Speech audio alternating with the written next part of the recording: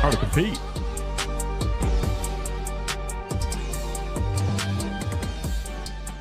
All right.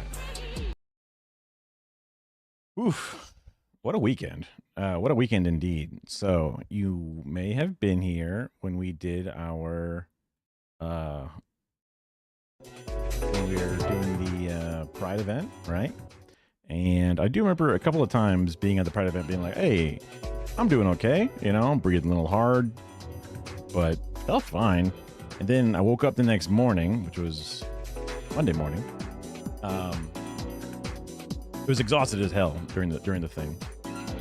And then when it was done, you know, we just hung out with the Floyds, Richie Floyd and Miranda Floyd. I guess it just sounds so weird to say it like that, but yep. They're great people. They're really great to catch up and to reassert that in my time of unemployment, I would like to do more things in more places, which is good. And then we got like pizza and just zonked out like crazy. Had like wild dreams. I'm pretty sure, I guess I technically missed a TikTok on that day since I uploaded one the night before, and then I didn't upload that one day. But whatever, the exact daily thing is not so much of a hard requirement. But then the next day, I was supposed to wake up and like help Cole move her stuff so she can move, and I'm just like slept like past like 3 hours past the start of that, and I was just like, oh. Crap, do you guys still need help? And they're like, no, we did that shit in 90 minutes. And I was like, oh. It sounded like they had a lot of people there, so that's good. Wheeler, okay. And so I felt bad about that. But then I had another friend who was like, yo, let's go to like an arcade place, brew, drink stuff. So prior to doing that, I decided to mow the lawn.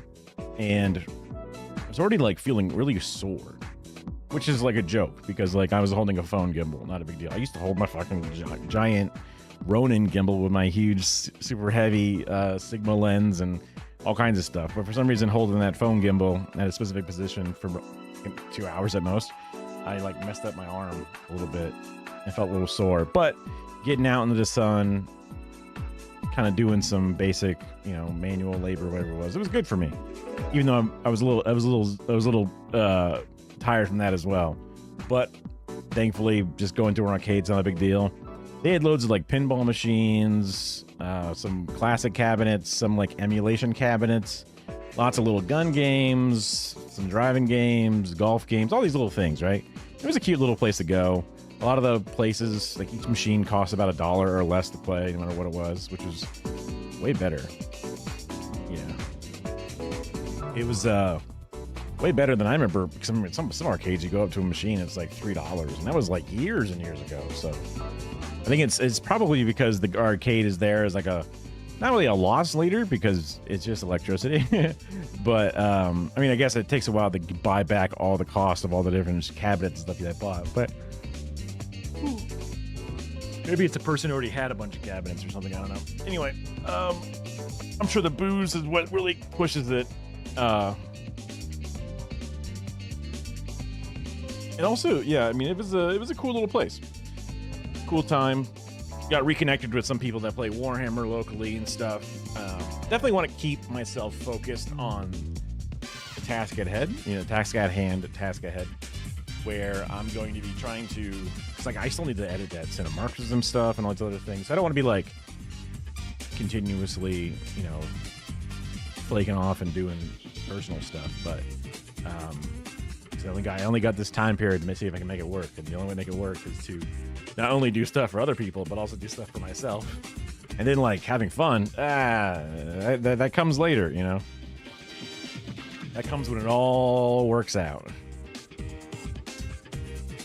So then when I came home, I had the idea for my TikTok, and I just decided to edit it and do it. But it ended up taking just a wee bit longer than I wanted to. But it was a good experience using a different camera for it, and it was also a good experience editing it on my computer instead of on the phone. and then uploading it straight through Resolve instead. So, and if we, let's see, if I pull over the thing, put that down there. If I pull up my, did I already close it out? No, I didn't. It's already gotten 242 views and 19 likes. That's a lot more likes than, you know, for the first however many minutes it's been out. Pretty good. Pretty good.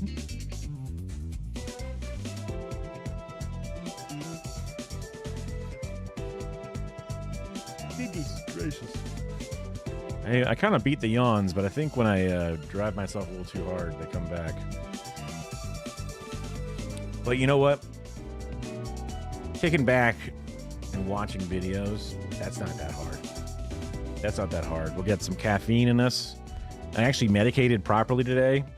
Took one of my my first dose, and then I took my second dose about the right number of time. I just think that the doses are over.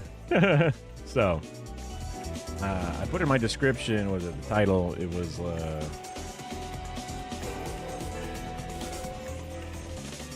from Big Bill, the Big Bill, and there's a lot with the Big Bill.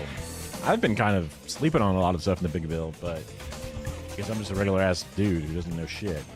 So, I wonder if I'm still getting beat out by the music. Hopefully not. It does sound a little intense. It's a little, you know, it's a little intense. It's kind of like, you can see, like, I'm like, oh, real quiet, real quiet. Oh, not too quiet, but yeah.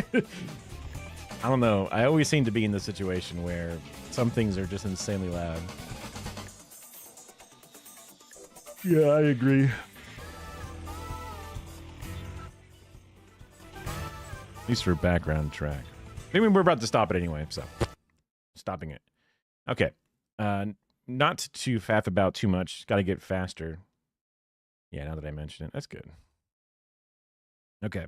So one of the things, so let's see, Democracy Now! Was a channel that I also have not reacted to any videos from yet, but they do have some pretty good stuff and some pretty good pundits, whatever it is. So I wanted to put them on the docket. Goodness. Oh, no. And then I also had some back for the Majority Report. Probably go with a shorter one, because sometimes their videos they kind of stretch them out a bit. So it says I watched it, but I definitely did not watch the entire thing. I watched like the first second as I paused it to add it to my playlist. Sledgehammer to healthcare for millions. That's basically the main point. Because I was also thinking about turning this into a TikTok as well. We'll add that one after. Here is. I think there's supposed to be some kind of like queue system. You can, I guess it's in here, kind of. Okay. So let me grab the title here. Throw it in my top title. Ooh, that's tiny text.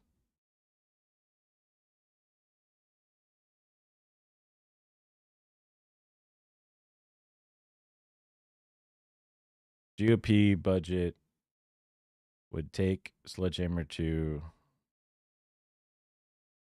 healthcare. Just kind of abbreviate that sucker. Okay. Let's fix the volume and go for it. All-night session that will stretch until today. Senators have begun debate on President Trump's 940-page so-called Big Beautiful Bill. That's the budget bill. He's beautiful, as folks. He's Republicans beautiful. race to meet a Trump-imposed July 4th deadline and are set to vote on key amendments. This comes after a procedural vote this weekend was delayed for hours as Republicans hashed out details before a 51-49 vote that saw 2 Republicans join all the Democrats in opposition. Rand Paul of Kentucky and Senator Thom Tillis of North Carolina also announced, he does not plan to seek re-election. Tillis spoke on the Senate floor. It's inescapable that this bill in its current form will betray the very promise that Donald J. Trump made. The Senate Republicans. I mean, they love saying for a long time that, like, we will never cut Medicare. We won't do it. We wouldn't do it. How could we do it? That would be bad. You can trust us. We won't do it. There's no way we would let us do it. No way. Version of the bill makes deeper cuts to Medicaid and health care, even after Trump vowed not to touch Medicaid. The nonpartisan Congressional Budget Office estimates nearly 12 million people will lose care under the current version of the bill, especially children, people with disabilities, and senior citizens. Meanwhile, the CBO says the bill will add at least $3.3 trillion. I don't know if they're just expecting people to not pay attention, because for the longest time, there were certain golden gooses you couldn't touch, no matter how many times the Republicans would complain about handouts and things. They knew that so much of America, let alone the actual base of people that support them, rely on certain programs, so they would never touch it no matter what. And now they're just going for it, and I'm not sure why.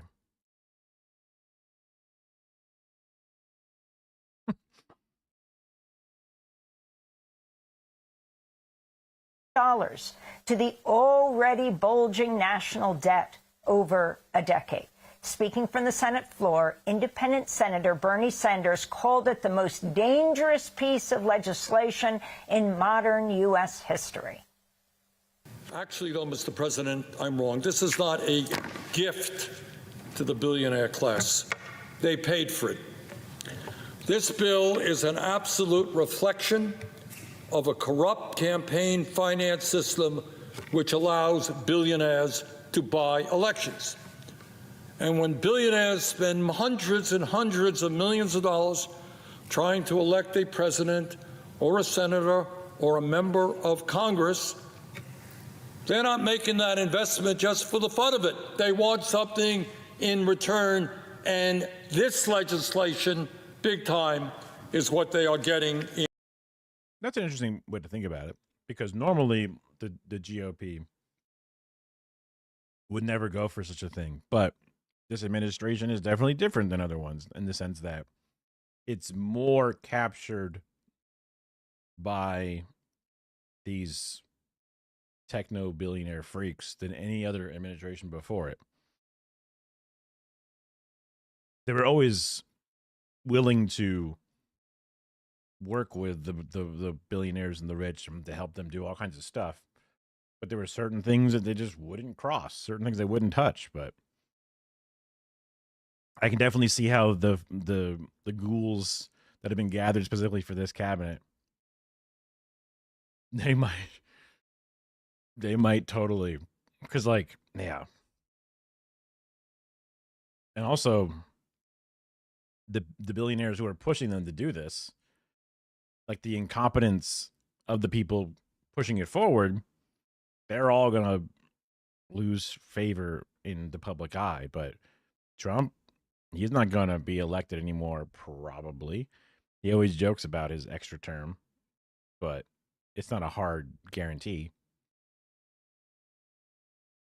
And all his other cronies are just people who have very little long-term thinking patterns. They just react to things. So them all getting screwed over, billionaires like, not a big deal. Now we get to reap the rewards of whatever it is we have gained, which is the death and destruction of lots of regular individuals. But the money is left over for them. In return. Ahead of today's vote-a-rama on amendments in the bill, which includes some $4 trillion in tax cuts, Senator Bernie Sanders spoke out again in a post on social media Sunday evening. It is really quite disgusting that you give tax breaks to people who don't need it. You throw 16 million people off the health care that they have. You cut nutrition programs for hungry. Poor Bernie. Like, he only has so many things. Like, he has such incredible messaging discipline, and he only ever talks and fights for a handful of things. And then to have one of those things just getting completely crushed and shit on, it's just like, why? Fuck. Free kids, you make it harder for working class young people to afford to go to college. This is really an obscene piece of legislation.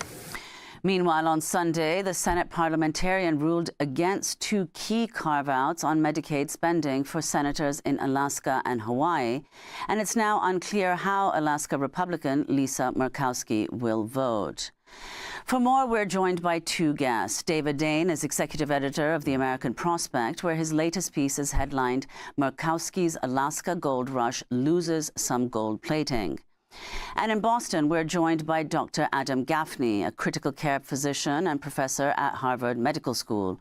He just published an analysis in the Annals of Internal Medicine that showed how provisions in the House version of the bill passed last month, including Medicaid work requirements, would lead to the loss of coverage for millions. Gaffney is also the immediate past president of Physicians for National Health Program.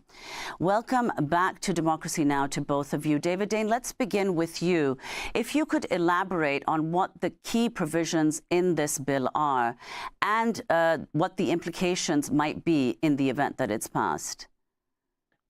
Well, it's going to affect every American, pretty much. What you have here is an extension of the Trump tax cuts from 2017. They were primarily targeted to the wealthy. Then you add in new tax cuts that were pitched by Donald Trump during the campaign, no tax on tips, no tax on overtime, along with a lot of business tax cuts that the Senate wanted to make permanent. That mass of tax cuts is what creates this huge gap in terms of the deficit. But on top of that, you have the largest ever cut of Medicaid in American history. You have the largest ever cut to the Supplemental Nutrition Assistance Program in American history. You have a change to higher education, particularly student loans, that will make getting an education become more expensive.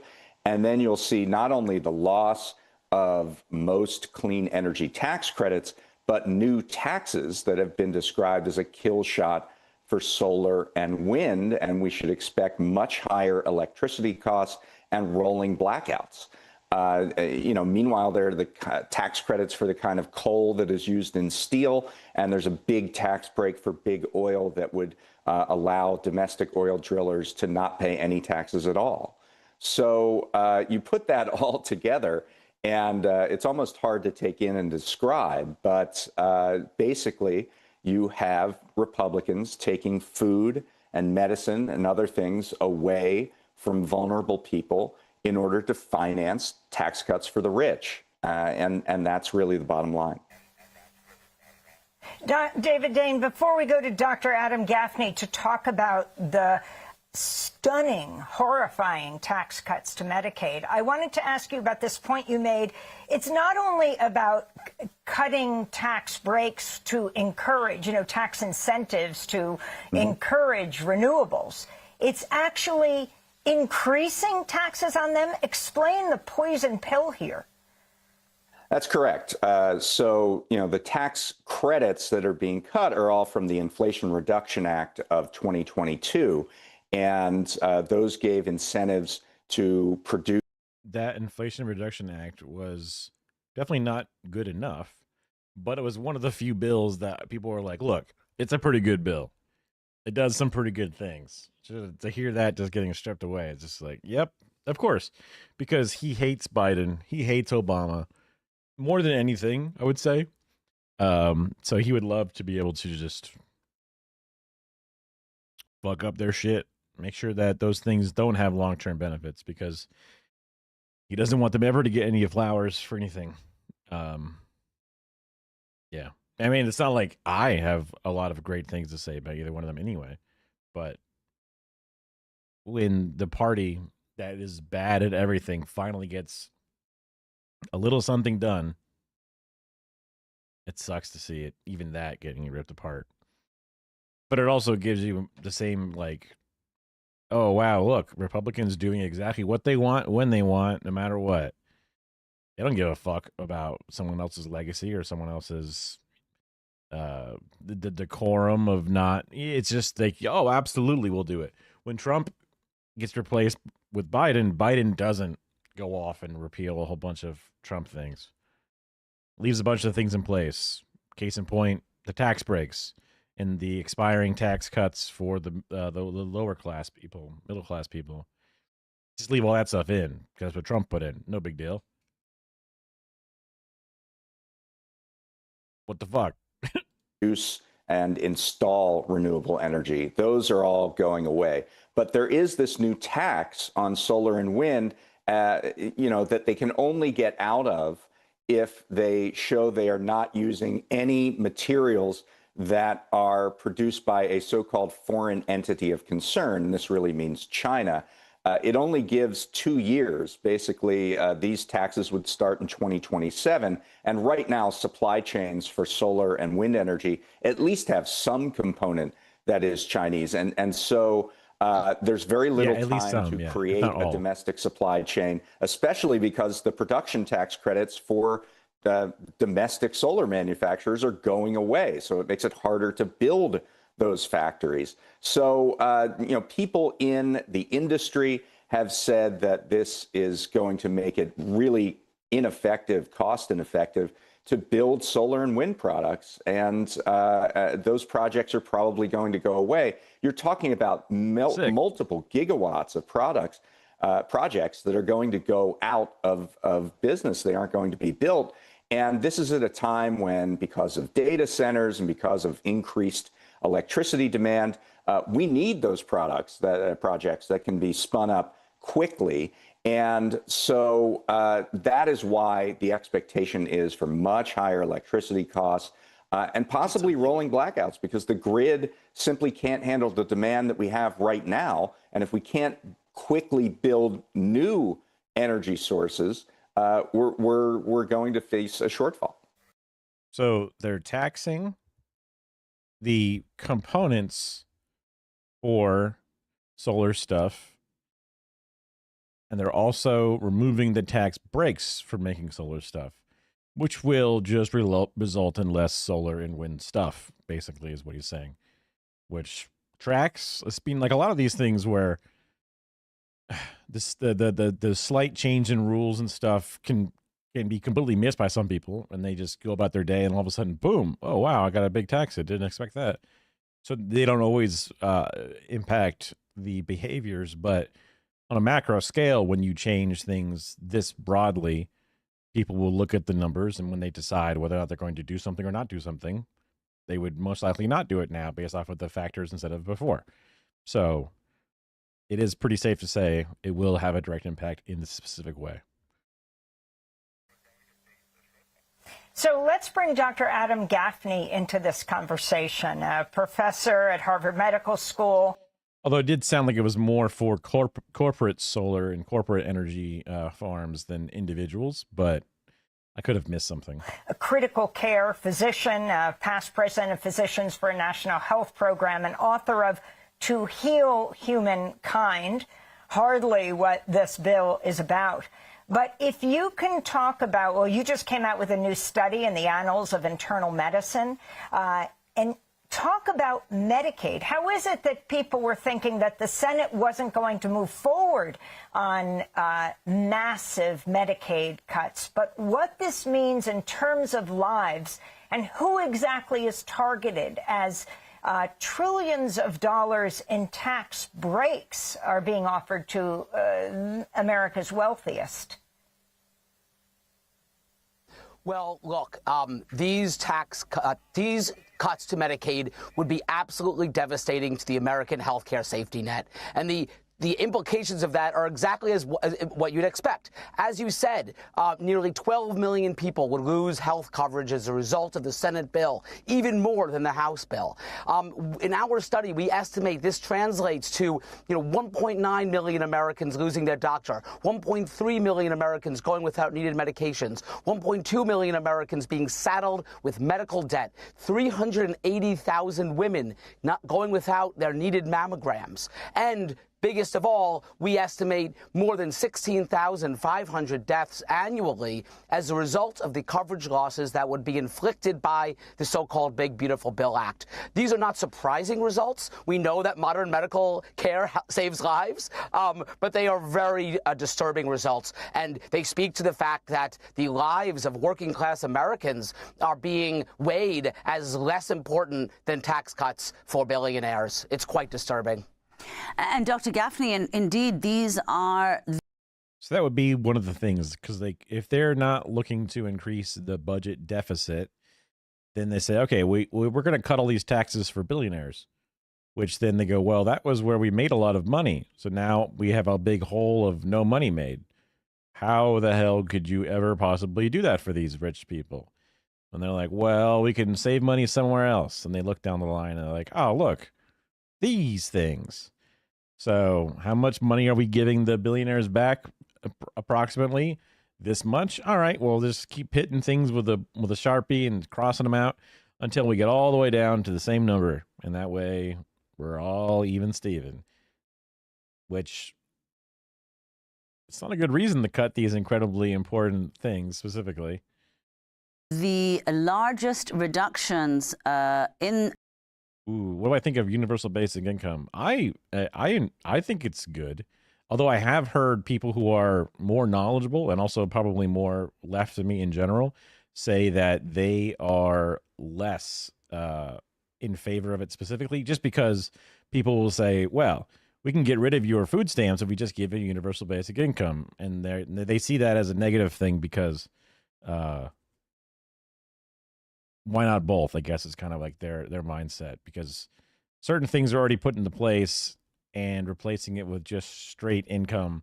And also, unless you do a lot of other, I think I heard recently, unless you do a lot of other changes to, like, for example, landlording, because you put in universal basic income where it's just straight cash going to somebody, then the landlords are like, oh, sick. All right, 20% rent hike. What are you going to do?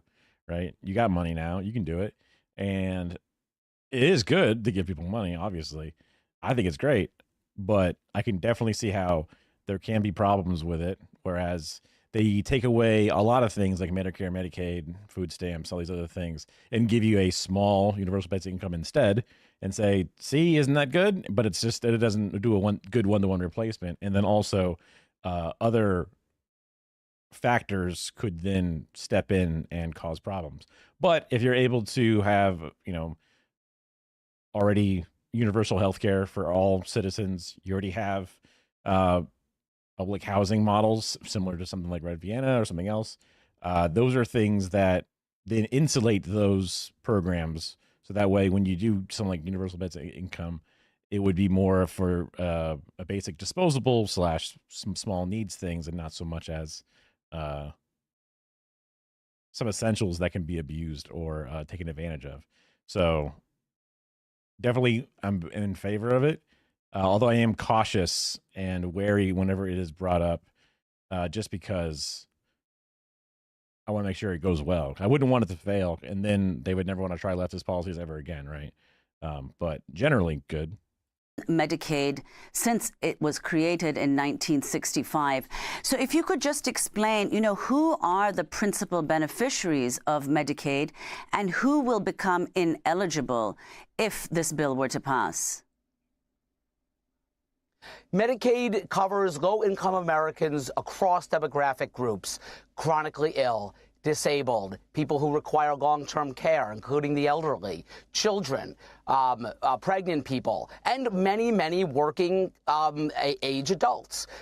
Probably the biggest impact would fall on that last group. The Medicaid work requirements, the so-called Medicaid work requirements, would impose a giant bundle of red tape between Americans and their health care, probably causing around 5 million to become uninsured. These are the casualties of red tape, because most of these individuals are either working or have a very good reason not to work, like they're too sick or they're taking care of a child. So you will see coverage losses in multiple groups, but many of them will fall on working age folks. But again, there are For instance, elderly individuals who rely on Medicaid to keep down the cost of their medications, they would be impacted. And really a very wide variety. And don't forget, too, it's not only Medicaid cuts. There's also changes to the Affordable Care Act marketplace plans, so-called Obamacare plans, that would make millions more lose coverage on top of what we looked at, which was just Medicaid. So you're looking at a lot of people. Yeah, I mean, that does sound like the way that they'd like to do things. Because I know that here in Florida, we don't even have unemployment. We have like temporarily seeking employment. They've rebranded it and renamed it in order to qualify. It's not just, oh, you got fired? Well, here's some money to help you in between. You have to like prove and go through a lot of extra hoops and paperwork in order to actually try and qualify. And I want to see, remember people were talking about it. Let's see. And it was definitely during COVID. The Florida unemployment planned to crash. Like it was, the website was, oh, here we go. So Governor DeSantis says Florida's unemployment system was designed to create pointless roadblocks. Making staggering job loss in March and April. Florida's unemployment system was the slowest in the country to process claims. God, the flashbang effect is just insane. By April 20th, just 6% of Floridians had applied for unemployment benefits, had received a check. Wow. 6% of them that applied actually got something. That's crazy. That result was by design. That's right.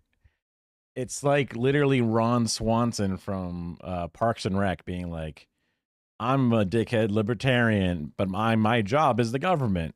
And so in order to make sure my libertarian views are done, I will be as shitty as possible and say, look how shitty the government is. And it's like, well, if you were being purposely shitty, then it would be fine. God, then people will just naturally have a distrust of government programs. People will not try things again or not ask for things. When people offer things and say like, oh, look, we'll do a government grocery store, they go, ew, government suck. Government's bad at everything. Like, fuck. And Dr. Gaffney, you've also pointed out that this will have not only massively injurious effects to the people who are on Medicaid, but also on hospital providers, rural hospitals, doctors. Oh, shit. Yeah, rural hospitals, definitely. I mean, they were already in a bad spot. I've learned a bit over the years here and there from a few different people, but also, like, my brother's wife is a doctor, and the deals they try to get people to go to rural places to work at, but they're not necessarily in the more prestigious places. And then, like, the limited number of individuals that even do go there, the amount of miles in between them and any other option would be huge. There's not many facilities built, and they're not necessarily profitable in a model that is meant to be for-profit hospitals. So it's just like, when you start seeing the belt tighten on places that were already at risk, or whatever it is, through a profit model, it's just going to be fucking bloodshed out there. Nurses, if you could explain how. Sure. Well, listen, I mean, many hospitals in this country focus on the care of disadvantaged groups, poor people, people in rural areas, as you said. And as a result, these hospitals rely on Medicaid for their revenues, for their operating revenues. So what happens when you take a sledgehammer to that foundation? we know what happens. They have to make cuts. They have to cut staff. They have to cut services, or in a worst case scenario, even close. And this is compounding an already existing problem where there isn't the healthcare infrastructure that we need in more disadvantaged areas. So this means that people will be affected, even who don't lose coverage. Even those of us who don't rely on Medicaid or the Affordable Care Act could be impacted if the hospital in our area closes and we have no access to care. So this bill would really devastate, again, the American healthcare safety net, such as it is. I would only add, it's important to recognize this is on top of existing problems in our healthcare system. You know, I'm a critical care doctor. I work in the ICU. I see patients with life-threatening complications. God damn, that's got to be a tough-ass job, man. Just every day, the people in front of you and your clients are having the worst day of their life, hopefully, if not the second or third because they were there earlier or 2 or 3 more times. But yeah, that's rough. Of untreated illness because they didn't get care because they couldn't afford it. What happens when we add to that number massively?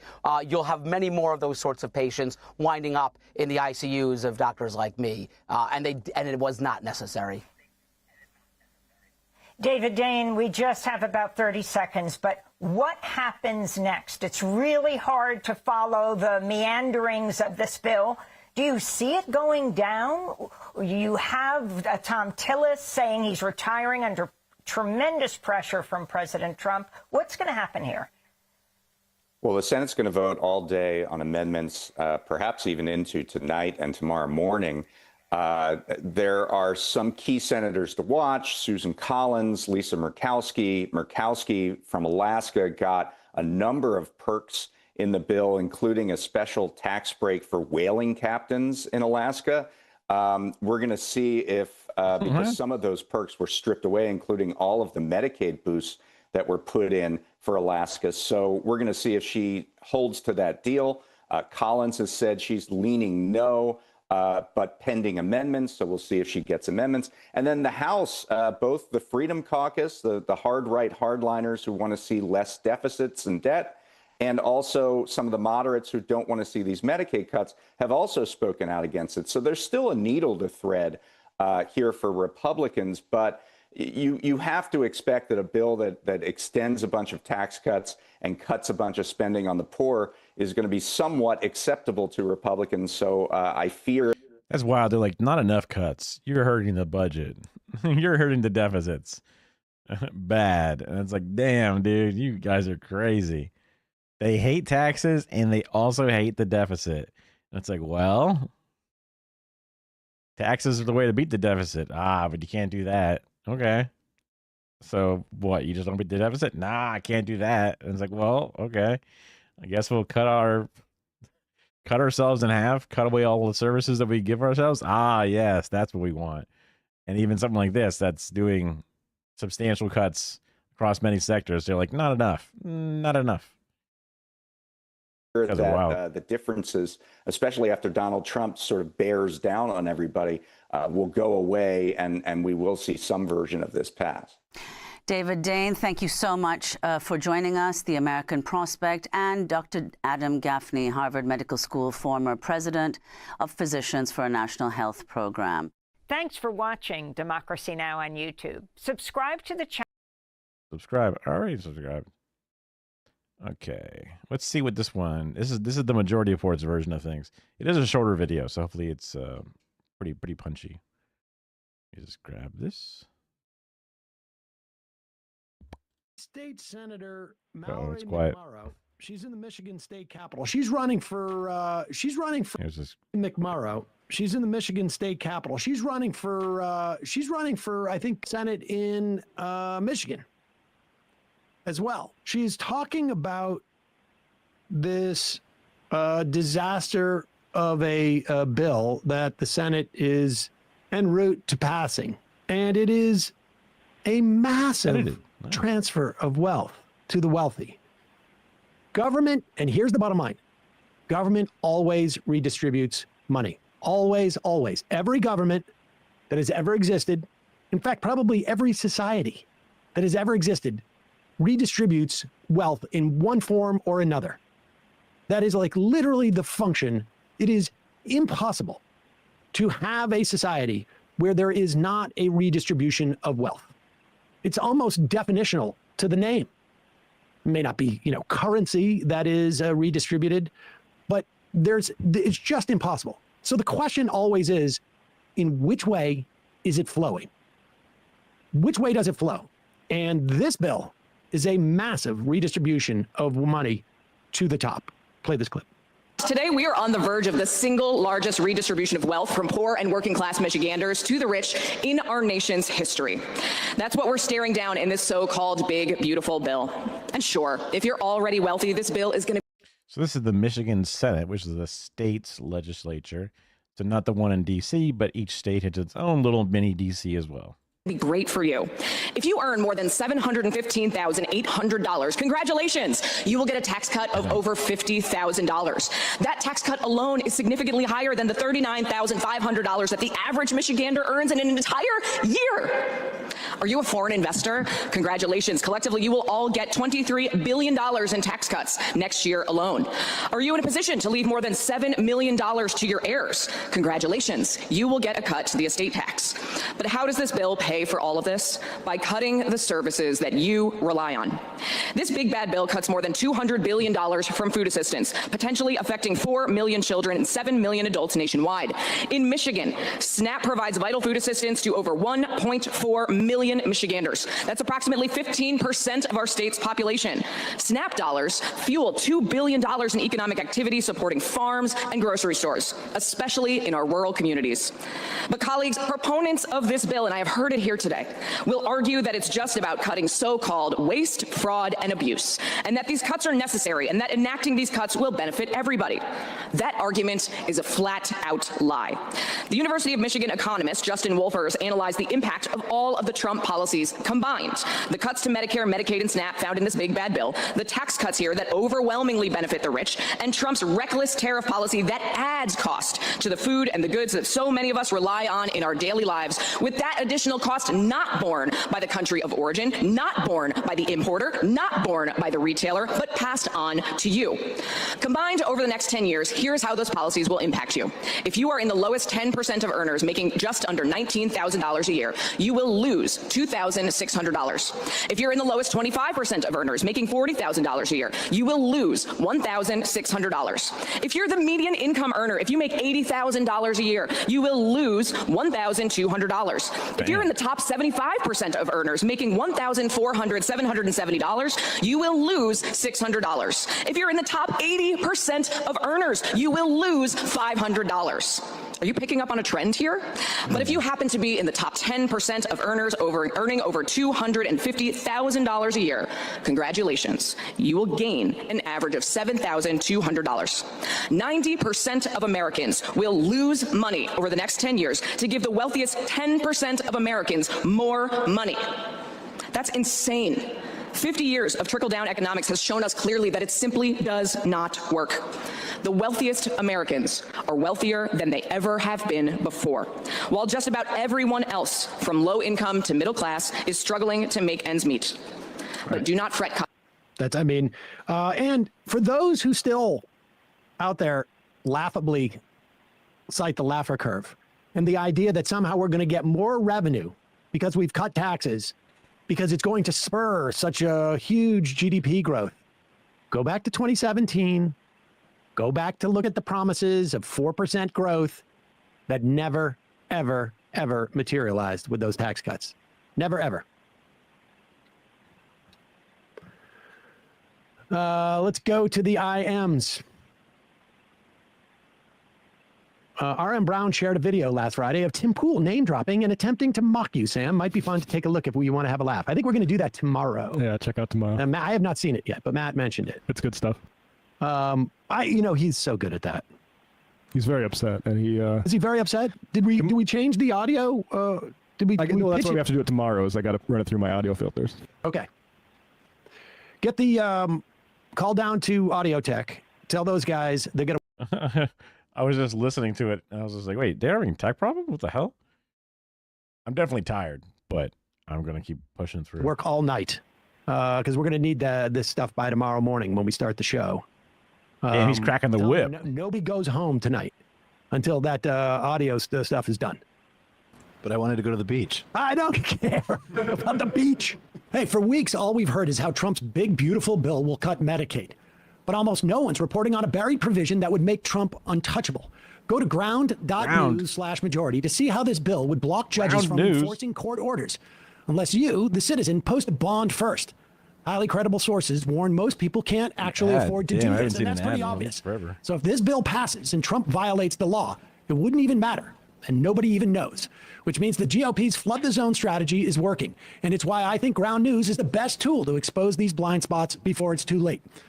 My partners built the only app and website, pulling in news from across the globe, then breaking down each source's bias, credibility, and the news the right tries to bury. And considering most people take the first article they see online as fact, their browser extension is essential. What it does is it flags the source's bias and links other credible reports to verify the information. Ground News is a better version of how we're already staying informed. So I got you 40% off the same unlimited access Vantage plan that I've been using. That's just $5 a month when you go to ground.news/majority, scan my QR code, or redeem the code majority if you're using the app. With at least another 4 years of this, they're counting on you to be distracted. This app is how you stay focused. Oh, that was folks, the don't end. forget to hit the subscribe. Okay, well, shitballs. That was not much of a video, I'll be honest. I mean, the first part with the lady just going off was great, but then the analysis at the end was kind of like, I guess because they didn't have some of the stuff. So far, oh yeah, there was also one from the more perfect. No, it was from The Guardian. Yes. My mum was my carer, and like many parents of disabled kids, you spend all your life fighting, and that's what you do for your kids. And then last year, she suddenly became very unwell, and sorry, my goodness, she then ended up in hospice, and our care dynamics flipped, and that was difficult. But she was terrified. Her biggest thing was about leaving me to navigate things like this by myself without her. She didn't even get to die without thinking about me navigating those things. And from her hospital bed, she sent her postal vote. And she was so excited to get it in. And we watched, I don't know how well her handwriting was working, but we did our best, we got it in. And we watched the election results together on the Thursday, and then she passed on a Sunday. And one of the last bits she said to me was, "I think you might now be safe." And I feel stupid. I feel silly and naive for thinking that we would be, and that this would be different, and it's not. That's why I'm sad. I'm annoyed. I'm confused, and it's just very sad. I guess this is about labor. I was thinking like, wait, is this supposed to be a UK person moving? But no. Welfare cuts and a war on the disabled people in the UK.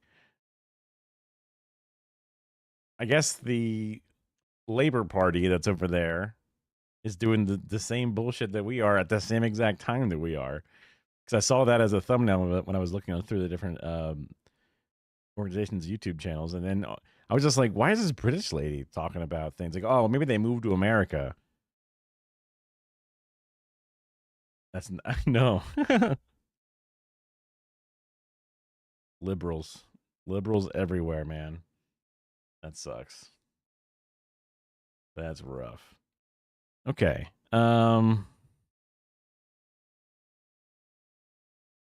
Keeping things moving.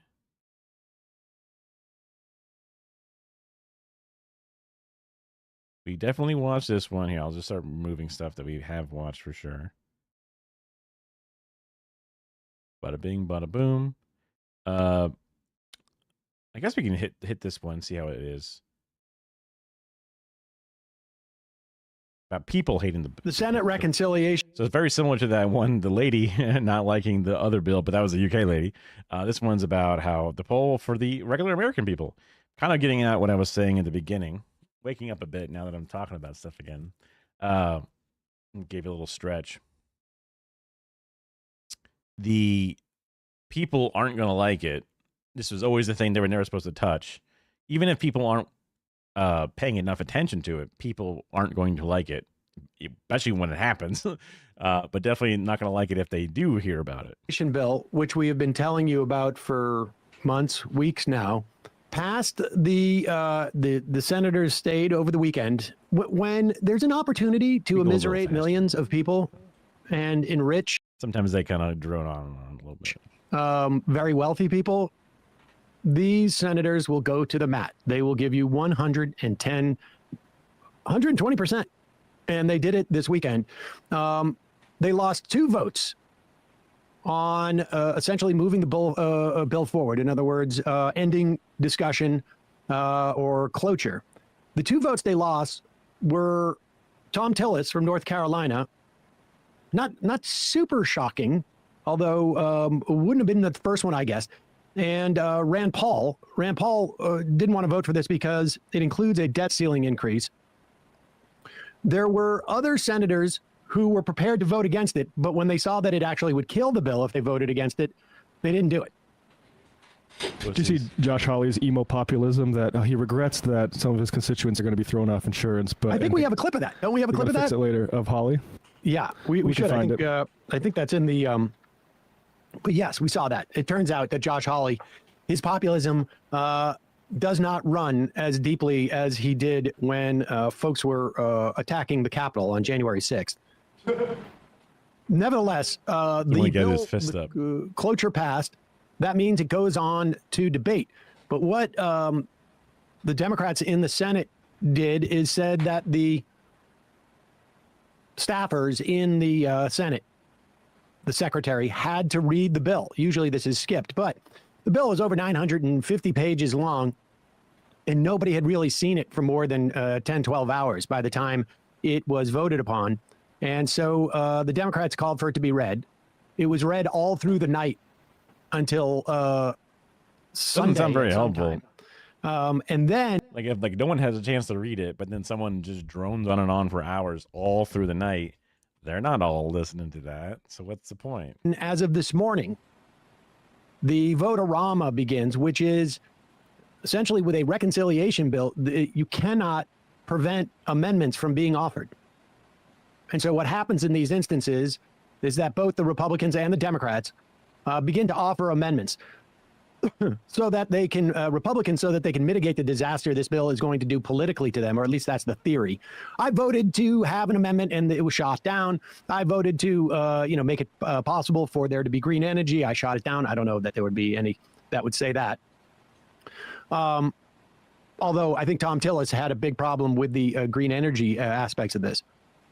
And then the Democrats keep adding. I wonder if Tom Tillis was like, it's still too green, despite it ripping all green energy out. Amendments, Probably some not. of which are votes that Republicans don't want to have to take, but will. But at the end of the day, this bill itself is so incredibly unpopular, and people haven't even actually begun to feel the impact. If you were thinking about putting solar panels on your house and anticipating that 30% tax cut, then you were thinking, maybe, you know what, I can't afford it this year, but maybe in a year or two I can.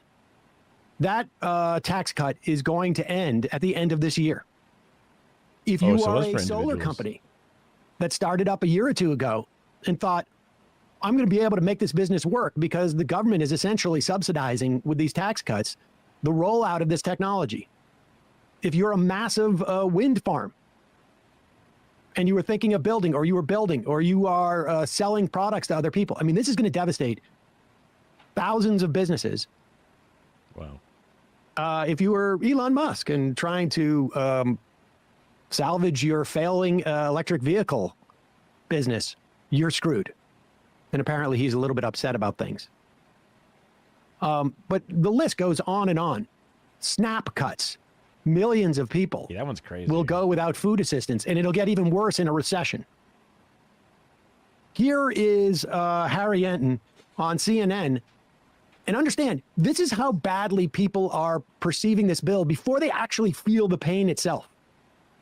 How do Americans feel about the big, beautiful bill? Yeah, if we're talking about adjectives, how about they think it's awful, they think it's horrible, and to quote our colleague Charles Barkley, terrible, terrible, terrible. What are we talking about here? Well, let's take a look at the net favorable rating on the big, beautiful bill. I don't just got one poll for you, Omar. I got 5 of them, and the net favorable rating, minus 19 points, Washington Post, minus 20 points, Pew Research Center, Fox, minus 21, Quinnipiac University, minus 26.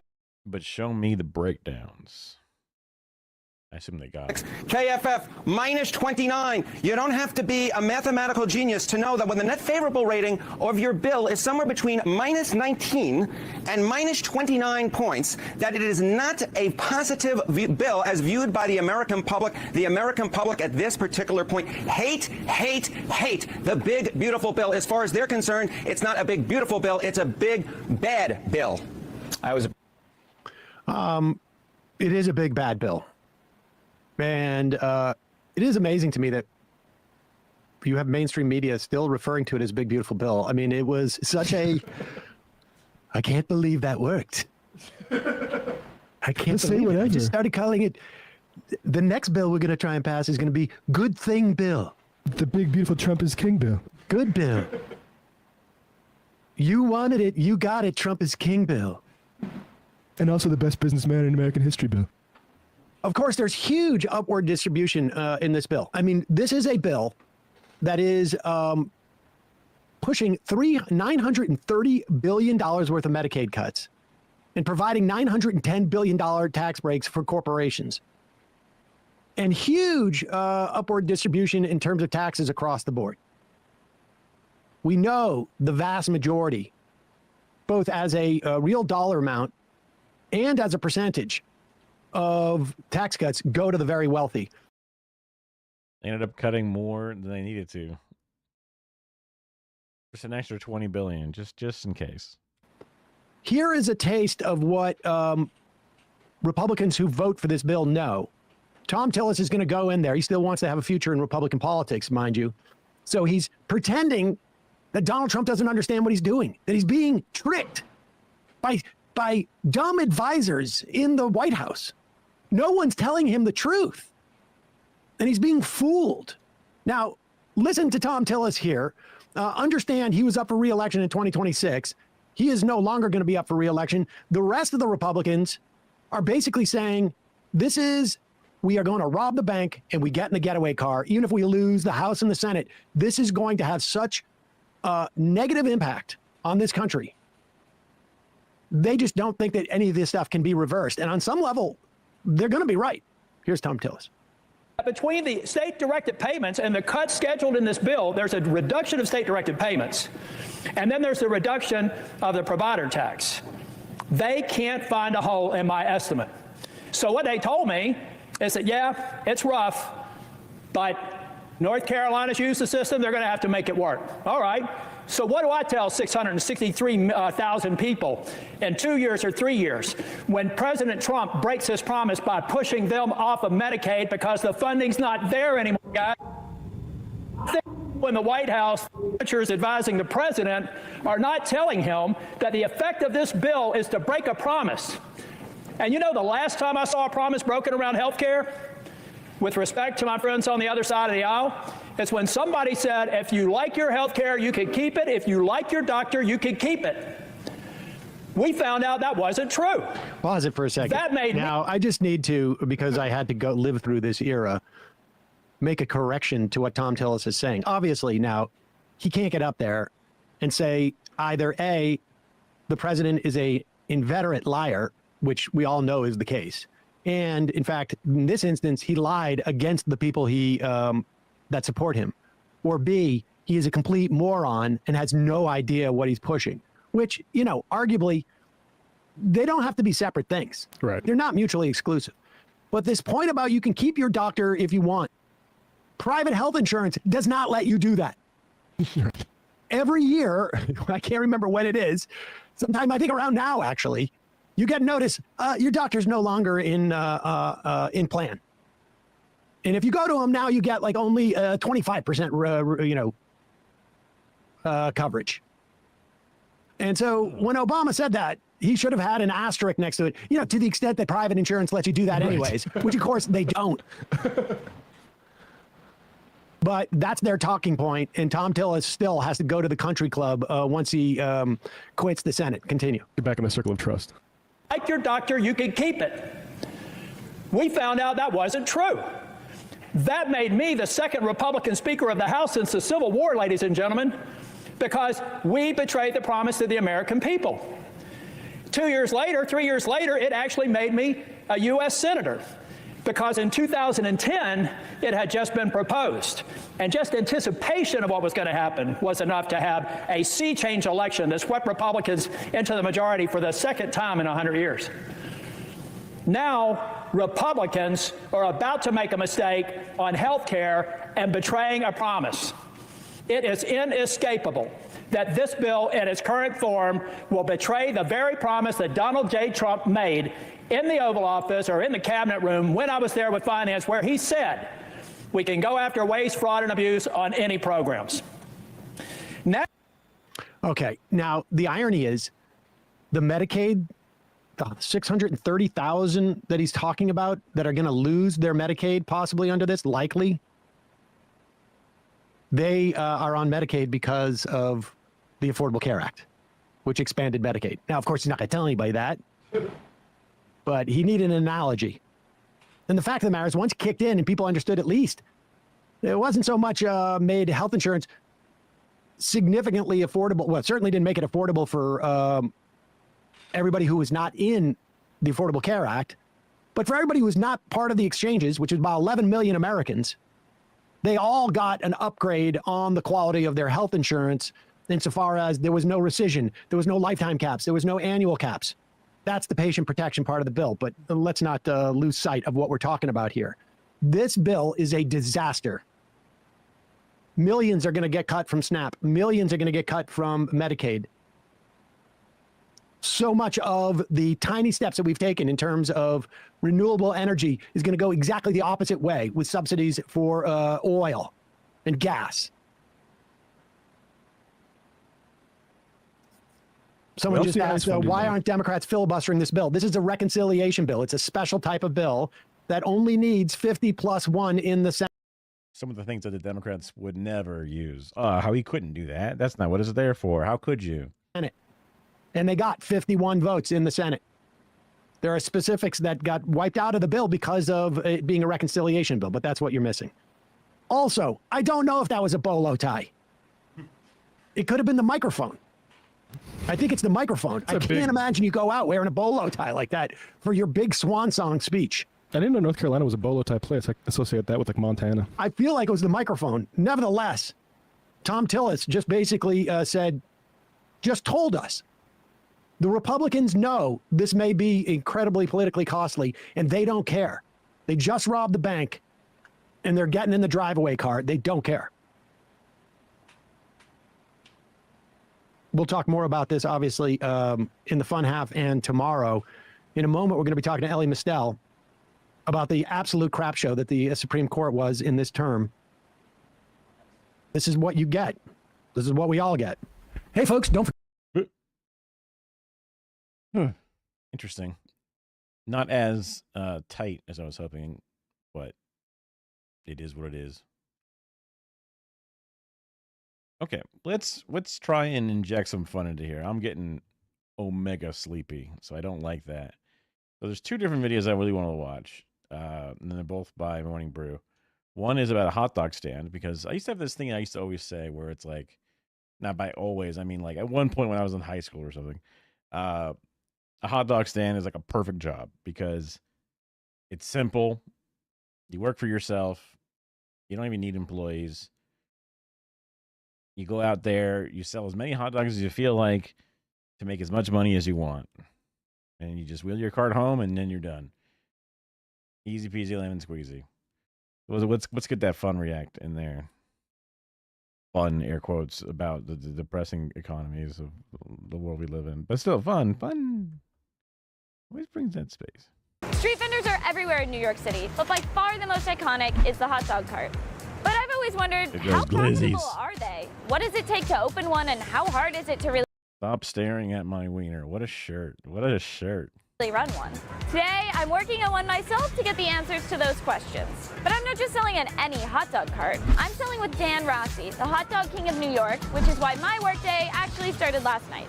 Dan sleeps in his van every night to reserve his spot selling hot dogs outside the Met. So, for a true day in his life, I decided I need to have a night in his life, and I rented a van and slept in it next to his.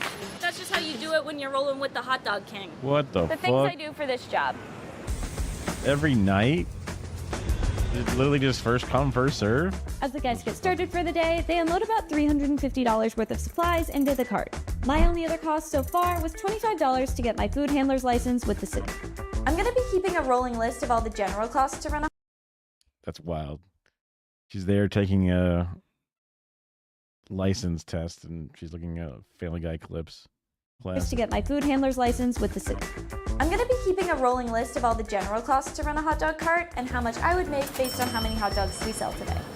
For now, we're not going to count long-term costs like the cost of buying a cart. So why don't you come over here? Okay. You're going to make us a hot dog. Awesome. Now what you want to do is you put it so you can roll it. And you're going to go back and forth. You give it a little while. It's always by sight. Okay. You're so used to it, you know exactly when it's done. Wow, he grills his hot dog. He doesn't just water dog them? Yeah. So you're going to take your hot dog. Now you're going to say, what do you want? Hot mustard, ketchup, sauerkraut. I'm gonna do it nice. Sauerkraut. Turn around.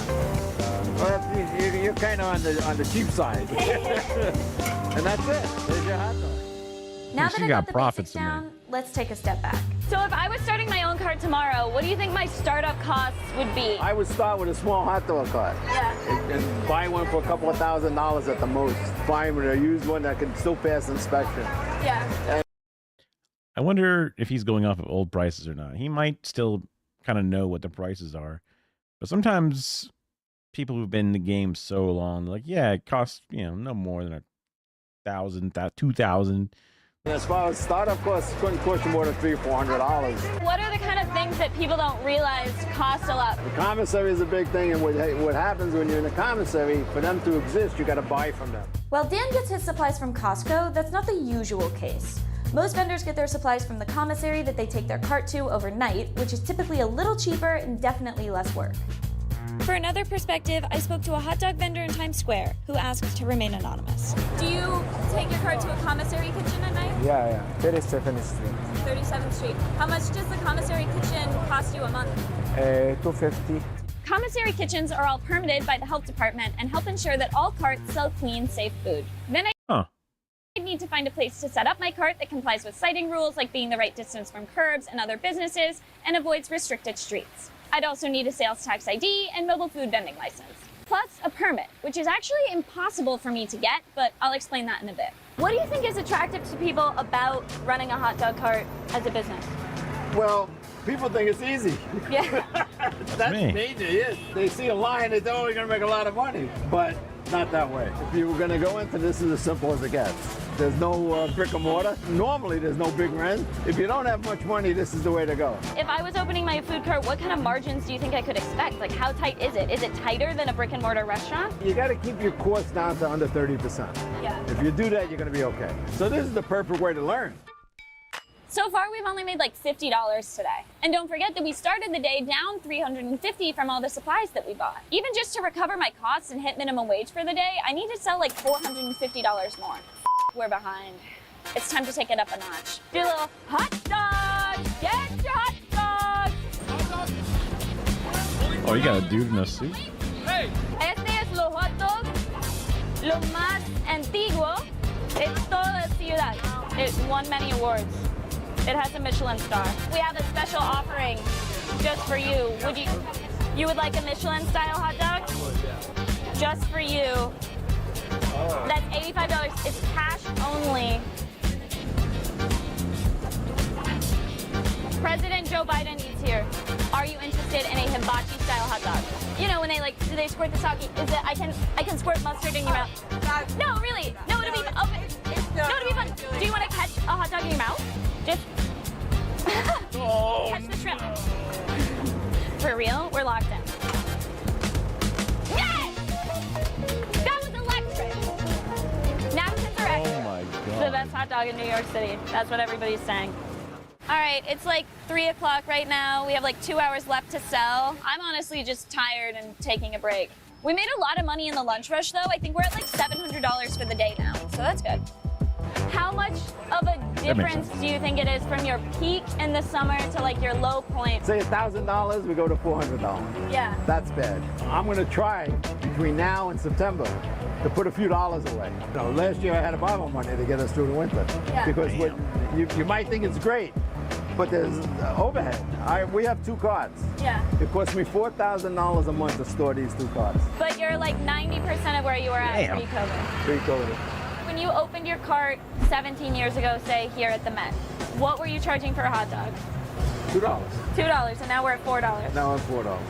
How many customers on average do you think you have in a day in one of these carts? On this cart, what do you figure about 300 customers? 3 on each cart. Yeah. Yeah, so that's pretty good. But what'll happen is after Labor Day, it just starts to get lower and lower and lower. And we don't see any turnaround until the end of March. You know, so if you don't have a few dollars put away, you're in trouble in the winter. Other locations, like I said, if they're in the business area, it's the same customers every day. A guy who has those corporate carts, he can tell you what he's going to make every day. We depend on the tourists. If they don't come, nothing. All right, it's time to talk about the absolute mess that is food vending permits. Food vending in New York City used to work in... I mean, it makes sense considering that there's just so many people that go daily that you can just assume that there's going to be, like, he's going outside the Met, right, which is a big museum. Even slight variance involved, there's always going to be at least a bare minimum number of people that go. And even if only a small percentage actually feel like eating a hot dog, that's it.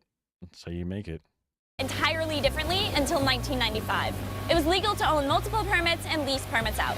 But this led to monopolies and added costs for vendors. Because the person who owned the permit only paid the city $200 to renew it every 2 years, but could lease it out for $4,500 in that time. With the new law in 1995, the city tried to make it so that the person who owned the permit was the person actually operating the cart to cut out the middleman. Dan got into the world of hot dogs in the 80s, before the new law was implemented. By 1994, Dan acquired 2 companies that owned a combined 499 permits, which he rented out for about $1 million in rental income a year. After the law changed, Dan was left with a single... Whoa, whoa, whoa, whoa. Whoa, whoa, whoa, whoa. What the fuck, dude? Jesus Christ. He was squatting on these things. He was being a permit landlord. What the fuck? Single permit. And in 2007, for the first time, he actually started selling hot dogs. At that time, a vendor was paying the city $500,000 a year for the exclusive right to sell outside the Met. The museum is on New York City Parks property, where it's standard practice to bid for the right to sell. But Dan found a Civil War-era policy to support the idea that he should be able to sell here without fees or permits as a disabled veteran.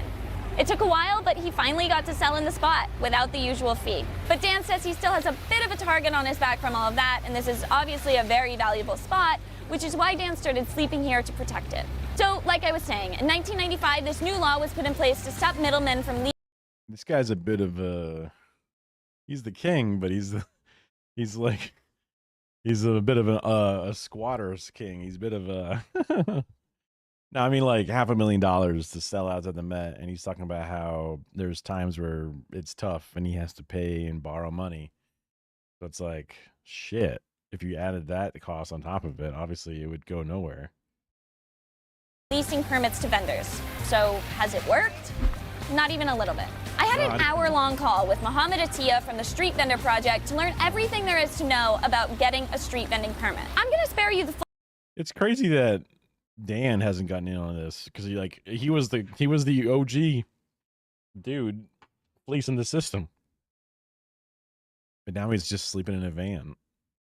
But how do you fuck up the bags? Full version. But here are some of the main ways that the permitting process is completely broken. There are 6 types of permits. The citywide permit is the most important and the most broad. The city has 3,000 of them, and they let you sell pretty much any type of food anywhere within the 5 boroughs. So in 2021, the city made a new law to increase the permit cap to keep up with demand. This created a new waiting list that included everyone from an old waiting list and newly eligible existing vendors, amounting to about 10,000 names. But the health department only makes 445 permit applications available every year, and they send these notices by mail and give people 90 days to reply. These vendors who have been on the wait list for years often never get the letters, and some have long since started different businesses. And while the health department waits for people's responses, the permit isn't being used by anyone. Just to show you how poorly it's working, in 2 years they've sent almost 1,900 applications for supervisory licenses, and only 127 Oh my God. I think I was applied 2 years ago, and I got my number was 471. I pay the fee, and I got it. Ready to put the sticker in the permit. And this permitting permitting process is so confusing and so broken that the Street Vendor Project estimates that 90% of New York City food trucks are operating within a loophole of rented permits. Before that, were you renting a permit? Can you tell me how much it was? Some people sell 15,000, some people 20,000. So this is a legal gray area that gives vendors no protections of the permit holder revoking the permit at any time, and they're paying up to $15,000 a year to rent the permit, which is certainly a cost that gets passed on to you, the customer, through raising food prices so the middlemen can make a profit. So now that you have your permit, you're going to be making so much more money. I'm gonna save this money. My kids, they're very happy. So if I want to become a food vendor today and get a citywide vending permit legally, there is literally no way for me to do that because that waiting list was closed to new names in 2022. All right, we're gonna get back to business. It's nearly closing time. I think I did okay today, but Dan's gonna help me tally up my earnings. We always look at... Not to always bring everything back, my man. New York is suffering from a crisis, and it's called halalflation. How the hell you increase? Okay, I'll just manually. Today, we're going to get to the bottom of this. Oh my God. How much does a plate of halal cost right now from this truck? $10. $10. Chicken over rice, lamb over rice, $10. $10? Yeah. When you're a street vendor, you have to pay for the food, the plates. How much do you have to pay for your permit? Before it was 22K. 17,000. How much does a license cost if you get it from the city? I think 400. And who are you paying? The permit owner. You're not paying the city. No. You pay the permit owner $22,000 just so you can sell this food. Yes. And who is this? A random guy. Have you ever applied for a permit? Yeah, I'm applied and no come anything. It's long way. I'm number 3,800 something. And After 2 years, you're number 3,800. Yes. These are the 4 bills that are sitting in the city council right now, which would give these vendors their own permits and make your halal more affordable. But Eric Adams hasn't said a single word about them. If you own the permit, then how much would you charge for the plate? $7. $8. $8. Would you rather pay $10 for a plate of halal or $8? $8. $8. I think $8 is the way to go. If I was the mayor, I'd be working with city council from day one to make halal $8 again. So, how would you pay? Tastes like $10, but it should be $8. This must have been an early video because their audio was jacked on that one. But still, that's my man. Even if somehow it doesn't work out, right? Other problems in City Hall, other problems other places. I believe him that he's going to fight for it. He's fighting like crazy. At the rolls. If you did good on the rolls, you did a good hot dog day. Okay. But a day like today, I would imagine you did a much better drink day. Do we have an estimate of how much the cart earned for the day? I would say, if I had to guess, on a Tuesday, it's probably going to do about $1,000. Okay. So that's not bad. Does that feel right? That's okay. Every Tuesday we hit over that number, you know. Okay. That's a good number. I am absolutely exhausted after today. I slept in a van, I've been on my feet all day, in a cart where literally every surface functions as an oven. And after all that, we made about $1,000, which is like $600 in profit for 9 hours of work. So this month, Dan's cart would make like $18,000. But that's working 6 days a week in literally one of the best spots in the city. It also doesn't take into account the slower months in the winter where Dan makes about 40% as much as we made today. So roughly, Dan's making just over $100,000 a year. But again, he's got a great spot and he's been at this a long time, so he has a few exceptions that make him more profitable. So if I were to start my own cart in Dan's amazing spot tomorrow, I'd probably have even a bit lower income because I'd have a smaller cart, have to pay for a commissary, and be working alone. But again, that's assuming I can legally get a permit, which I can't. So we subtract $15,000 a year for me to rent a technically illegal permit. It's not hard to see why vendors might start raising their prices to try to earn a little more. It's crazy that any vendors are able to make this work. And finally, it was time to test all that I learned today. I challenged the hot dog king himself to a cook-off. Who can make the fastest and best hot dog? Ready? Yeah. Set, go. All the toppings. Move it quick. Taking his time with the sauerkraut still, because he appreciates the... No, you got to do it right. And there you go. Wow. All right. 34 seconds. We can set it on the rack. You ready? Ready, go. Okay. cooked. No Eric, shot. I forgot on my steps. Okay. Gotta cook that hot dog. Sir, I'm in a race. Can you go to the cart next door? That's crazy. Here you go. Done. 43 seconds. Okay, 43 seconds. Mine was slower. We'll call the intern over. All right, tell us which one is more beautiful.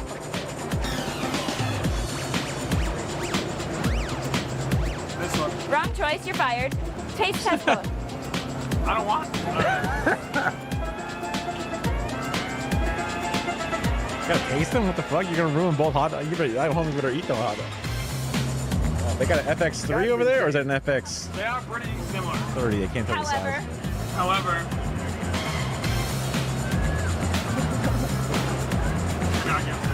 Oh my god! I'm sorry, and I know I just lost my job. You're fired again. Dan, you have a very hard. Which gives me, I mean, that makes me feel good because I basically had the same exact camera, or better than that, basically, because I have A7S3, which is just the same thing. I mean, you could argue that it's better designed for video, but it's the same shit. Hard job. This was a hard day's work.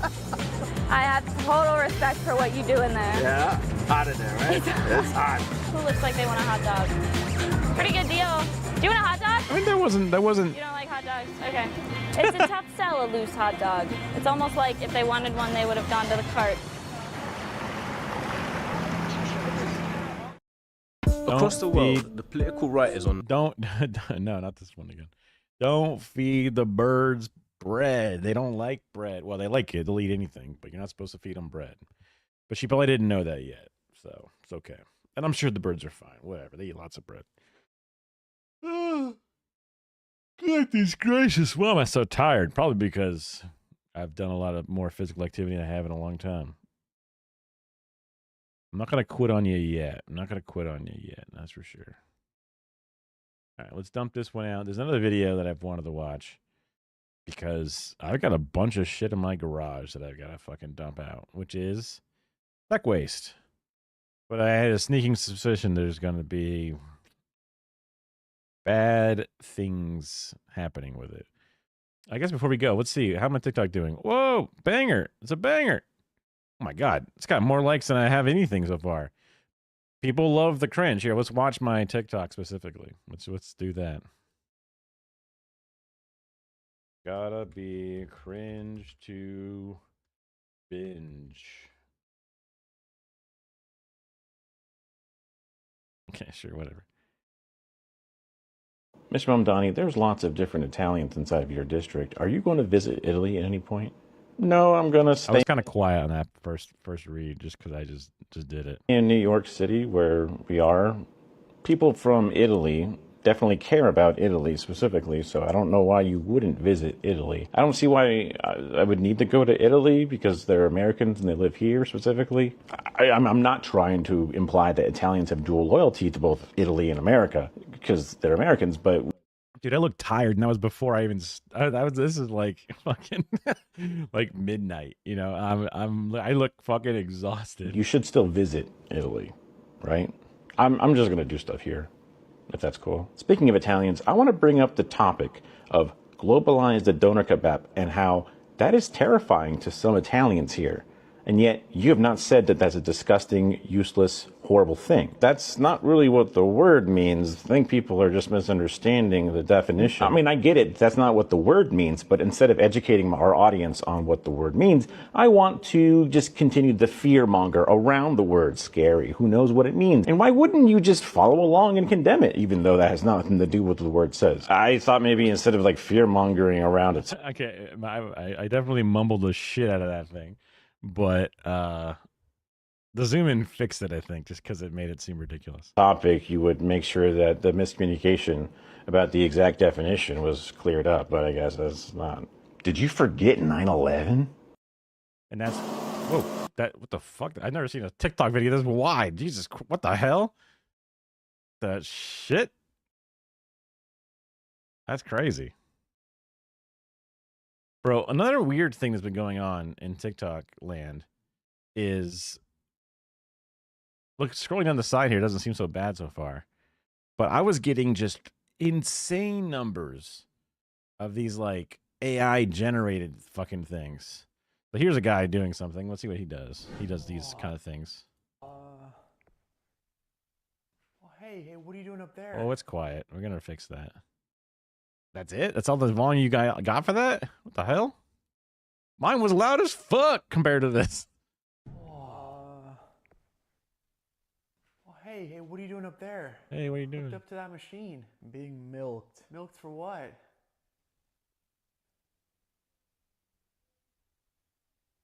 Huh.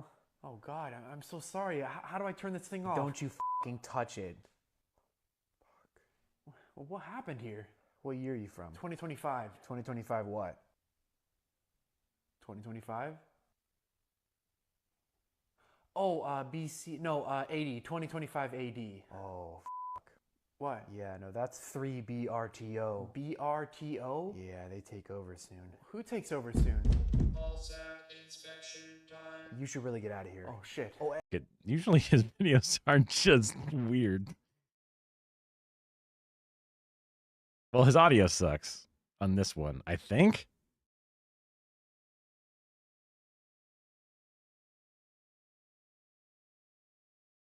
They don't touch it was funny, I guess.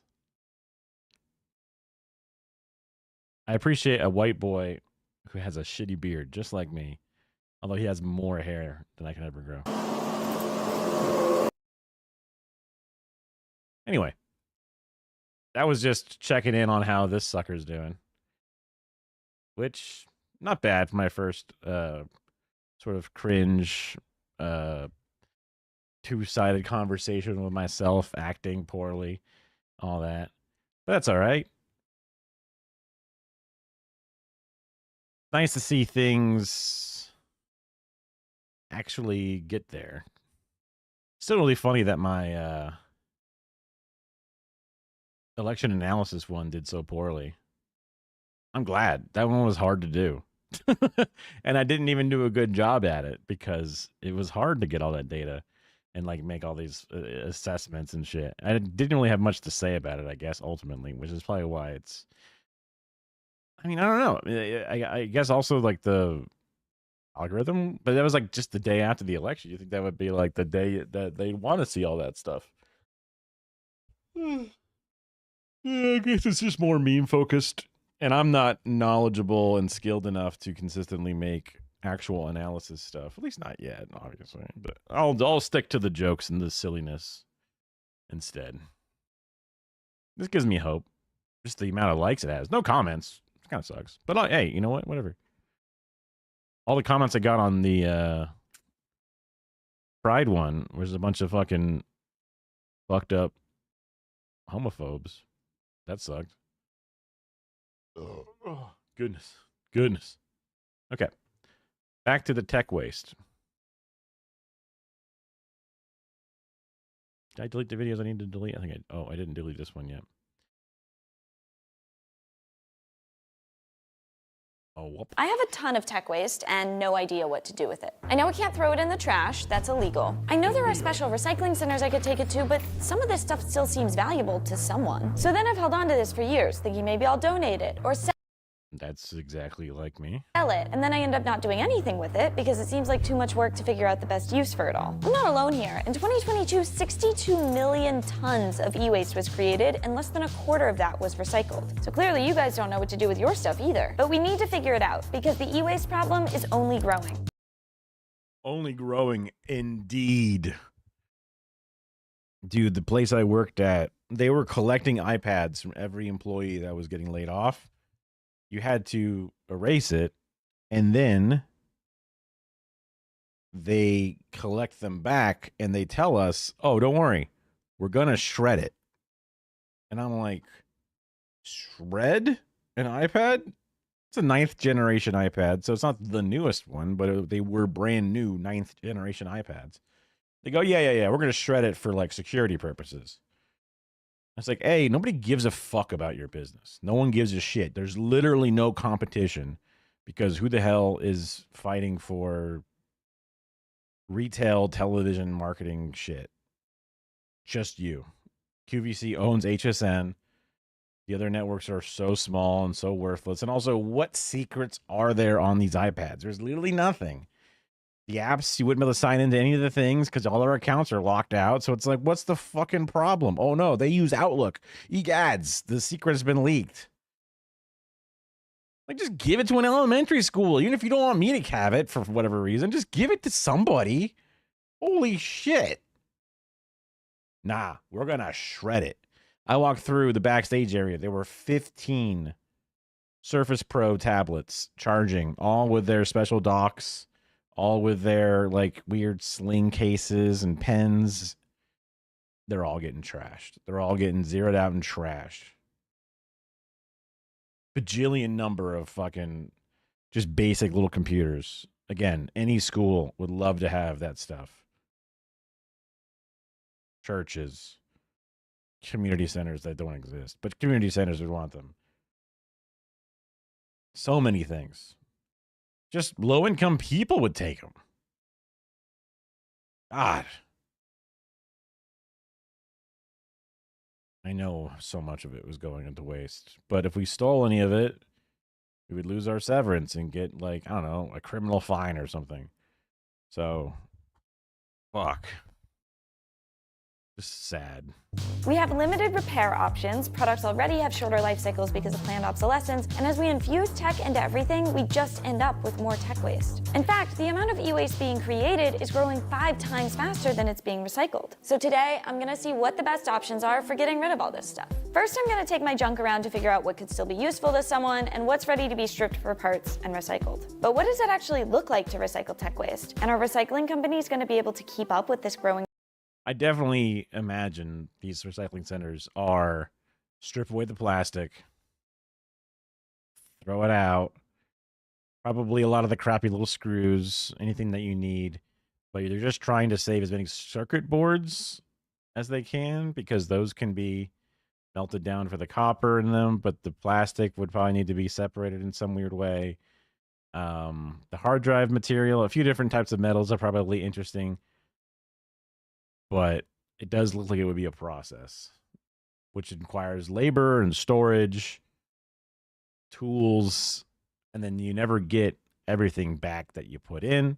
So, like, if you're trying to recover some metal from this thing, there's always going to be imperfections baked in because they can't clean every little bit out, and you're only never going to be able to recover such a small percentage. So, between the labor cost, storage cost, tool cost, and then what you actually get, you're like... problem? And is there any way that we can slow this problem down? I'm about to head out. I found a few places to go. Here's what I'm bringing. 4 iPhones of varying years. 1 TI-83 calculator that got me through 4 rounds of the ACT that I did terrible on. TI-89, wait, TI-83, no, TI-80... 83 plus? There was a plus at the end. So I assume it's TI-83 plus. Also, it's insane that those calculators are still a thing that people need because it's like, there's no fucking way an iPhone can't just do all of that shit. Now, I guess, like, they don't want the kids on their iPhone when they need to be taking the test because obvious problem. So maybe that's why you need to have this dumbass fucking calculator. But these calculators cost still a lot of fucking money despite them being incredibly out-of-date old shit. I mean, unless there's like a fucking... some giant leap in a calculator's power, but they look like that before I was around. They look like this well after I've been around. What the fuck? 1 vape that I do not use. I do not vape. I got this as a prop for a video. 2 MacBook charging cords. And 1 MacBook Air with a... Dude, those MacBook charging cords should be fine. What the fuck? Why would you get rid of those? Those are just power supplies. What the fuck? Assorted stickers. And now I'll head out and see what I can get for all this fantastic stuff. I'm gonna start off seeing what I could sell. I have a couple places I'm going Maybe the cords are all ragged and fucked up, maybe? to. I did pick the absolute coldest day to do this. I'm on my way to like a tech pawn shop place called Paymore.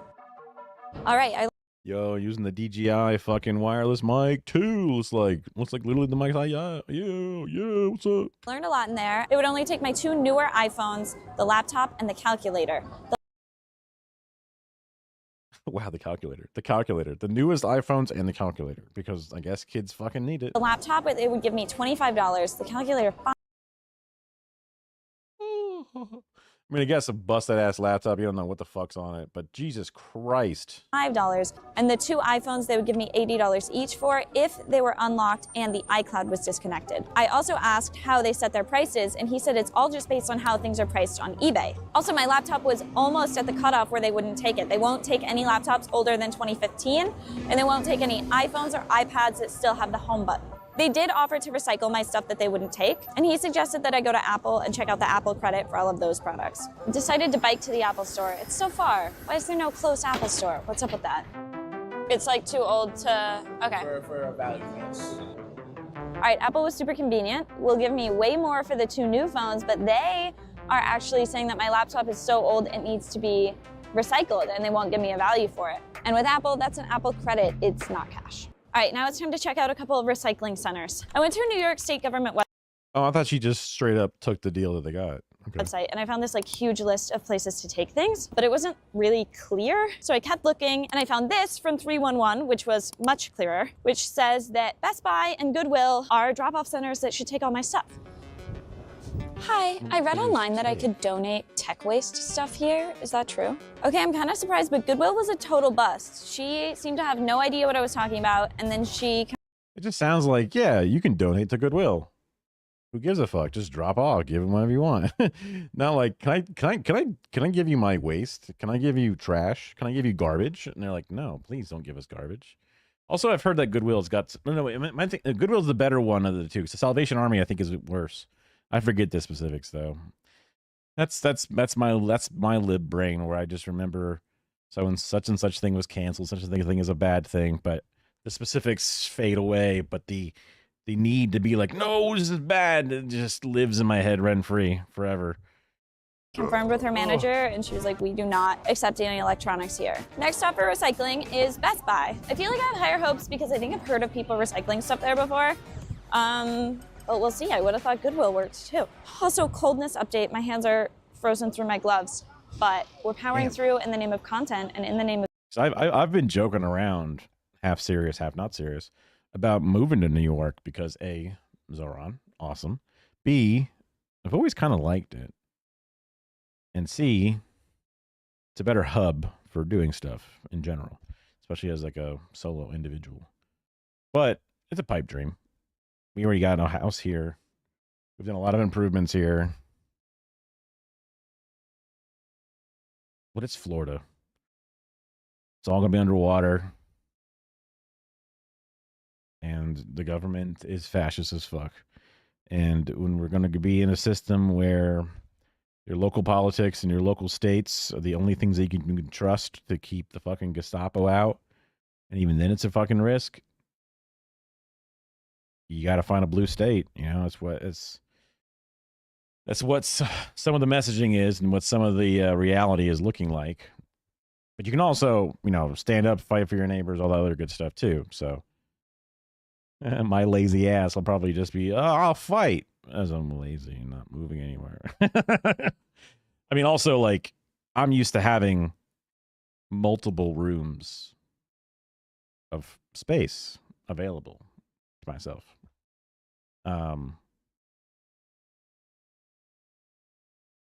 Like, this living room is bigger than what I assume entry-level New York apartments would be like. And then also rent again instead of own. Ugh. And then also state taxes and things that I'm just not used to. But I would also sell my car because I would not need to drive ever, for sure. It would just be bus slash what is it called? Subway. Right. I can't even think of the name. I'm so out of it when it comes to mass transit. It was great when you were in Manhattan. Now, I haven't tried the other boroughs. I don't know how much different Brooklyn and or Queens and or whatever. Wait, I forget which one it is. Brooklyn. Then there's also Bronx. I think Bronx is like the bougie Republican one. And Staten Island is also kind of like that. So I think it's Queens and Brooklyn that are together. So that would be more of like a, because I think living in Manhattan is just too expensive or too shitty. Some kind of nice combination of both, just based off of the thoughts, but also maybe Brooklyn and or Queens would just be a cooler like place to be, other than because like who cares about all the big giant business buildings and the tourist museums and stuff, because like you can go still see that real easy, but for everyday living you might just enjoy having a bit more of a real neighborhood and different amenities surrounding you. That's what I'm looking for. That's what I would think about. Or you live weird upstate area that's not that far away, 20 minutes away. You'd hope that there might be some kind of there might be some kind of transit that takes you from there to the city, but probably not. And that's where then you would need to drive, and then you're paying for parking when you're there, and or all kinds of negatives. So yeah, I'm lazy. I've never been a big commuting guy. I've always been like I'll just live right where I want to be guy, because I don't want to waste my day, my weeks and months just commuting to work and back, whatever it is, right? I would rather just be where I need to be as fast as possible. With tech waste recycling. It's so cool, my eyes are watering. That is a insane looking Best Buy. This update, my tech waste recycling. Look at that. It looks like a fucking like jewelry store or something. It looks like that's nuts. But I guess that's New York, It's just you gotta work with the building that you got. It's so cool, my eyes are watering. Hi, I read online that you guys accept tech waste recycling. Do you guys do that here? Are you guys loving this sly film myself in public angle? All right, well, in terms of convenience, Best Buy is winning by a mile. They literally just had a big bin that said electronics recycling. This is exactly what I should have said it, but this is exactly what I assumed it was, where it's just like, throw it in here. And then we will sell it to some company that then cuts it up for scrap. So we'll give them a very reasonable per pound weight of whatever it is. And we'll tell them it's probably mostly screens, phones, a few laptops, a few random power things, but it's X pounds of tech waste, and they'll just buy it at that price, and then they figure out what capacitors and or copper and shit they can rip from it. That's my guess. You said you don't actually have to wait in the line like I did. You just put it all in there. If it's a TV or a monitor, they charge a $30 fee for it, but everything else they'll just take and recycle for you. No questions asked. All right, now we figured out recycling and selling. I'm on my way back to the office, and we're going to figure out donating. One of the donate places will let you go in person. They're all online. It's not as fun, but we're going to go figure out my options for donating at the office. You got to give it to them one way or another, right? Thank you for calling Giving Center. Hi, I have a MacBook Air from 2015. So for this place, I can donate my old laptop that'll be used by someone in need who applied for it. And it also says that I will get a current market value tax deduction. So that's pretty good. This other place seems largely the same. I fill out a form. I don't know anybody. I mean, I guess I don't talk about it a lot, but I don't know anybody that's been able to get donatable tax benefits. Like, I donate a few trash bags of clothes or something. They say, "Oh, we'll write you a receipt, and this is your tax credit right here. Here you go. Way to be a good soul," whatever it is. And it's like, I've put mortgage interest, I've put donations, I've put medical bills, I've put all the different things in all the different areas in TurboTax, and I'm like, okay, this is a lot of fucking money in costs. And it's like, don't worry, bro, just use standard deduction. Fuck it. No, not even close. Not even close. It's like, oh, okay. So like, ever since then, I'm just like, fuck it, keep the paper. I don't need it. I don't need to sit here and like hem and haw about how much each shirt is worth or whatever. And like, even if you just, scuff it and say it's a lot more, whatever, right? No one's keeping track. Even then, it's still not worth it. But they always act like it is a big deal. I mean, I guess it's only a big deal for the rich, I guess. And putting something like that will maybe make a person go, oh, it'll be worth it for me. Then they'll find out later it's not so worth it. But at least it gets the person in the door donating or something. So I guess that's a reason to do it. But it's just, maybe I'm just doing taxes wrong. Totally possible also. My mom used to sit down with a Ticonderoga pencil and do the taxes for her and my dad. And then once my brother and I were of age of working, she's like, oh, I'm already doing ours. It's very similar. I'll just do your guys' taxes too. And we're like, oh, sick. But it looked like a total pain in the ass. It looked awful. Reading through them. And if you ever use TurboTax and you have to like make a weird correction or something like that, or they need to go through and double check something, you'll get a sneak preview of what the real bullshit is. So having it all broken down into an application, at least for my lazy millennial ass, it's a fucking lifesaver. Now, that is to say, like, yeah, the government should, especially for W-2 tax holders, because they know what it is. It's all been communicated every fucking paycheck. They know what it is. So they should just send you a thing. And then if you want to file, it's an option. And you're allowed to submit your own version of events if you need to. And the TurboTax tool should be designed and given out by the government specifically, because they are the ones that made everything. And our system. Form online, and then they'll email me to schedule a date and time for my drop-off. This place says they also accept desktops, tablets, monitors, keyboards and mice, and computer accessories. So some of that stuff will go on to be used for a few more years, but then it'll also need to be recycled. But what does that process actually look like? And why can't these recycling companies keep up with the amount of waste we're creating? I found one of the largest e-waste recycling facilities in the US to get an inside look. Morning. It's like 6 a.m. and we are on our way to Complete Recycling Services just outside Boston. This place processes any and all tech waste, and it's currently processing 10 million pounds of it a year. Today we're getting it. This is kind of cool, like video style as well. Just like trying stuff and doing stuff. She's always doing something for sure. She's doing a plumbing business. She's doing stuff like this. She's doing the hot dog bullshit. But like, this is a video that I could have done even with my meager means. I've got lots of little cameras and some nice cameras I can shoot all kinds of stuff with.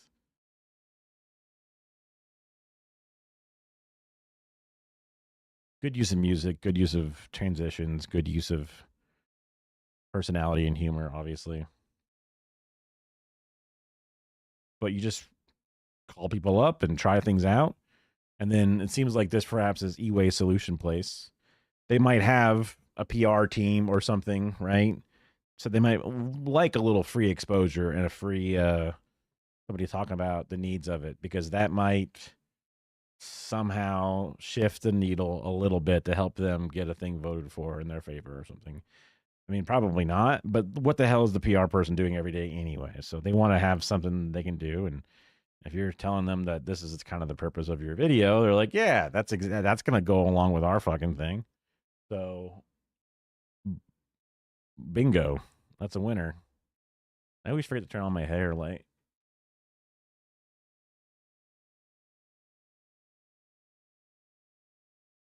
Oh, the dead?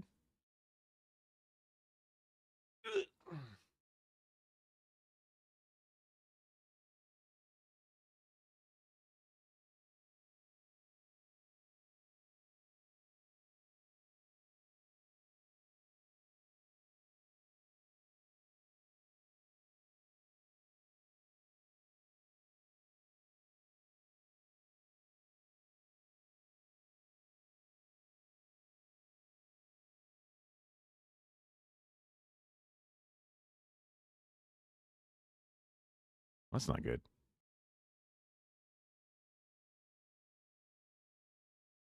I had it charging endlessly, and then I was like, okay, well, this thing's been charged plenty and it's been used plenty, so I'll just unplug it. It shows full power. I haven't touched it since then, and then I go to turn on, instantly dead. So either that battery is just shot, even though it's kind of a new little ass light, but whatever. Tour from the owner, Keith, who's going to show us how it all works. More e-waste. Oh, no.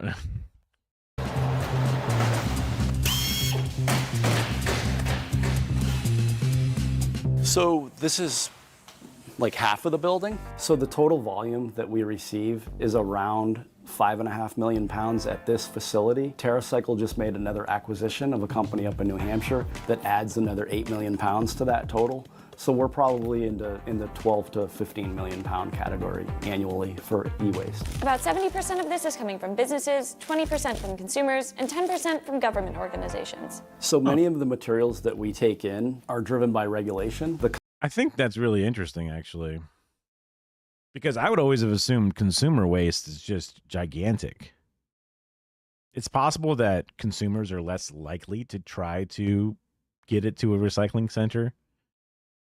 And if they do, they go to a Best Buy and drop it off, which then comes into this business sector specifically. But the fact that government's so low means that government is very efficiently using their stuff. And then with all the regulations, I doubt they're allowed to even just throw it out. So big ups to the government for keeping their shit fucking tight. But interesting to see this, right? Because I'm talking about how my company is needlessly wasting giant piles of shit right now, literally as we speak. So that's why this is the major fucking piece of it, which is kind of the problem.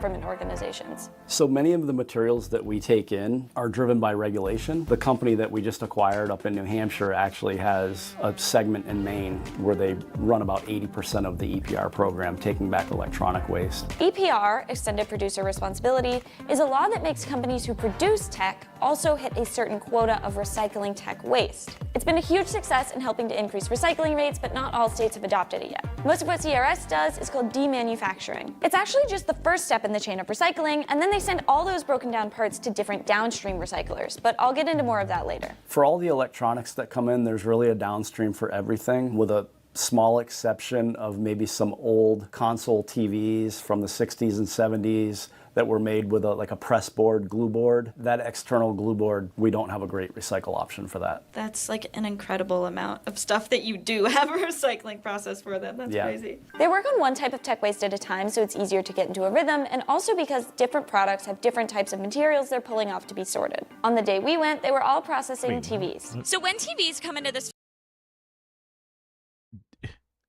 What? Wait. Does a fucking, like, child work here? What the fuck? Huh? I was not expecting that. What the fuck? Who? Who's drinking Prime at the recycling center? They got, you know, Charlie Brown memes up in here, right? And some kind of, you know, what? How, you would never be able to use your mom. What the?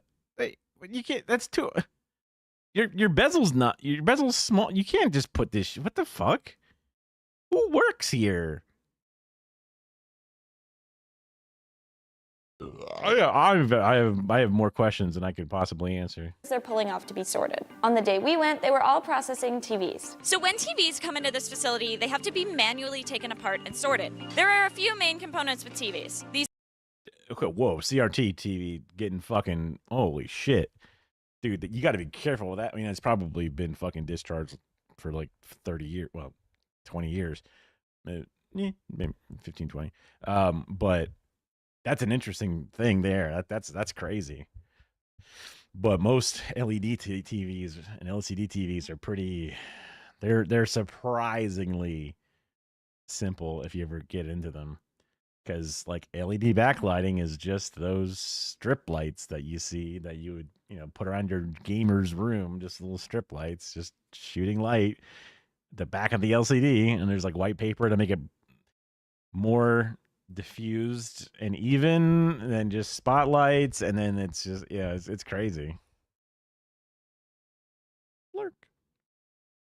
These old TVs have cathode ray tubes. They have leaded CRT glass on one side and clean glass on the other. These go to a company in New Hampshire that pulverizes it and separates the glass. The plastic gets baled here and then shipped to a downstream partner that pelletizes it and introduces it back into the market, sometimes even for new TVs. This is what it looks like after the plastic is baled. Let's pause here for a second. When I was researching this story, a lot of news was coming out about recycled plastic from tech waste ending up in consumer food products like spatulas and to-go containers, which, like, yikes. So I asked Keith about it. And you said sometimes that plastic goes back to Samsung, for example, a TV manufacturer. Correct.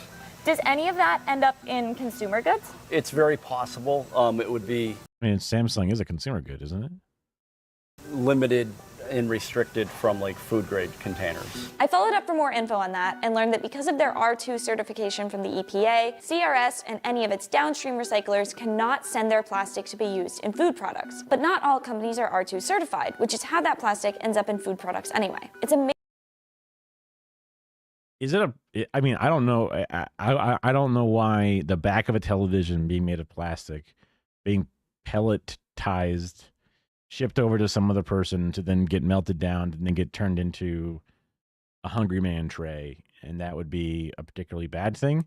I guess I'm just like, I mean, obviously that TV was dusty looking or whatever, but like in the process of getting chewed up and then melted and then shipped and then reformed, none of that dust is making it into the food as far as I'm concerned. And I assume whatever type of plastic that's eligible to be eaten or eaten off of would be fine, but maybe our regulations are so bad and weak that they can just let it through because they want it to be recycled, and that's as far as it got. That, I mean, so if it's actually a dangerous plastic that is then allowed to be mixed into a recycled plastic and then on a delicate surface like an edible surface plaques, I mean, that's crazy. If that, I mean, I don't know.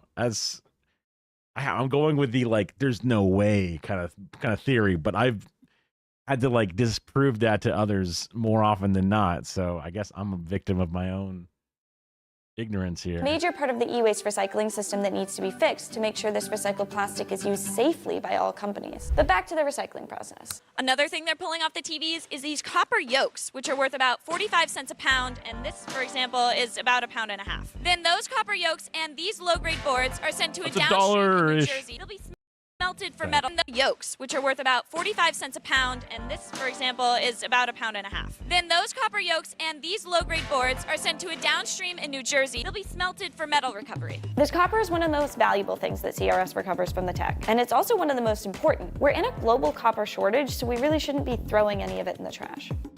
Dude, we took out so much copper from our place because we had like 7 satellite dishes for uplink and downlink at our facility, and they used a lot of the old waveguide type of material. I don't know enough about it, but amplifiers were inside of the main building of the uplink itself, and then they would feed into these square, long, conjoined tubes that look like a wall of weird squared off pipes.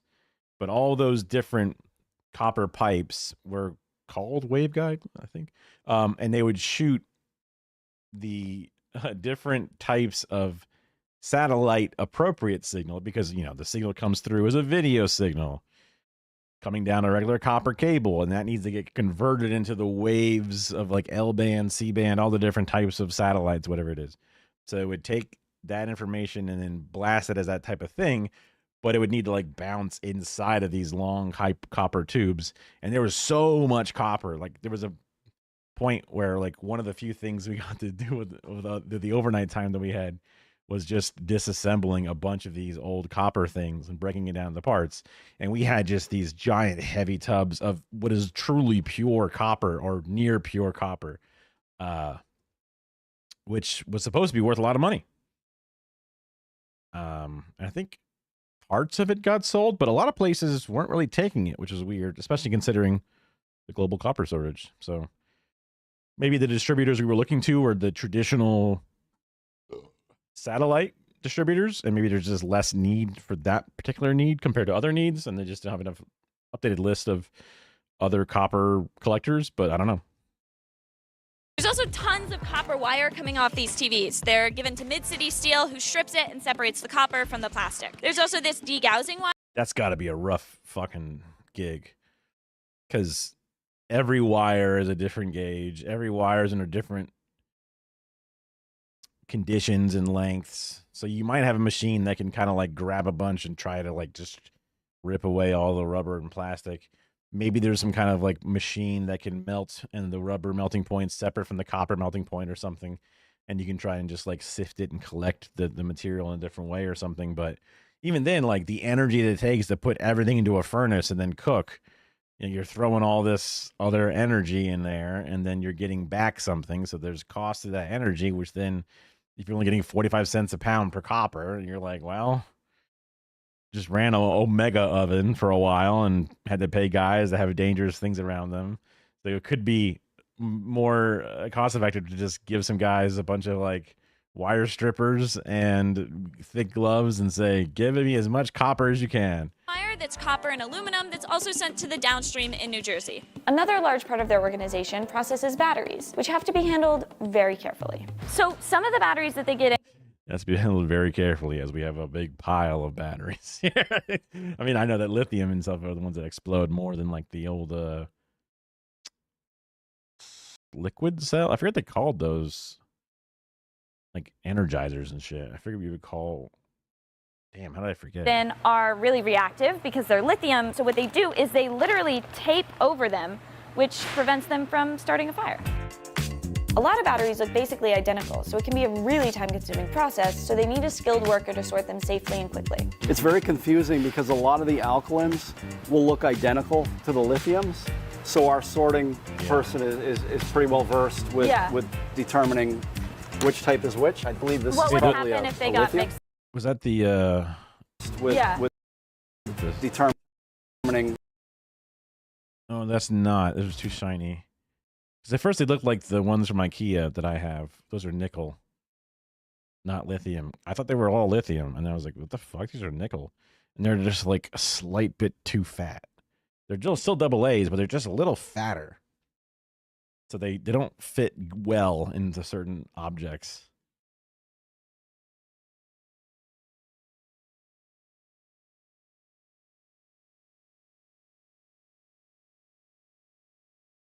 I have this right here. I should. Ta-da! A lot of batteries. Ignore the battery corrosion. But yeah, these are just like, they're...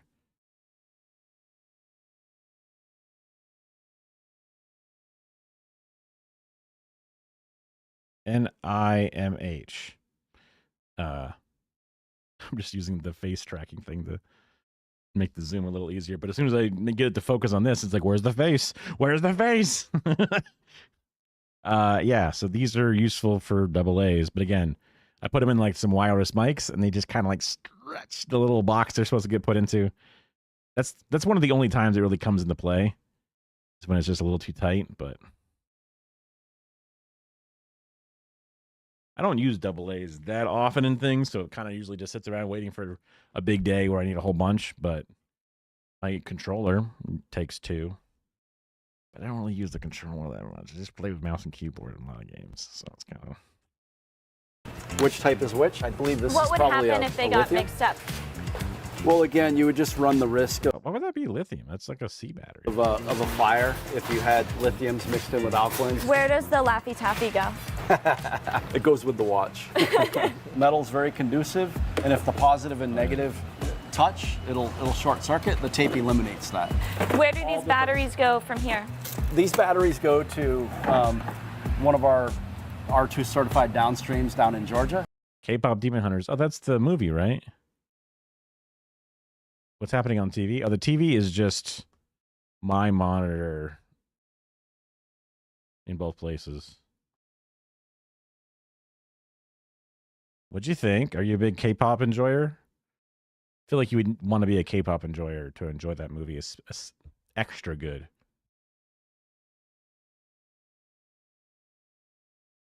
Because you'd be like, oh my god, it's voiced by so-and-so. And that's so-and-so. Oh my god.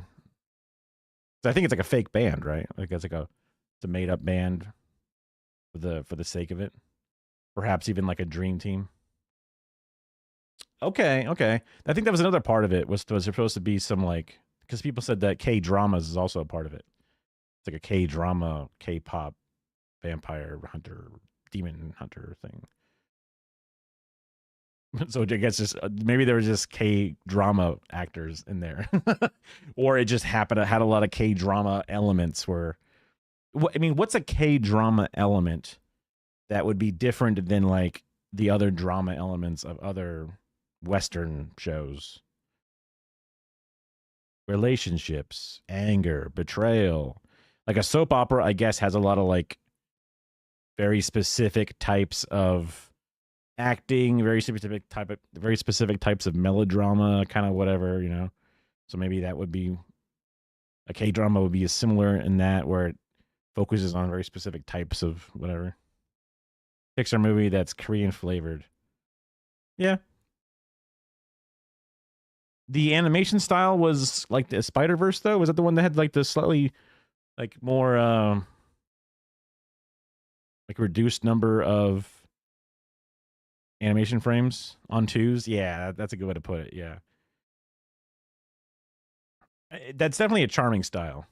Low FPS, basically. Yeah. I mean, I don't mind a high FPS thing, but there's a certain charm. Like, I can't keep going back to the same word because I guess like your brain fills in some of the details, or it just kind of has a bit more of a nostalgic type of flow to it. Because even like some of the old Disney stuff Kara was talking about, it's comic booky. Okay, that makes sense. That makes sense. Yeah, because like some of the old like Snow White or whatever, there were people just acting out the scenes, and then they just hand drew over them with a lot of frames via, I guess, modern, which is why some of the scenes do look kind of like insane with the amount of hand movements and motions and stuff. But it didn't quite, I don't know, it has its own flavor compared to others. Well, it's good that you liked it. Do you have a letterbox where you'd like type up reviews for every little movie you watch? How was the Pride Parade? It was okay. It's so I didn't go on the parade day. I went on the Pride event day. I'm not really sure what you call it. Same name as Twitch on Letterboxd. Oh, got it. Perfect. I was planning on eventually starting a letterbox if I ever did like movies I watch on stream, which I might have to go like through Discord technically, because I've some people watch movies that I'm like, wow, you watched that on stream? That's crazy. Like people were watching like the entire Star Wars franchise on stream, just straight up. That's the thing. I'm not as into movies and television, but I would like to be, especially as I've become significantly more media literate, but I would like to continue being more media literate. So rewatching old things I've seen once and didn't understand a word of what I was looking at, or watching things that I've just been meaning to watch but never watch would be kind of cool. And also, if I'm streaming every day, I gotta fill up those days with some stuff. Yeah. But damn it, there was a point before I talked about the letterbox. Oh, the Pride Parade. Yeah. So the first day of the Pride Parade was like, because Kara went to that one while I was doing stuff with my brother, who was in town for a little bit. You would sit still at a spot, and the parade would come down you, and like in a traditional parade. And the other day that I went to was like you walked up and down a street, and there's just a bunch of like booths set up with people celebrating Pride. So just like how the parade had a lot of like gay washing, I guess you could call it, all the floats would throw out themed beads and shit, and you get like a gay flag with the word, you know, Raymond James or like Horning Financial Group or something on it. But sometimes you just get more generic stuff, which is nice. But it's just even the day that we went with me, it was still kind of just a bunch of like trick or treat and freebies. Like you get like some beads, you get a fan that has the flag on it, you get a literal flag, you walk up to a booth and they say spin the wheel, but before you spin the wheel, sign up for a free consultation to get your windows inspected. And it's like, well, that's all kind of crap. And gay fan and gay beads, yeah. But Kara loves getting free stuff. Like she was all about it. Like she stayed at the parade super long just to kind of get like the, oh, we're all going home for the day. Here, just throw a bunch of crap at them. And some things are kind of interesting and neat, but I could take it or leave it. I mean, the people are cool, but it seems like the people who are there like going up and down to get some, free stuff and kind of like just see all the different sites. And then they all flood into the different bars in the area and other activities because it's more of a party time for them. It's exercise and social exposure. Yeah. Like the DSA was there passing out some literature they get sometimes. Like sometimes people will like, look, I put out a book. Here's a gigantic crate of books. And it's like, what the fuck? So you just can give them out. Hell yeah. Halen's mortuary service sponsored by homosexual sex. Yeah, basically. You would end up with some weird combinations. I mean, there's cruises, which I guess you could say is, vacation culture or something like that, beach culture, but then you would just have some completely not related to stuff. We got a bunch of like salon products. So like we ended up getting so many like tiny little bottles of perfume of just a very generic perfume smell. And we also got like 3 sets of full shampoo and conditioner, which I've used today. I think the conditioner might be a little heavy, but I'll take the shampoo. I'll probably never need shampoo for 4 years. Something like that. Yeah. And like the people working there, they're just like, here. This is just giving it out because they're just paid to be there, right? And then it's for something that's not even like, they don't actually care about gay people, right? It's just rainbow capitalism. So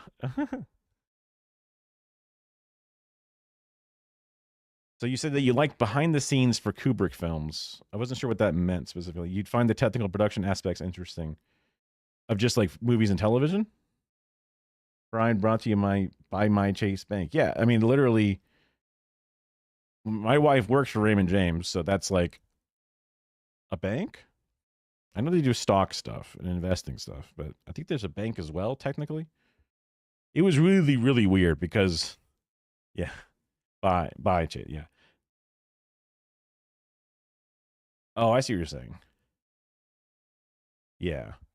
There's definitely some. I mean, one of the guys at my work, my former work, because I got laid off, as of July 1st was my official end of hire date.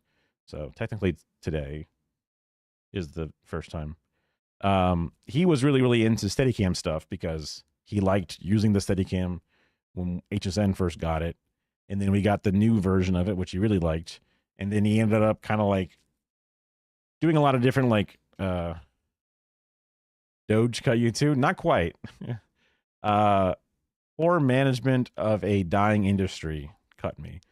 I worked for I was about to say Happy Goat, which is your name. Hello, Happy Goat. I worked for HSN.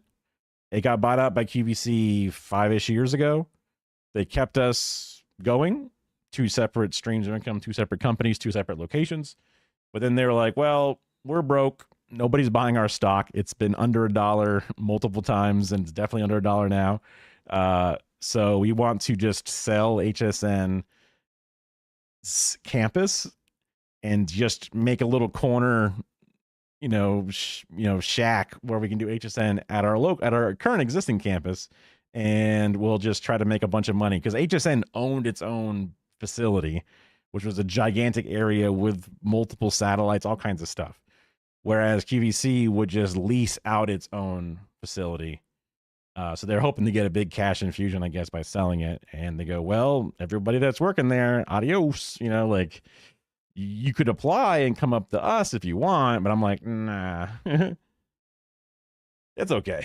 I'm actually kind of excited about it because there was a time a little over like a year and a half ago ish where I was trying to work there and then also do streaming and YouTube stuff just because I found it really interesting and what I kind of liked doing before I went to go to college to do this stuff. And it was difficult. And I was always too chicken shit to like quit a good job to try to do this shit. So now I have the opportunity to try and do this shit. And I have 15 years of experience, 15 years of time there. So they gave me a pretty good severance package, 6 months, which is the most they gave out. So I guess it's not like insanely good, but it's still better than most or whatever it is. So I had 6 months to try this and see if it works, and then if it doesn't, then I'll just put the fries in the bag and move on. You know what I mean? You have no idea what any of this means.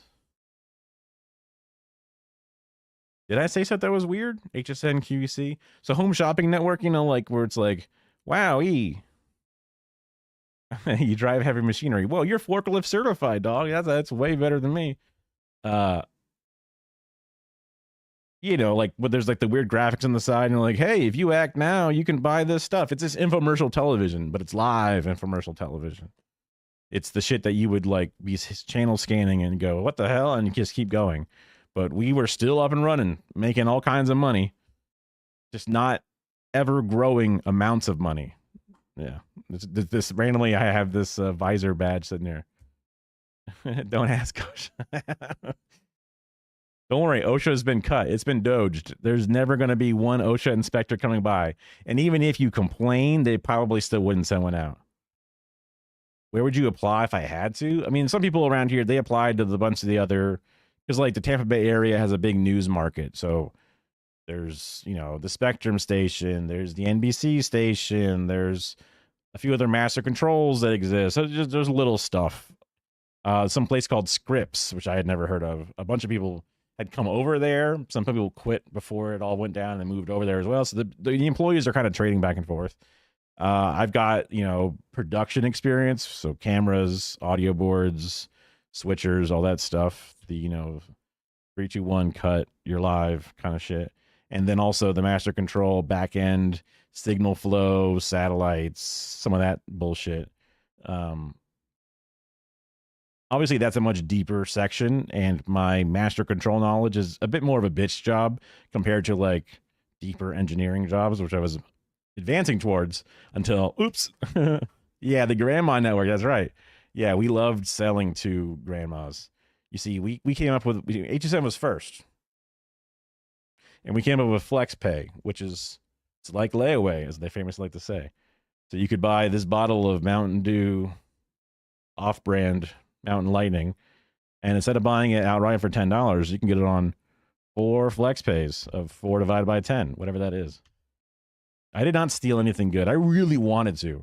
This company, before I moved in to, before I got hired there, so like 2011-ish at least, they got a new CEO, and she bought like probably 10,000 Herman Miller chairs, like the Herman Miller Aeron chair, which is sort of the quintessential office chair that you probably see a lot. It's just this like very specific type of chair, but these chairs are worth like $1,300 brand new.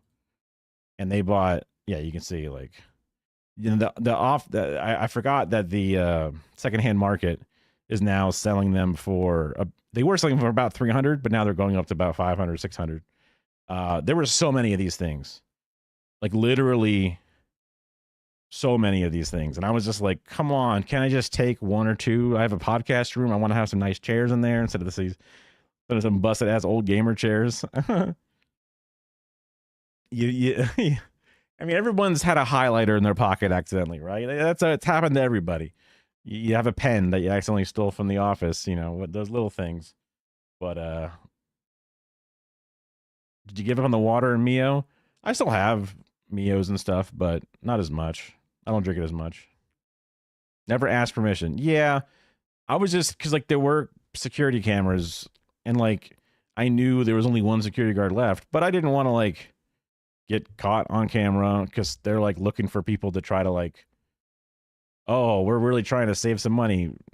Find somebody doing something that we know everyone's going to want to do and save us a bunch of severance. If you can just find a person that did something illegal, boom, save however many thousands of dollars, right?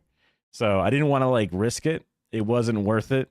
The 2 chairs, the 500 times 2, you know, $1,000, $1,200 worth of chair was not worth the entire severance. It was in my mind. I'm a pussy, right? I talk a big game. I'm a leftist, you know, you got to like, you know, seize the means of production bullshit. You got to fight for workers' rights. And then they go, hey, do you want to do all the overnights for 2 months straight because we lost all of our other employees? I go, sure, I'll do it. No worries. You don't need to give me any relief. I'll just do it every day. I always work nonstop. So that's where I just sort of like put myself on the cross for no reason, you know. I forgot my chair was my pocket. Yeah. I could be like, oh, I read the email about taking your chair home. Oh, that was only for people who continue to work from home. Silly me. I didn't notice that. I'm stupid. Gee whiz. You're right. Here, you can have it back. You know, but yeah, I chickened out. Womp womp.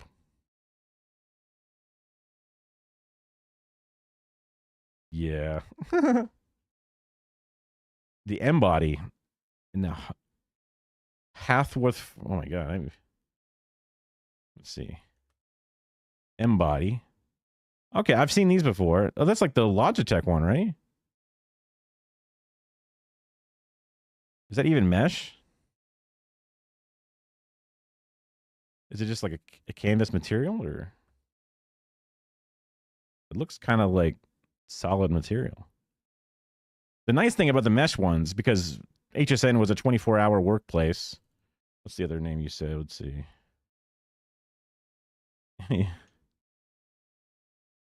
Steel case leaps. I don't know what that is. It's a breathable fabric? Yeah, okay.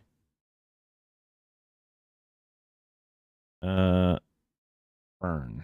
Hothward fern.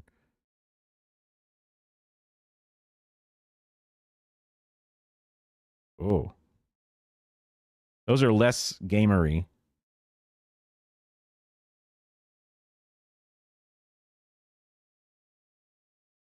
Sweaters in Florida, but also because it was a 24-hour facility and there always had to be an ass in the chair, literally. Somebody had to be directing in the chair. Somebody had to be assistant directing in the chair. Audio, graphics, producer. So even before we did the overnight tapes, it was 24 hours.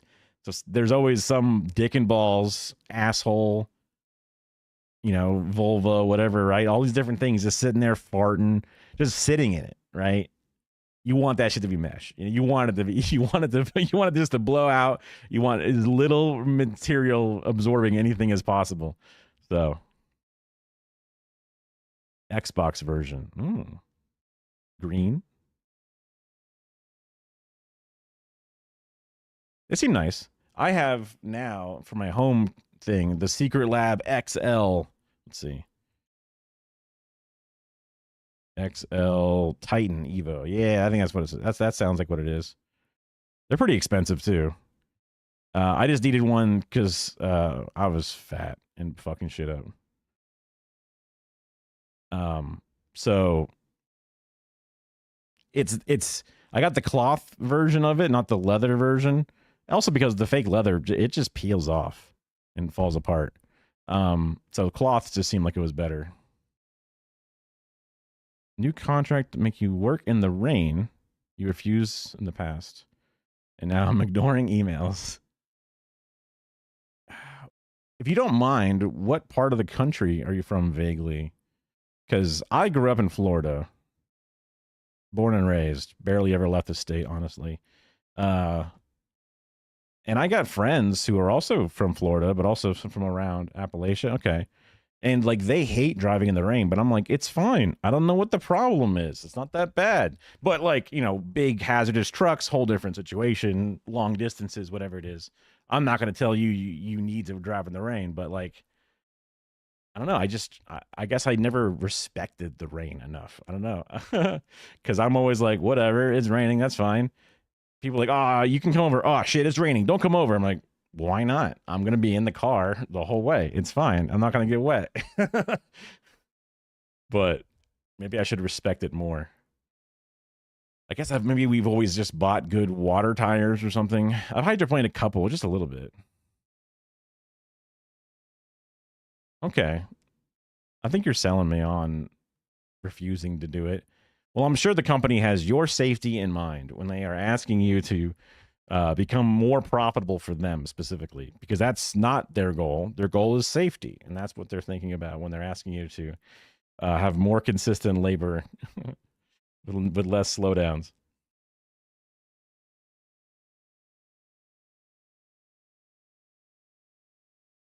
But you know, you better watch out. They got full self-driving coming right around the corner. I'm sure it's going to come around any day now. You spun out in the rain twice in your life? Once in a van on the way to the doctor. Holy shit. Almost ended up in a front yard in your dad's rebuilt 1976 Gran Torino on the way to HCC. Damn. Do you think it was just a speed thing, or do you think it was like a tire thing, or just like a particularly flooded road or something?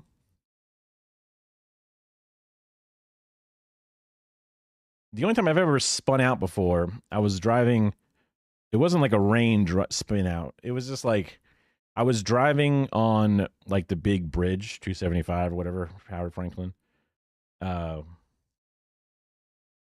That's right. You can redline things when you contract. I learned this recently. It's a total normal contract thing to do. Is you just cross out things you don't like, sign it, give it back to them, and say, "This is what I agree to."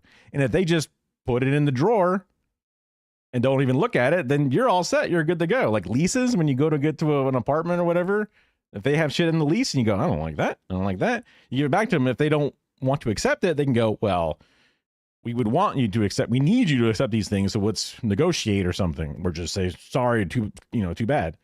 But yeah. Yeah, is it acceleration, oil on the road, rain, slow business. Okay. Yeah, I guess, all those do seem to factor in for sure. And the fast acceleration. Yeah. Like I said, so the time that I was spinning out, I was driving, thankfully, on a very empty big bridge. It's like 4-lane bridge, but it's like there was no cars coming, thankfully. And I was driving, and then I saw this gigantic piece of wood, like a huge flat plywood thing that was just in the road. And I was like, "Oh shit, get away from it." And getting away from it at a high speed, the car was like, "Ooh," and then I was like, try to overcorrect, and then the whole car kind of just spun out, and I'm facing the opposite direction that I was before, and I'm just like, holy shit. Like I'm so fucking glad there weren't like cars to the left or like cars behind me who are now going to go straight into me. So I was just like, "Oh, okay, just turn back and just go straight, hearts going a mile a minute." And it's just like, okay, fuck. Respect the turning radius that changes drastically as you get faster. For sure. Yeah. And you just got to keep driving. What are you going to do? You put your head out like, "Dude, you guys see that shit? That's crazy." What are you going to, there's nothing you can do. No one even saw it, probably. Or if they did, they go, "What the fuck?" You just got to keep going. I assume a cop would give me a ticket or something. That's got to be against the law. Even though I didn't do it on purpose, it's just got to be like a problem, Maybe I should have I didn't have enough time, but if I had enough time, I should have pushed the board out of the road so that way people wouldn't have that problem or something. But yeah. What I drive won't spin out. I just don't want rained on. What's a good Googleable title for what you drive, just so we can get an idea? I'm definitely not a heavy machinery expert. I think when I was a kid, we had a couple of dump trucks or whatever, some small things. But I was just never one of those little Bob the Builder kids. I don't know. Some kids love construction equipment. Okay, I don't think that's tipping over. Or not spinning out. Yeah, I don't know. What the miles an hour that thing can go? It's got to be. I would say a generous amount that I think it could get up to would be 30 miles an hour.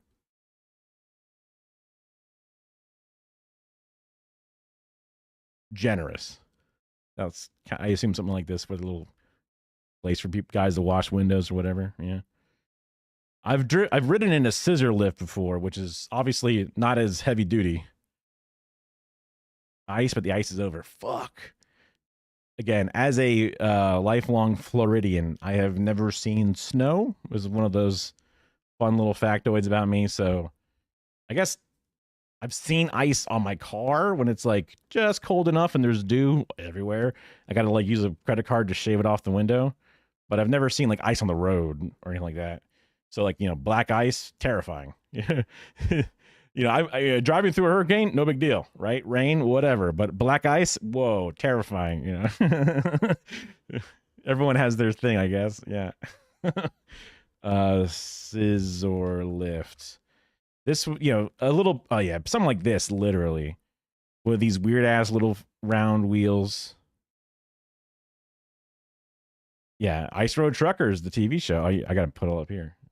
Sorry. Oh, I guess you can see it a little bit back there, but at one point when I was working for when I was in school doing like some of my classes having working at the PBS station, I was a little intern kind of kid, student, whatever, and I had to get on this thing. I guess technically it's before, but whatever, it doesn't matter. I had to get on a scissor lift as an intern, and they jacked it up all the way to the very top of this gigantic, like hangar-sized studio thing. And there was this giant cyc, which is just a giant cloth that hangs. So there's a big light, and the light shoots into this cloth. The cloth then glows evenly. Instead of it being a hard light, now it's a soft light kind of thing, diffuser. And they were like, all right, we're done with the shoot. Let's get the intern up on the thing and have him untie this gigantic thing off the ceiling. And I'm terrified of heights. And they put me on this thing, have me go all the way up. And I'm reaching up over my head to untie these, cords. I get one done. They go, okay, to the next one. And like they would drive it. There's a guy driving up there with me, and he would like hit the drive button, and you could feel the delay between the wheels moving and then whoa, the top moving, and it would rock like crazy. And I'm like, oh my God. Like inside, I'm just fucking screaming. And because like I can totally imagine this thing just toppling, because it's amazingly top heavy, especially when it's all the way up. And there's supposed to be these like, I don't know, deployed little legs that go out to give it extra stability, but they didn't have that shit on. They were just trying to get this shit done. So they're just driving that thing around, just don't look down. Don't look down. Let's get this over with as fast as possible. In the winter, you spun out. It was great because you got to go home early. Oh, that's great. Okay. Booms that go up 75 feet. That's probably bigger than the one I was on. Yeah. Really big scissor lift. Just really big. Real big. What? Images. I misspelled scissor. That's crazy. That's just like just a gigantic platform. I mean, I guess it's hard to tell the scale just because you don't realize how big that wheel is and how big all those bars are, whatever it is. I mean, that would almost that's all definitely going to be top heavy. That's definitely going to rock like crazy. But at least it's like, I don't know, like you can almost stand in the middle and not be able to see over the edges or something. You had to lift like that at Best Buy? At Best, I mean, I guess you would. You had to. You could feel it. Yeah. Oh, man. Heights is one of those exposure therapy. Oh, okay, this might be what you're talking about. Well, that could be the same thing, just a different angle. Yeah. Thing go real high. Thing go real scary. Yeah. I believe it. Yeah. What the fuck? That doesn't look safe. That's not even. That's not even. What the fuck? Yeah. Oh, man. Yeah. I mean, yeah. I've gotten better. Like I can get on my own roof or something. That's like a one story, whatever. Ladders, simple ladder shit. All your prototype shit ain't safe. Yeah, prototype stuff, it's like you're a test pilot, you're one of those like, you're like one of the dogs they put onto the fucking rocket that explodes, or the monkey, and they go, damn. Well, we'll build a statue of one monkey that just kind of represents all of them, and we'll get your, I don't know if hazard pay is included or not. Yeah, no.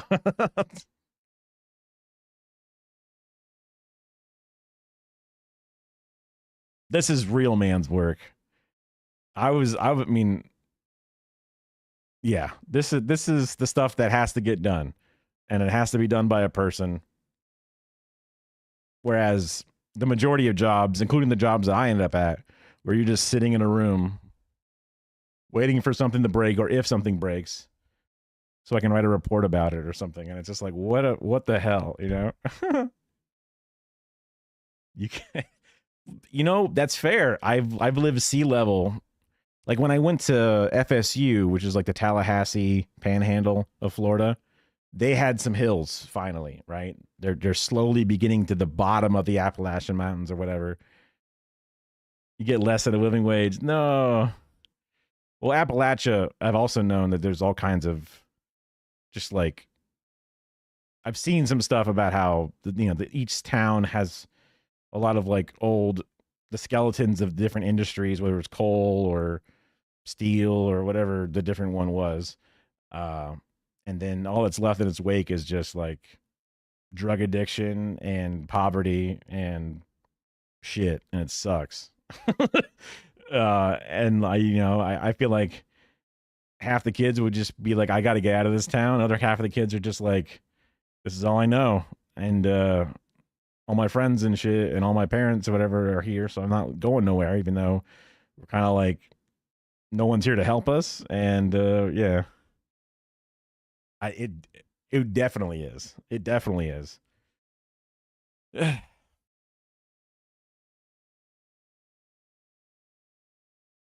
And both sides of our government are not willing to attempt to help it one bit. Rural hospitals, yeah, that's their problem. That's, they have the freedom of choice to live where they want to live. Like, yeah, but like they were born there and they're going to die there. Like, how is that freedom? What the hell? Like, what if you're a baby? That's, you didn't choose that shit. What do you mean?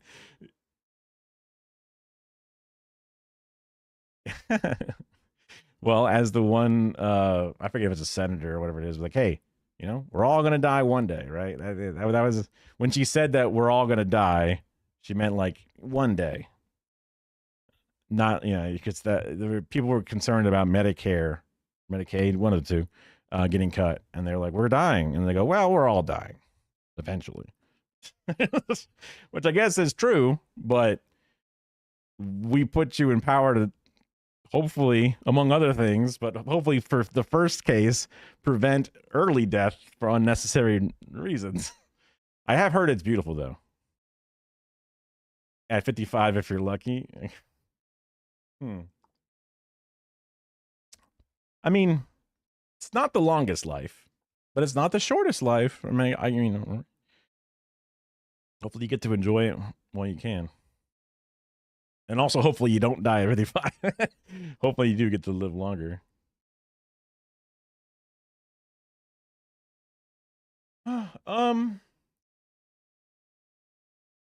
Because I guess you climb the mountain and then the water level won't wash you away. Is that the plan? I suppose. Man, Florida's fucked. 40 something. I mean, it must be something. Because even the people back in like king and queen time shit, they didn't just die at 40 of old age. They died at 40 because of the plague or malnutrition or something crazy. They didn't die of just like, well, it's my time. Yeah. All those average numbers are usually all messed up because so many babies died of random things, sicknesses, things they weren't ready to cure, sparse resources, all that kind of stuff. So then the average age flies closer to the mid-range. Heart attack?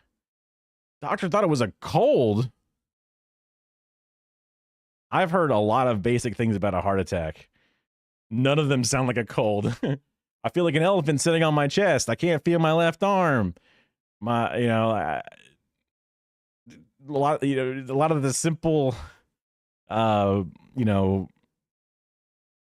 tests that you get. Even a cold doesn't have like a beating heart rate. Like, it's just crazy. Sucks. Dysentery at the Oregon Trail. Yeah, but that's like, oh look, he shit himself until he was dehydrated and died. There he goes. I've heard that heart attacks without knowing it is more of like a lady thing. And I don't know if that's just them being like, I got lady parts and everything hurts all the time anyway, and no one believes me when I tell them. Or if it's like, it's a toxic environment. Drinking water has a film to it and coal plants in the center of town. Oh, fuck. Yeah. Yeah, there's only so much you can do about that. That's for sure. Drinking water is a film. Is it a well water, or is it? I mean, I guess you could like buy a filter or something, but even then, like with what money and also maintenance and shit. But also you'll end up, and also who knows whatever the thing in is it like a filter is designed to catch the things it's designed to catch, but if there's some insane thing in there, it's not going to catch the insane thing because it's not made for it.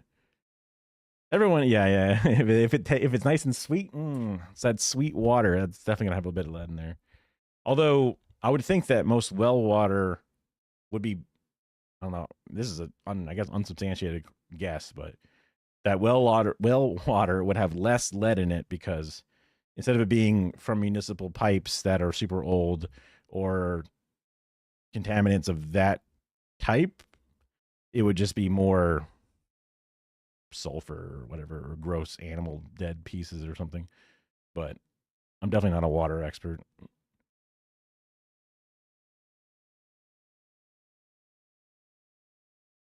Florida wells are just PVC. Yeah, I guess that's true because even a well had to get piped to your house. So, same idea.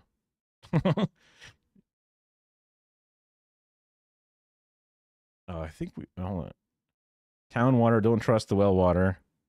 Dead animals, but my schizophrenic uncle drinks. I mean, depending upon how long he's had it, could exacerbate an issue and make it present, and or maybe it'll help cure it. Maybe it'll help go it away.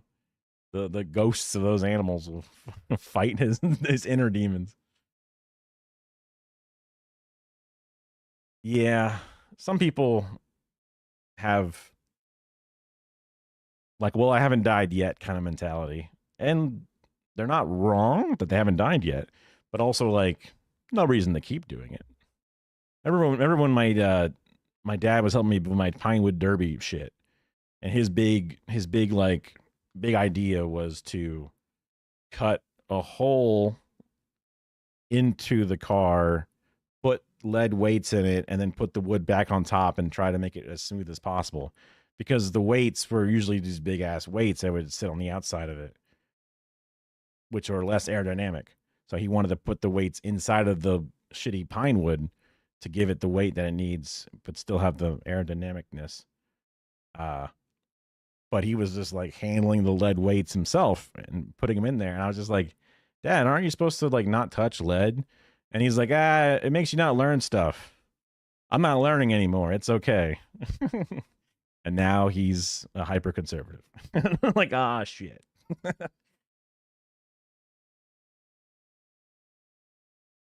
Up on the mountain, the well water was good, but down in the company town territory, nah. That makes also that too, because the company town, yeah. I mean, even just the idea of like a company town. I mean, it may not literally be a company town, or what used to be an old company town or something, but just the idea of company towns overall are just kind of like insane by what we would consider to be reasonable. It's like, you live here, you work for us, we pay you, but we also charge you rent here and stuff. And it's just like, okay, you buy from our store that we provide for you at the prices we provide for you. And you're like, okay. And it's just like, how is this not slavery technically? Right? Like, I mean, how is it not like, because like, I can't afford to leave. It's illegally distinct from a company town. That's the only difference. Yeah.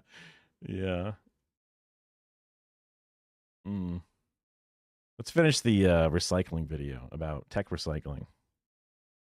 Where it'll literally grind up all the batteries and it'll separate off any of the metals and any of the hazardous components where they reclaim. So what I'm learning. So grinding up the batteries.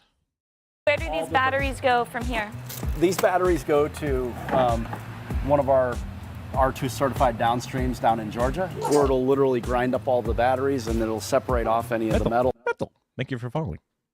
And any of the hazardous components where they reclaim. So what I'm learning a lot of today is that it's very hard to process anything fully in one facility. It sounds like a lot of, you guys break it down and do what you can and then pass along the smaller parts to the other people that specialize in those. That's pretty accurate, and that's very typical with most e-waste recyclers. Here are the downstreams where all of the commodities from CRS go. They're a mix of independent. Every time she says a downstream, I'm just thinking the pyramid scheme where it's like, all right, you get them in your downline, right?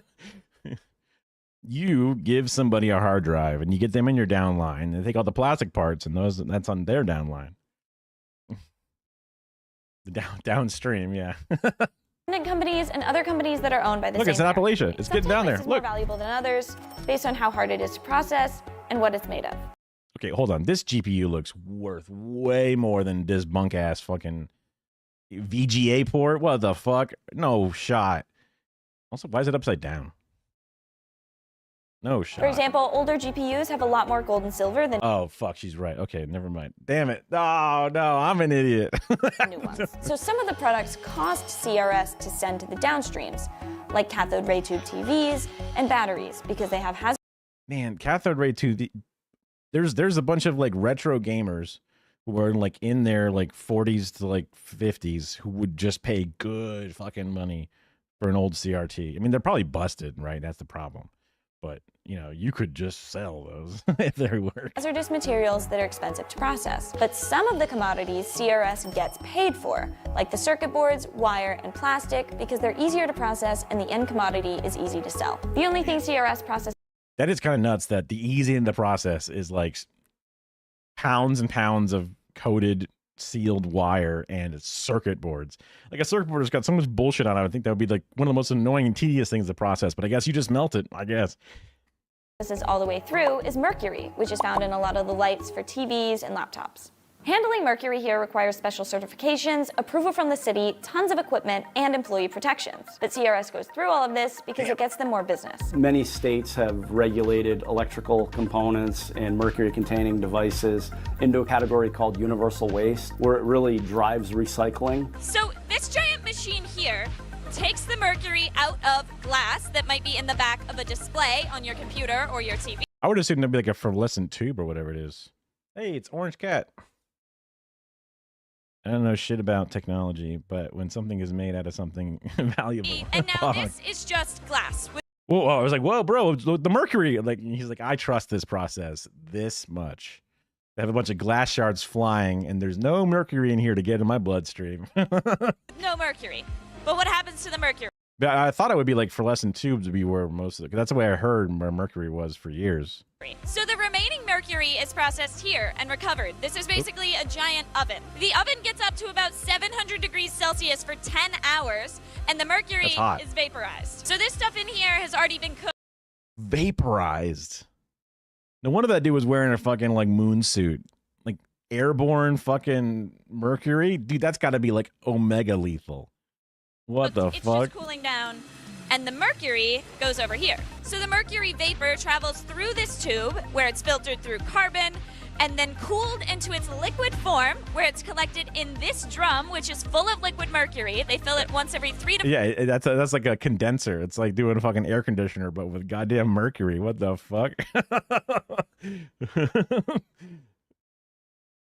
Scavenging? Is that like metal detector scavenging, or like going to like, you know, storage wars and opening up a thing and fishing through what's in there? Like what kind of scavenging? 4 months, and then they can sell it back to the market as pure mercury. Processing mercury not only lets them accept more types of e-waste, but it also makes them great money on the back end. But if some e-waste is expensive to process, why not just turn it away and Is that called scavenging, or is that just called stealing? only accept the stuff that makes money? We typically want to be a one-stop shop. It's like, look, I scavenged all these parts off this car, and now it's on cinder blocks. Goodbye. You know, what the fuck? We still accept components where it costs us more to process by charging a little bit more on. They weren't currently using these catalytic converters and tires and whatever else we stuck out of this thing on the front end. I'm recycling, and it's an added value to the customer. So if they're shipping us cathode ray tubes, they may also be sending fluorescent light bulbs and batteries and other. That makes way more sense, because that's what I've heard of, is like people going into places and like ripping the copper wiring out of the walls and shit. So yeah, Tech components that contain more value. CRS has a really strong business model because they charge people on the front end to collect their waste, which they're willing to pay for because it's so convenient. Then any value from the commodities recovered on the back end is just a bonus instead of trying to rely on that as their main form of income. Another reason their business is so strong is that regulation is working in their favor. So many of the items that we bring in are legally bound to be recycled due to some rules called universal waste rules. So for example, all the fluorescent lighting, all the batteries, many states actually put electronics into universal waste as well. They need to be recycled rather than disposed of. CRS's size. I don't know what temperature you would need to vaporize titanium. I assume it would be one of the hotter ones. How much asbestos you breathed? I mean, yeah, abandoned things in Appalachia. Because then you have like the different eras of when they were originally built. And then if you're decomming stuff, like they're just ripping through the walls and shit. 6,000 degrees Fahrenheit. Yeah, because they said 700 degrees Celsius, which I'm not doing the math on that one.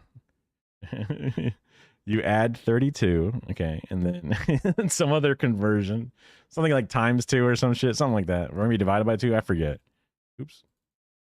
And the fact that they have a much larger parent company also helps them stay competitive because they can afford more advanced certifications from the EPA. A lot of the certifications have thinned out some of the smaller mom and pop competitors. In order to be a player in this industry, you really need to be R2 certified or E-Stewards, which is a significant expense. Many of the requests for pricing and bids and proposals that we receive mandate that the processor be R2 certified.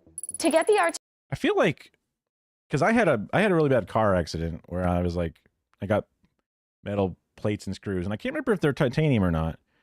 I don't think they're. I remember the bars of the halo were made out of graphite. That was a big deal.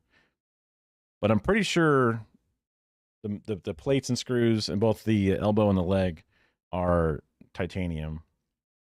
Just because they don't want you to like explode when you go into an MRI machine or something, which is good. I would rather not. But I guess now if I like got hit by, a plasma ball or something, there would just be these perfectly preserved, medical inserts left as my body is turned to vapor, So that's handy. That's easy to recycle that out of me. Like if I go into the crematorium and get cremated, they'll just be these like, what the hell? Where all these screws come from? There used to be a guy in here. You had an elementary and that's all you needed? What the fuck? That's crazy. No Child Left Behind because they just ran a road. Like, well, they're all here in front. They're just malnourished and what the fuck? certification from the EPA, not only does your factory have to meet those requirements, but all of your downstream processors have to meet the same standards. As a product of the jewel in the middle school bathroom generation, I've seen just how fast those nicotine addicts burn through those neon adult pacifiers. Americans are throwing out 4.5 vapes a second. I mean, yeah, I have no idea what it would have looked like with the vapes. Because vapes wasn't even a thing. Remember, there was an episode of Workaholics where they were like, whoa, we just got this new thing called a vaporizer. Wow. And that was like, I guess for smoking weed, I assume, but it seemed like it was like almost like a square cable box or something. I didn't know what it was at all, but that's going to be somewhere in like the 2008 to 12-ish. I forget when Workaholics was on Comedy Central, but like I was well out of high school and that shit around that time. So vapes were definitely not a thing. Not like a little like USB stick vape either. When vapes first came out, they were like the size of this shit, like a fucking gigantic like recorder that you would like play in like band or orchestra, or the child's version of it. So sucks if kids are actually like smoking up a storm. We were like beating smoking a little bit and like it was going down and then boom, vapes came out. Now it's cool again. You can smoke fat rips. I guess it's like Zins maybe or even the newer version of this, but I don't know if kids have access to that or not. Okay, this video is kind of... So why aren't there any vapes here? So as a company, we're very interested in receiving vapes and e-cigarettes. There is a gray area, however, in the regulations where if the vapes or e-cigarettes contain liquid, it puts them into a hazardous waste category currently in most states. So we're not able to receive them. Tech waste is a problem that's going to get worse before it gets better. We're burning through tech waste faster than ever, and current recycling efforts just can't keep up. There are some positive things, though. There are growing movements to push back against planned obsolescence and increase right to repair laws. And a growing portion of Gen Z is choosing used phones over new phones, decreasing their consumption. They're just poor. That's all. Hold on. That's not... They're not like, oh, I would rather have an iPhone 10 than a 12. They're just like, I can only afford this one. Government regulation has helped a lot with things like extended producer responsibility laws. But they can help a lot more if they would adapt to new types of tech waste faster, like vapes, to make it easier for recyclers to process those. Because every one of those has got a lithium battery in it. So like that would be something. I don't know if lithium is efficient for them to recycle or whatever, but because earlier on in the video, they showed the thing that I thought was really interesting, which was somewhere. Ah, there it is. This, because I was talking about how I just got laid off. We were just shutting down our entire facility, and there was so much corporate business e-waste. Like every guy in my department was given an iPad, and every one of them had to be wiped and then given back so they can be shredded. And it's just like, what a fucking waste. There's some fucking Zoomer who would love a near top generation iPad than just grinding it up into dust for no reason. They're all barely used. Sucks. Monitors. Thousands of monitors. Thousands of small computers. A bunch of decent sized computers. Just gone. 15 Surface Pro tablets gone. Like just yeah. I thought about a lot of things. Especially I'm sitting here on camera. You know, I haven't technically signed my paperwork yet, so I'm probably fine, but boy oh boy. So I imagine this corporate thing, because I was saying before, like consumers probably still create a lot of waste. They just throw that shit in the garbage, I would assume. Or they throw it out in the Best Buy bins, so then it adds to this pile as well. Because I was like, there's no way. I mean, I could see businesses being that much more wasteful in general, but I imagine the consumer one probably is somehow both being hidden by just trashing it or them funneling it into a business, where then a business gets, you know, whatever the credits for the thing are.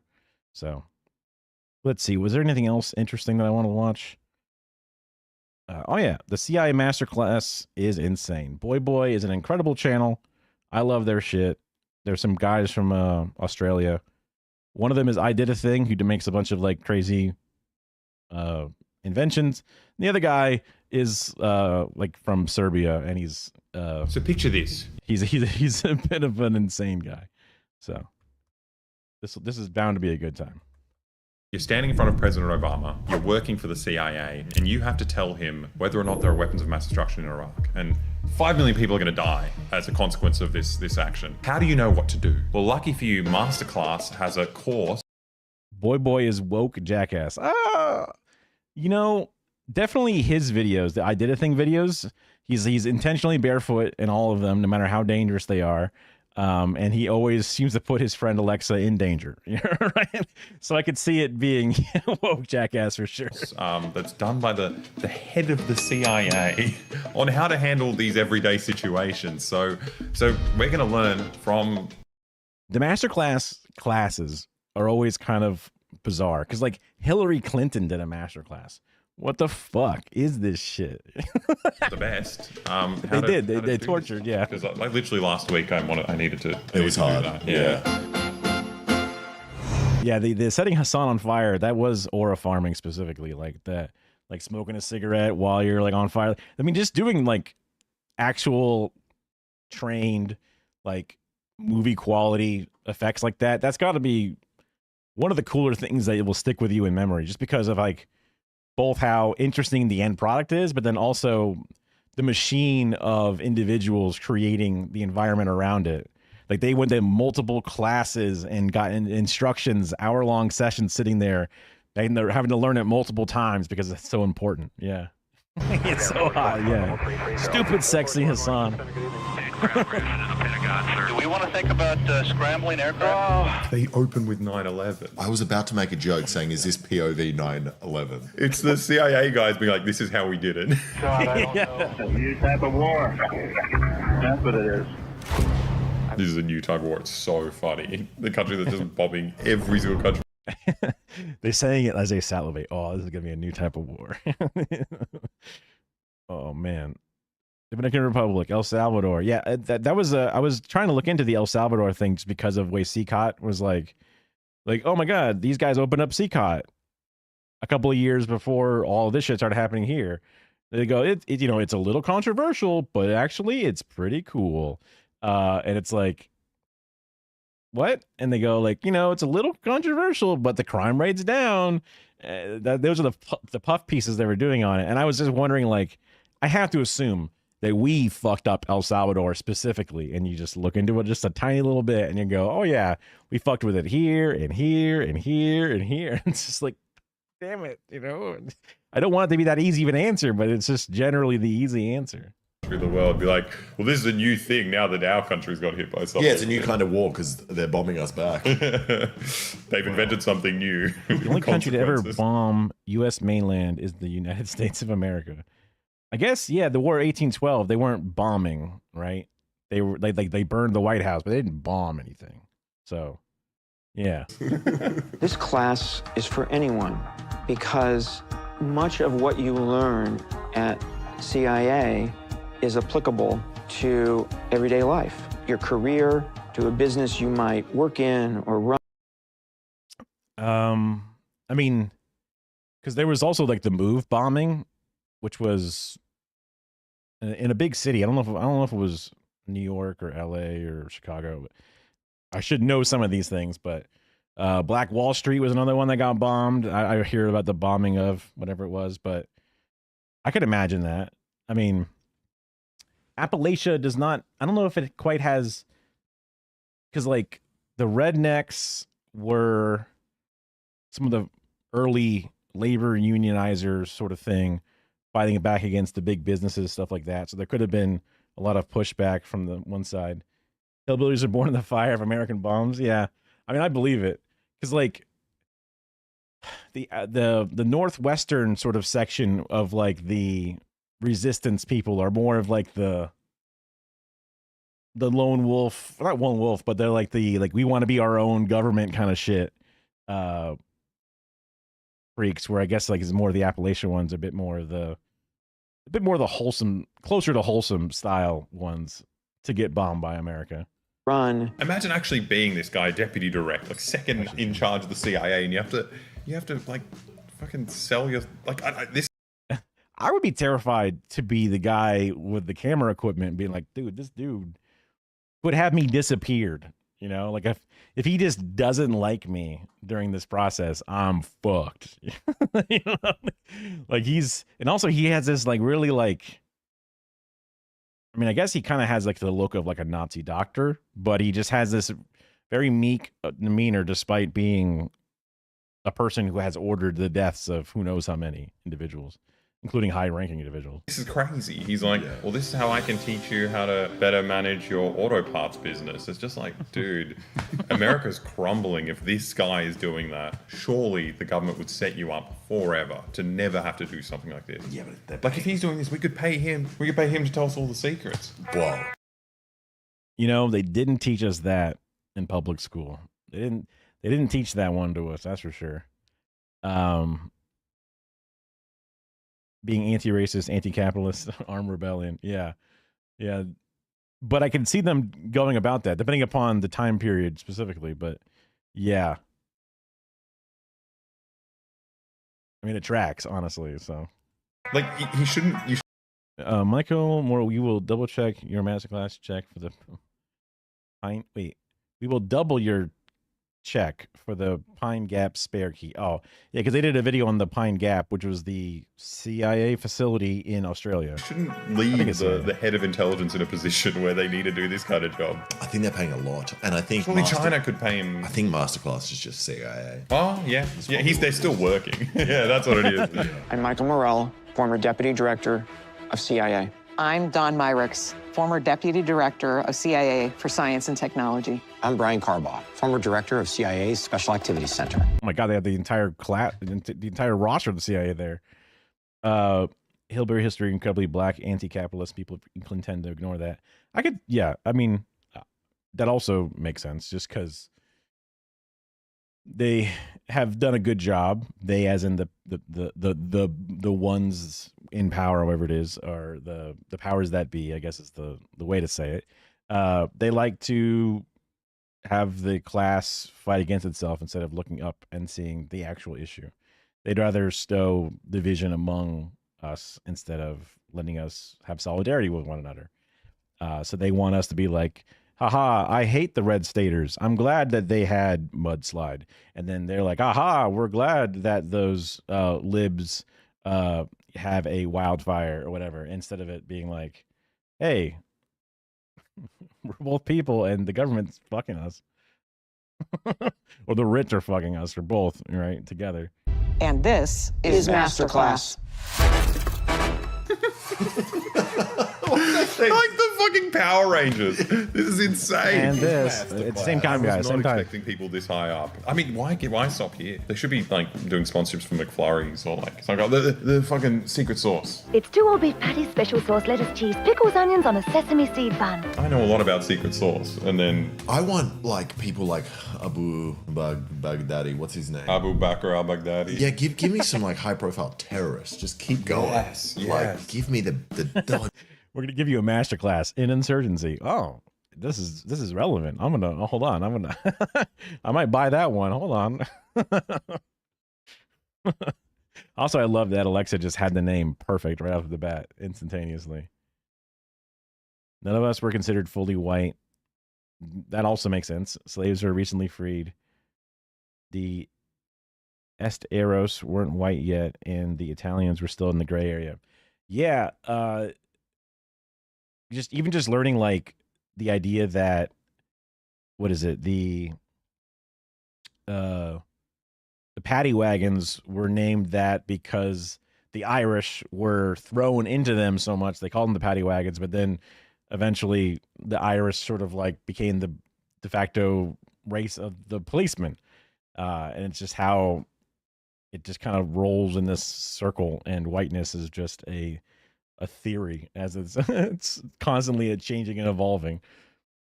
But there's always a not white. There's always at least one, for sure, if not more, depending upon the situation. I was growing up, and people of Hispanics or whatever it is, they were not considered white at all. And now you got Ron DeSantis, governor of Florida, whatever. It's fine, right? Very white. So it's just this process that, Marco Rubio, all these different people who, and then also half of ICE is Hispanic people. And it's just like, what the fuck? Oh, geez. Yeah, I want to learn how to do 9/11.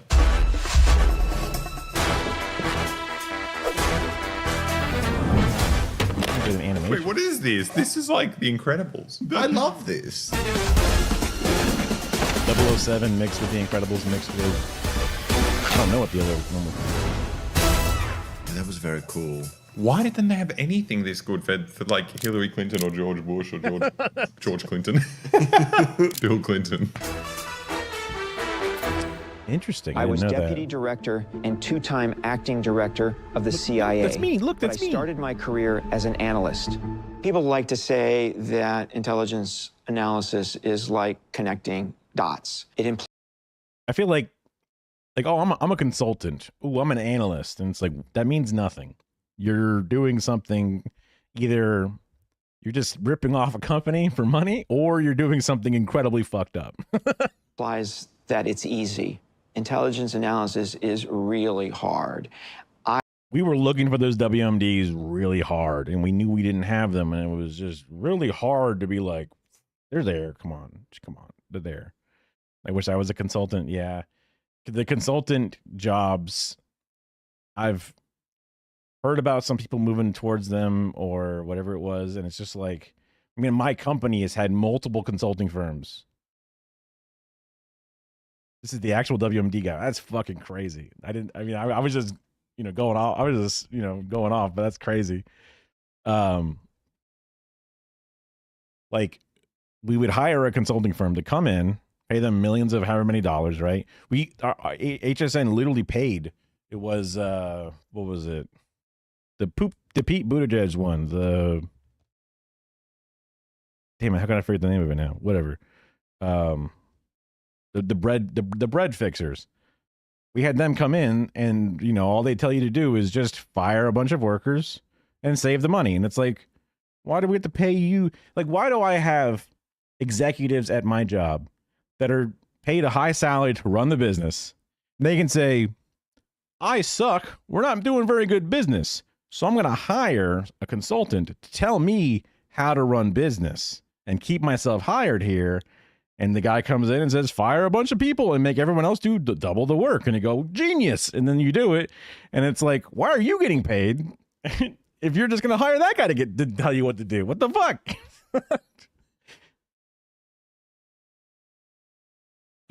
I mean, I feel like lying the bush would be really easy just because, everyone likes to be like, aha, Bush is stupid. I think of it much more as putting a puzzle together. It's not that easy. It's actually like this other thing that people do for fun. It's really to unwind from it. Like literally, there's the lady like, I just love puzzles or whatever it is, or I love puzzles, and she's just this sweet lady who just does puzzles nonstop on Twitch, like insane marathon 12-hour streams doing like a 15,000 piece puzzle. Actual jobs. America's depending on me. I gotta do this puzzle of 9/11. Who's the mastermind? George, it's me. No. Wait, is that a second plane piece? Wait, or Bush to lie, yeah. To determine if someone's lying to you, first you have to understand that person's baseline behavior. So it's this guy like just jerks off to his own thoughts about how cool he is, right? He's thinking like, oh, I'm like a fucking agent. I gotta get I gotta tactically ascertain their baseline, and like, oh yeah, and it's like, bro, you're just torturing people. You're not even good at what you do. Like the information you get is completely useless. Endlessly, over and over and over again. Way to go, dude. We just cover up your crimes, move on, and now you get to sit there and act like you're fucking top shit. the way the person demonstrates who they really are in response to typical, standard, everyday questions. On the counterterrorism side... Mr. Beast? What the fuck? What the fuck? Is that where he got all his money to start all this shit from? What the fuck? After 9/11, the early days in Afghanistan, word certainly got out that the United States was being highly aggressive in our pursuit of bin Laden. It's so funny to be doing it in Afghanistan, a place where none of these people are. None of the people you're chasing are there. And he's just like, I was a CIA agent, put in this place where, like, obviously I wasn't going to find any terrorists because it's a random country. But also, you're interviewing what? Farmers? Yeah. And you're an American that doesn't speak the language. You're not ever gonna, create a baseline of trust and genuine friendship here. They'll be like, yes, you have a gun on you and you've invaded my country. It's like, I know something's wrong here. In Afghanistan, we were sitting on carpets and he would sit and position his leg over top of a pillow and would sit pretty calm. But when he... Bro, it's all fucking pseudoscience. It's like, oh, you took your foot off the pillow, which is now telling me that you're lying. Oh, you shifted your shoulders at a downward angle of 15 degrees. That means that you're covering for something. It's like, bro, he twinged his back and didn't tell you about it. He's hiding a fart and he's leaning to the side, and you're making it out like he's now like, oh, you're lying to me. Let's hang him in the backyard. What the fuck is going on? He would share that, he had very sensitive information about senior Al-Qaeda Arabs. He would start to... Senior Al-Qaeda. he's just neurodivergent. He has a little bit of a tick. He's doing like a self-soothing thing all of a sudden. What the fuck? Arabs. What a strange thing to specify. I've got information about Arabs. And as I would move away from the questions, the answers of which I really had an interest in, and get back to more traditional stuff, he would sort of calm back down. So that combined. Hey, you ever play Jenga? Oh, I'm calm. Oh, yeah. Yeah, you got any sports teams you like? Oh, I'm calm. Hey, I want to know about some Al-Qaeda Muslim terrorists. What the fuck? Oh, now he's freaking out. Why? He must know something. Not because I'm asking an incredibly charged, dangerous question as an armed man. Like, what the fuck, dude? Masterclass. With the number of repeated follow-up questions he would ask me, you start to realize then that this is someone who's fabricating his access and fabricating details that access to which you never really had in the first place. Yeah, because you go into a fucking random country where no one that you're looking for is there. You go in there and you say, I'll give you money if you tell us about this. Or you're threatening their fucking village and their family. We'll bomb you. You're like, yeah, I'm actually important, please. Yeah. If you kill me, if you kill this random farmer, you're going to lose a lot of information. Of course.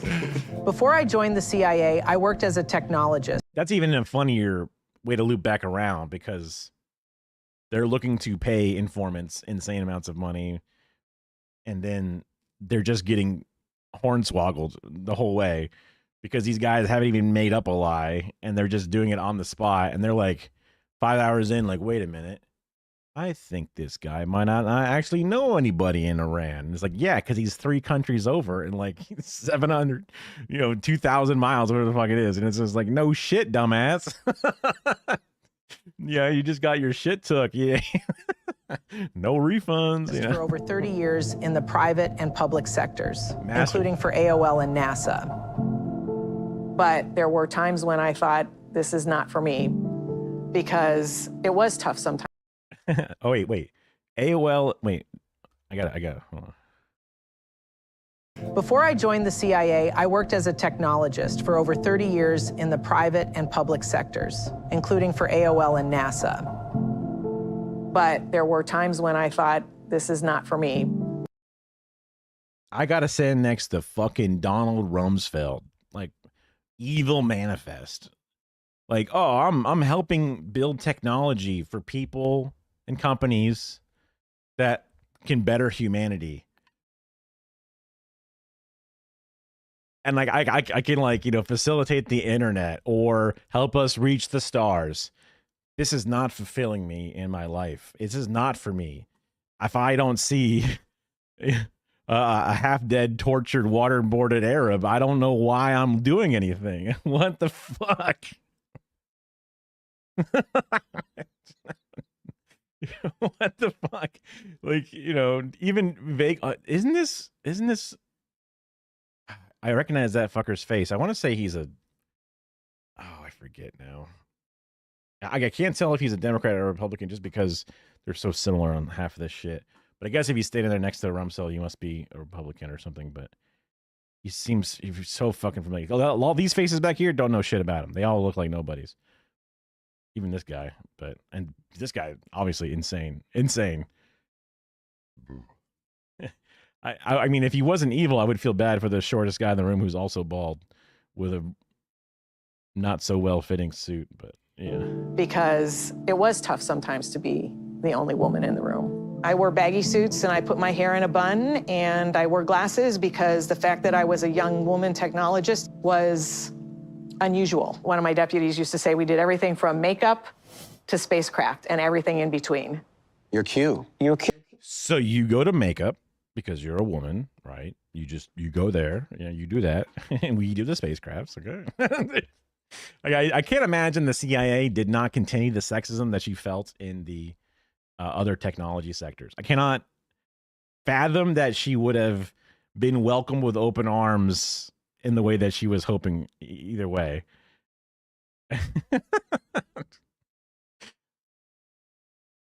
I cannot imagine. Cute. That's right. You're cute?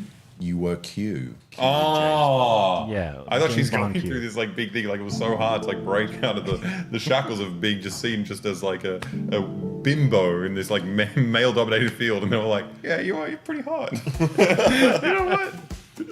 Wood, you're cute. Yeah, you are cute. Oh, they said cute. Yeah, that's what I thought they were saying. The part of Q that most people associate. They've kissed each other plenty. They might do it in this one too. We'll devices, see. you know, the talking in your sleeve, you know, to be flipped. Maxwell Smart talking into his shoe. But surely this is like the cancer ray gun or something. Like, yeah, this isn't just communication stuff. It's all the freaky shit they like. You know, they put like the poison powder in Castro's swimsuit and like we should be doing the crazy stuff. Well, they are. They're not allowed to talk about that. That's why they're like, oh, the thing they know me for is the telephone, not pager bombs. Yeah, nothing like that. Forget about that. It's the shoe telephone. The team from the Director of Science and Technology who do disguises are miracle workers. They decided to sort of use round glasses on my face, right? Because you want to break up the contours of your face. You want to try to change, if not the color, then the shape or style of your. Ooh, change the color? Are they doing blackface over there? What the fuck? They doing blackface? That's what they'll get canceled for. If they do blackface, they're done for it. Poison cigars. I know that they tried to kill Castro like an incredible number of times, and he's just there, Giga Chad in his way, living all the way through it. Like they hired, I don't know if it was an assassin to go get him, and then he ended up like making the assassin love him so much, and like they just flipped or whatever, and it's just like, hell yeah, dude! Like he got them to like be his girlfriend or whatever it was. It was just insane, you know? It's just insane. Your hair, the necessity of really preparing a thorough alias background, understanding your alias address, your entire persona. How is this relevant to a business owner? They don't need to know, like, oh yes, my fake alias that I created this business. If you're a shell making shell companies, and smuggling money. Yeah, the random guy. I mean, does a problematic age gap apply if it's a deadly assassin? And like that's your self-defense is like your Riz. Is there an exception? Probably not. I don't know. I'm just thinking like if a 17-year-old shows up like, hold on, I know what I gotta do. Like that's fucked up. That's so fucked up. Like it's not just like, wow, they're 20 years apart or whatever, but they're all adults. Yeah. Oh, what the fuck? Oh, what the fuck?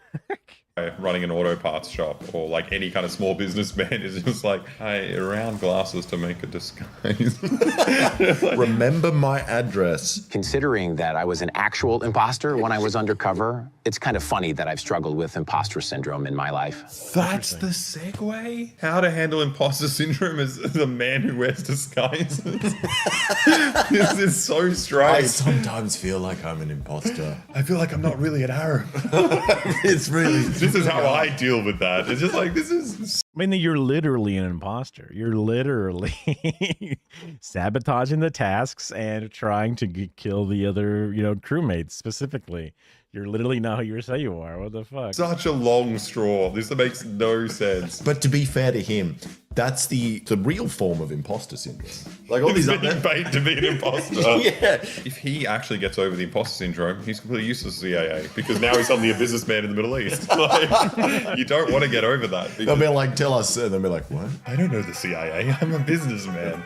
I'm not an imposter. Excuse me, I have very important work to do. Exporting. Need to go back to my job. What I learned is the importance of owning it. Like, be confident, believe in yourself, have that positive self-talk where you're reassuring yourself all along that this is working, You are an imposter. You can't use those strategies because coming from a man who is an imposter. No, but he's talking about double imposter syndrome. He's talking about he's an imposter, so he's like looking at the other imposters and he's like, oh, am I a good imposter? Like, we've used that word so much. I'm like, he's got imposter syndrome for being an imposter. So he's like, oh, am I a good imposter? Look, I see the other imposters. Stop saying that. I don't know what that means. And the other imposters are so good at being imposters. And a disguise doesn't have to be a physical one. Right. It can also be psychological. Picture yourself the way you want to be seen. I'm an Arab man. I'm an Arab man.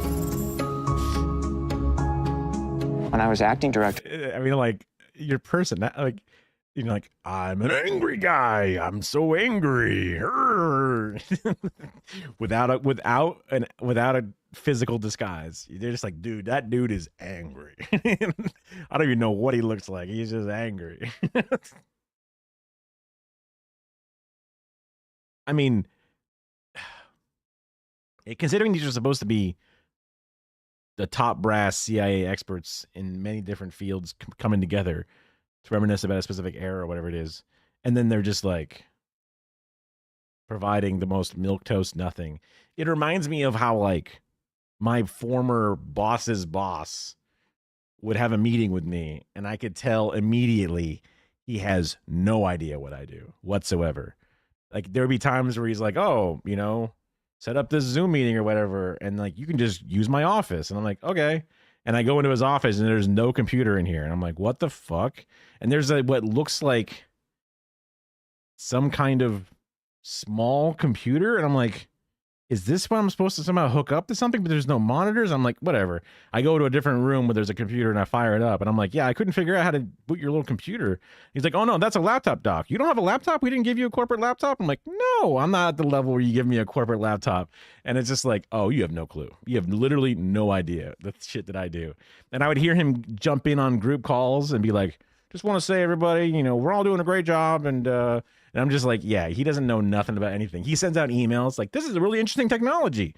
The most completely useless thing that we have not talked about. And I'm like, does he just sit in his office all day doing literally nothing? And then that's the CIA bosses. They don't know shit about anything. They're just sitting there like, yeah, you got to look the part. Oh, and you got to act the part. Because if you don't act the part, you're not going to work. I had to look Obama in the eye and tell him that we were losing in Afghanistan. Yeah. We were having a series of meetings with the president and I had to give a bad performance review. We're losing. Yeah.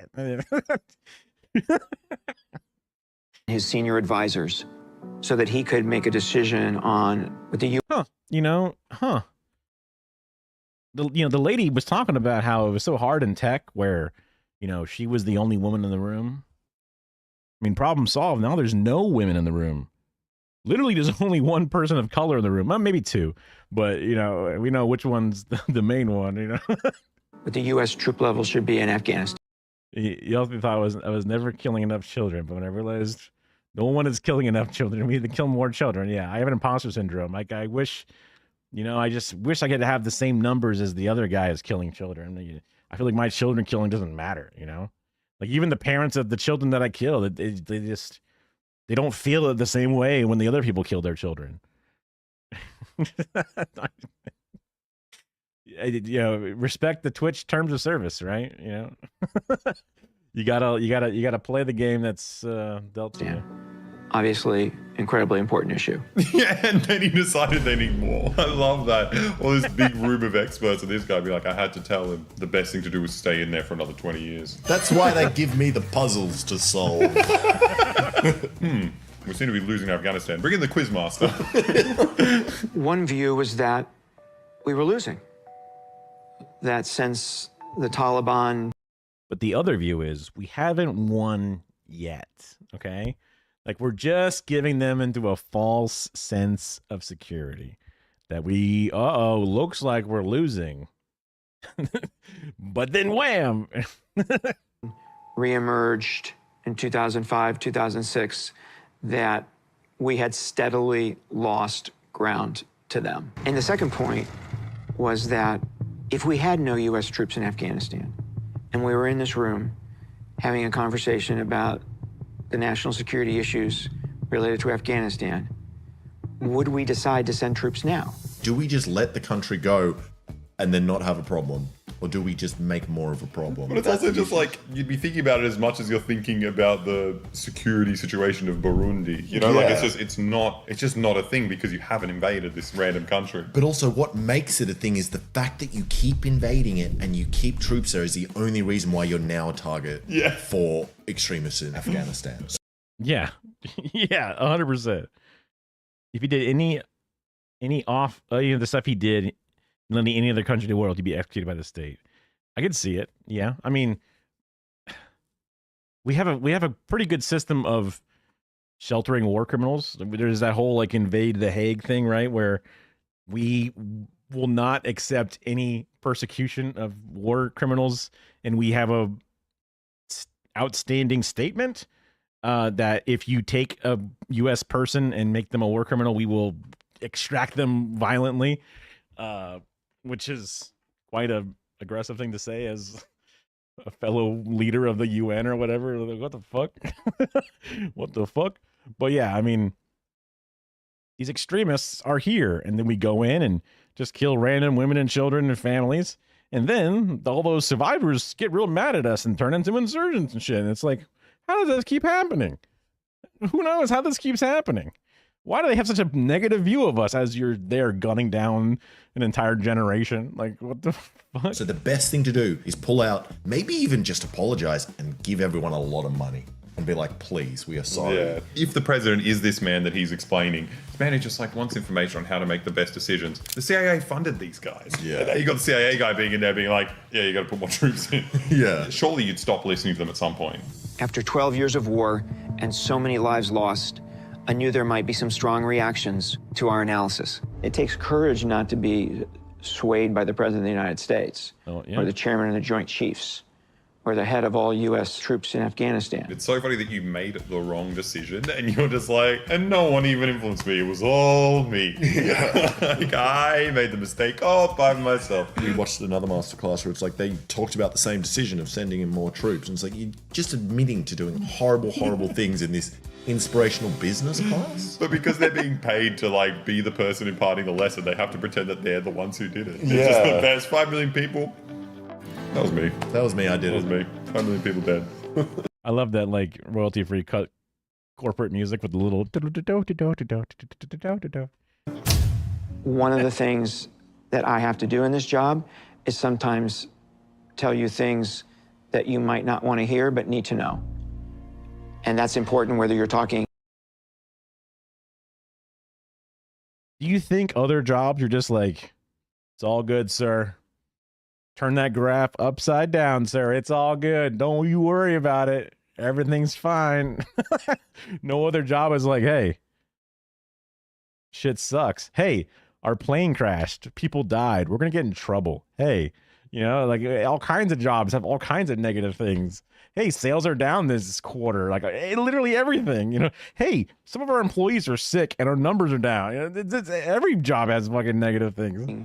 To the president, or you're talking to your spouse, or you're talking to your business partner. Margaret, we're losing in Afghanistan. God, I hate this. If sponsorships are good enough for the head of the CIA, it's good enough for us, and that's why we'd love to tell you about the sponsor of today's video, Odoo, the all. How does Odoo? Do they not inspect the sponsor read? Do they not? Like, how is this considered a sponsor read?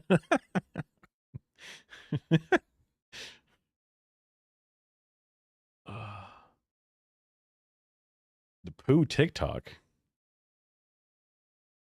The President poo TikTok. All-in-one management software. Our favorite aspect is Odoo's project application, which is a comprehensive and flexible project manager solution that enables individuals and businesses to track projects. Not to shit on the sponsor or whatever it is. I guess it's literally going to happen. I've tried different project management apps that are free or whatever it is. Sure, yeah. Links should be fine, so feel free to just drop it in. And they never work for me because, like, also you have to like learn. you have to, you know. I'm trying to be nice because, like, I don't know. I guess it doesn't matter.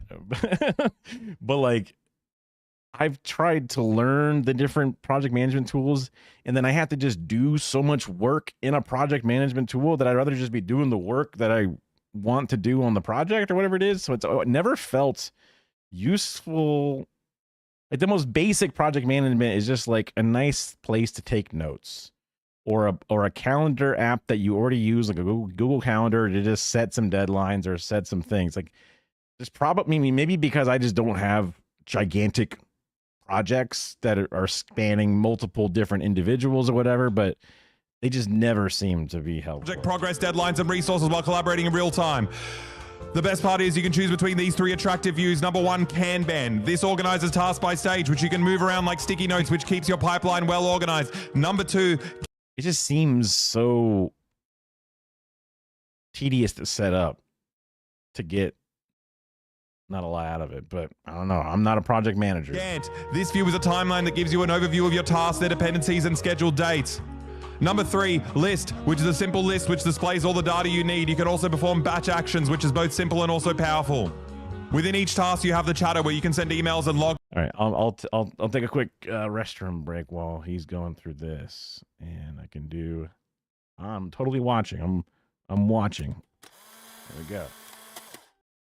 Notes and schedule activities like calls, to-dos, meetings, and more. All these features let you collaborate more efficiently by centralizing and managing information in one place and allowing you to collaborate in real time with multiple colleagues.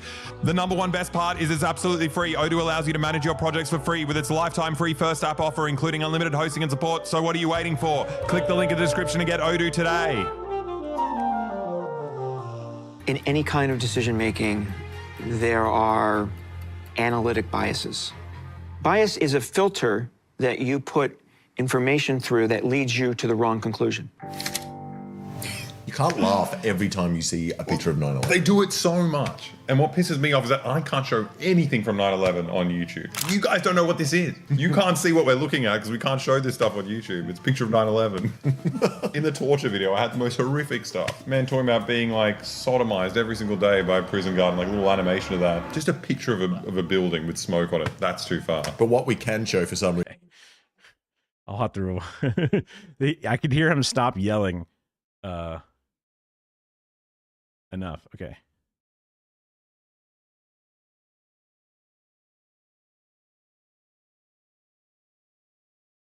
All right, sir. The quarterly projections are looking. Oh, it's the green goo guy, right? I think I've seen someone has mentioned him before. Looking at poor profit this month. We're gonna have to do some downsizing. Oh, bother. I'm already pretty short. I don't know if I could afford to lose a few inches. Sir, we're not going to shrink you literally. We are going to need you to pick which department to fire. Oh, well.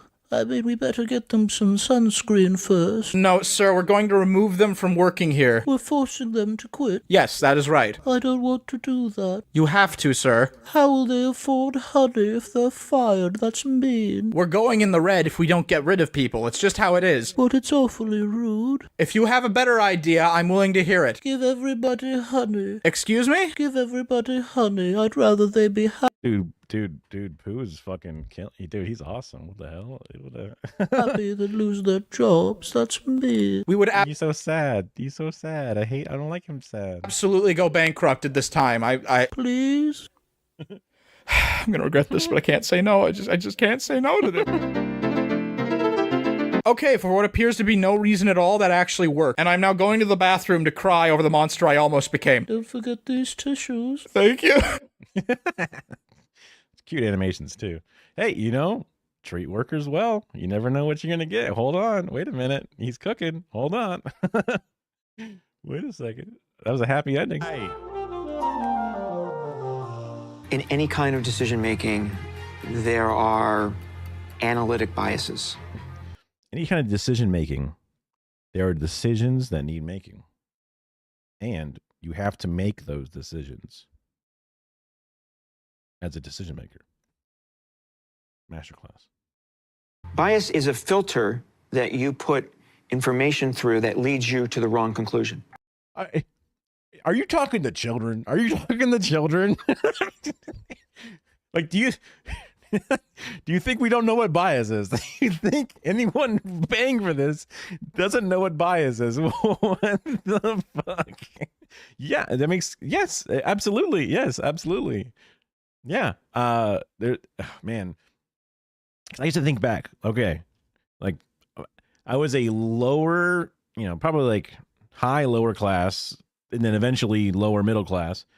Like, my parents were warehouse worker and a waitress, and then eventually just a FedEx courier, so we never really had like lots of money, but we were like getting our bill collectors saying they're going to take away our microwave, and my parents are like, we don't even own a microwave, and they're like, wait, really? Like the debt collectors are surprised at how shit we had it, which obviously people have had it way worse than that. So as I said, we were upper lower class, whatever, and then we ended up becoming like middle class, which was like the 90s, where they bought a house on a VA foreclosure, and they got, you know, only cost so much. They didn't need PMI. There's all this fucking deals that they could fucking get.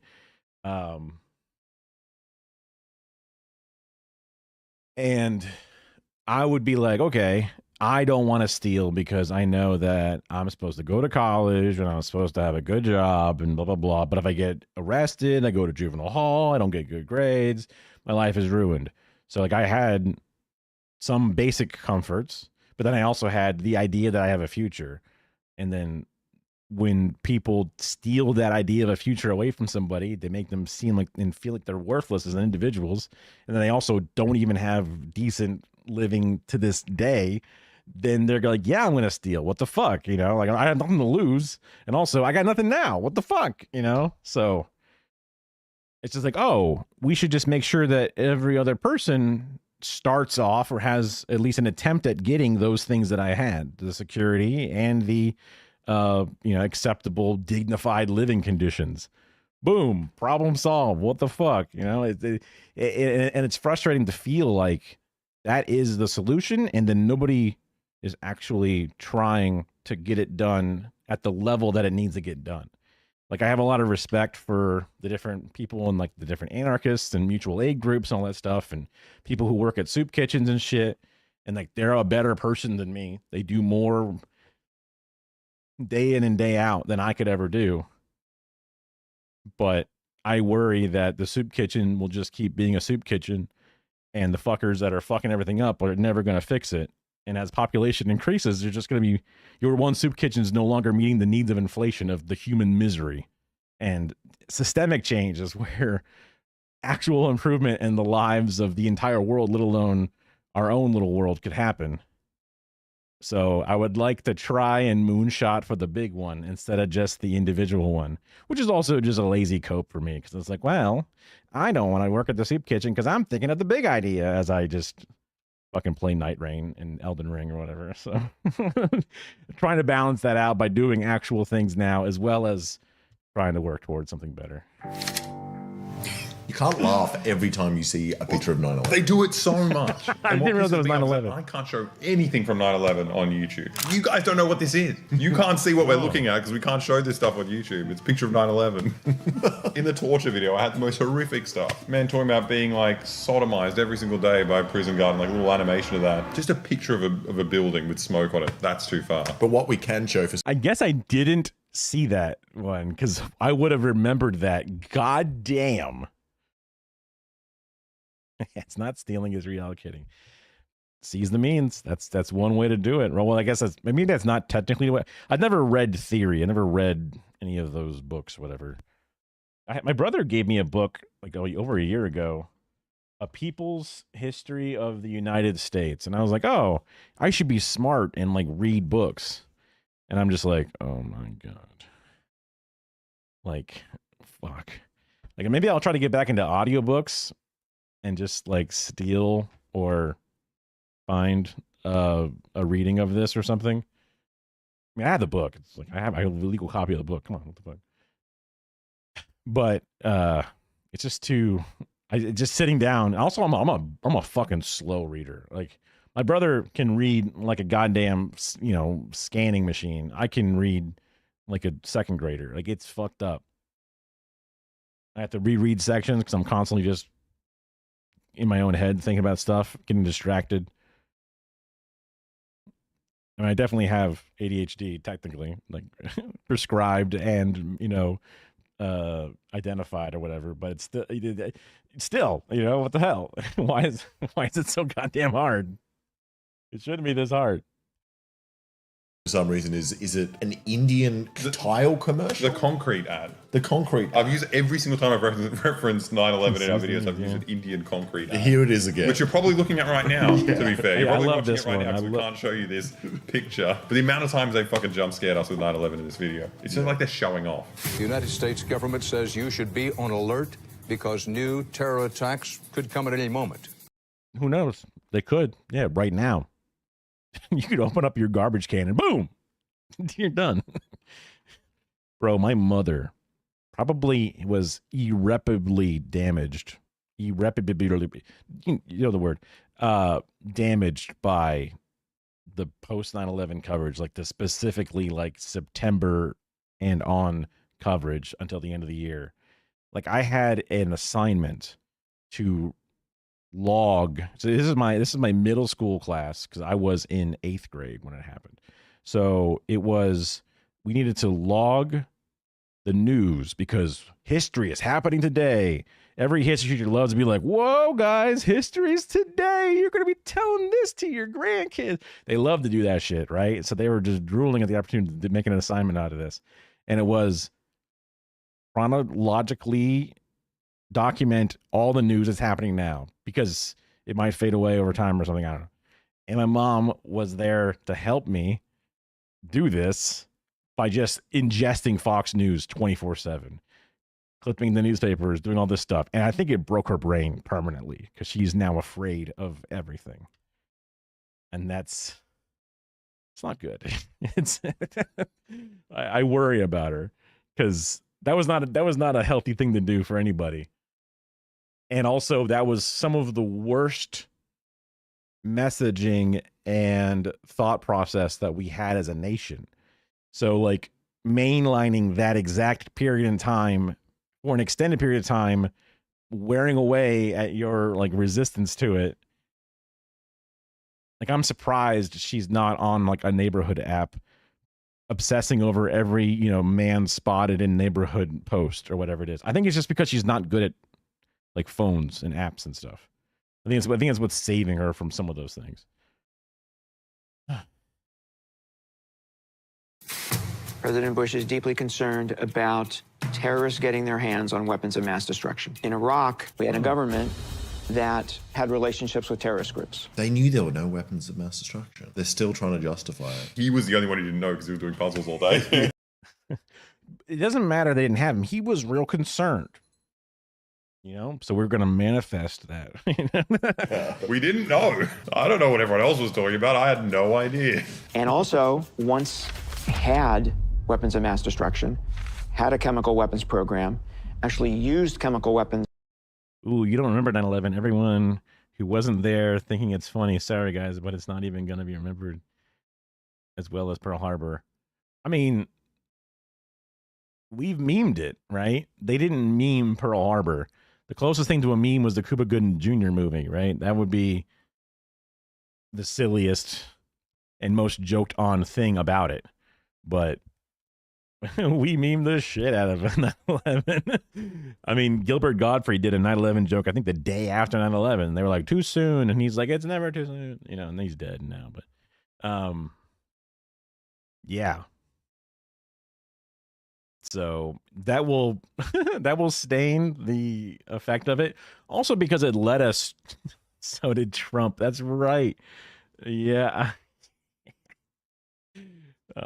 I mean, they're right. They're so right that he's the funny president. Not intentionally, most of the time, he's just the funniest president by far, because it's a fake. It's just unrealistic. Did you just wake up from a nap? Come here. Come here, little girl. Come here. Oh, she's stretching.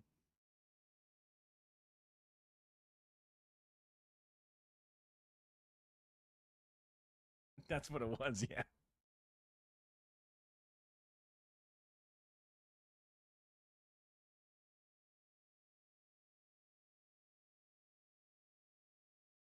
Here. I was waiting on you. Come on.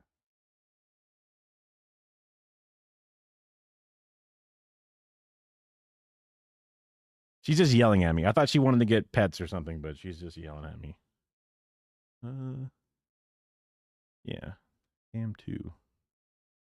There she is. She's just sitting here.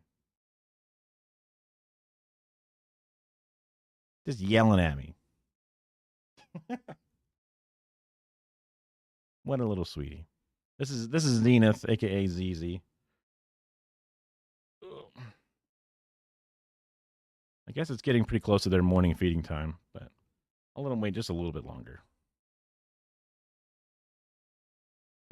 Against the Iranians and against their own people. Yeah, you gave it to them. That was the war that you guys fucking did. It's crazy. They were backing both sides, giving everyone all the shit they wanted. Well, that's how they know they had them. President Bush, deeply concerned that Iraq could give its weapons of mass destruction that we thought they had to Al-Qaeda. Colin Powell presented that report to the UN Security Council. It's crazy how badly they fucked up that country. Yeah. Like, it's crazy because Iraq was like considerably more developed than Afghanistan as well. It's like you get into it and you're like laughing at the video and you're like, oh, wait a minute, this guy, like the guy we're actually watching, like just fucked up all these people's lives. At least this guy died from colon cancer or whatever. No, it was just his name. His name was just Colin Powell. Yeah, but he died from colon cancer. No, we did this in a previous reaction and we were wrong. You've confused his name with his method of death. Oh, okay. How did Colin Powell die? COVID. Oh, what? It's just because his name's Colin. Whatever. I'm holding on to that. I did not know that. I did not know he died of COVID. Was he an anti-vaxxer? Well, I guess depending upon when he died. What the fuck? That's crazy. I forgot all about that. That's crazy. That we were wrong. Turns out Saddam Hussein, the leader of Iraq, the dictator of Iraq, did not have weapons of mass destruction. He did not have chemical weapons. He did not have See, this shows the era of these guys, because nowadays they would just be like, yep, he still had him. He had him all right. He had him. They hit it. They buried him. They hit it. Depending upon how awake he was on a ventilator or whatever, that would be pretty bad. I don't know how conscious you are though at that point. But, you know, you can't see your family and shit, especially back then. Yeah.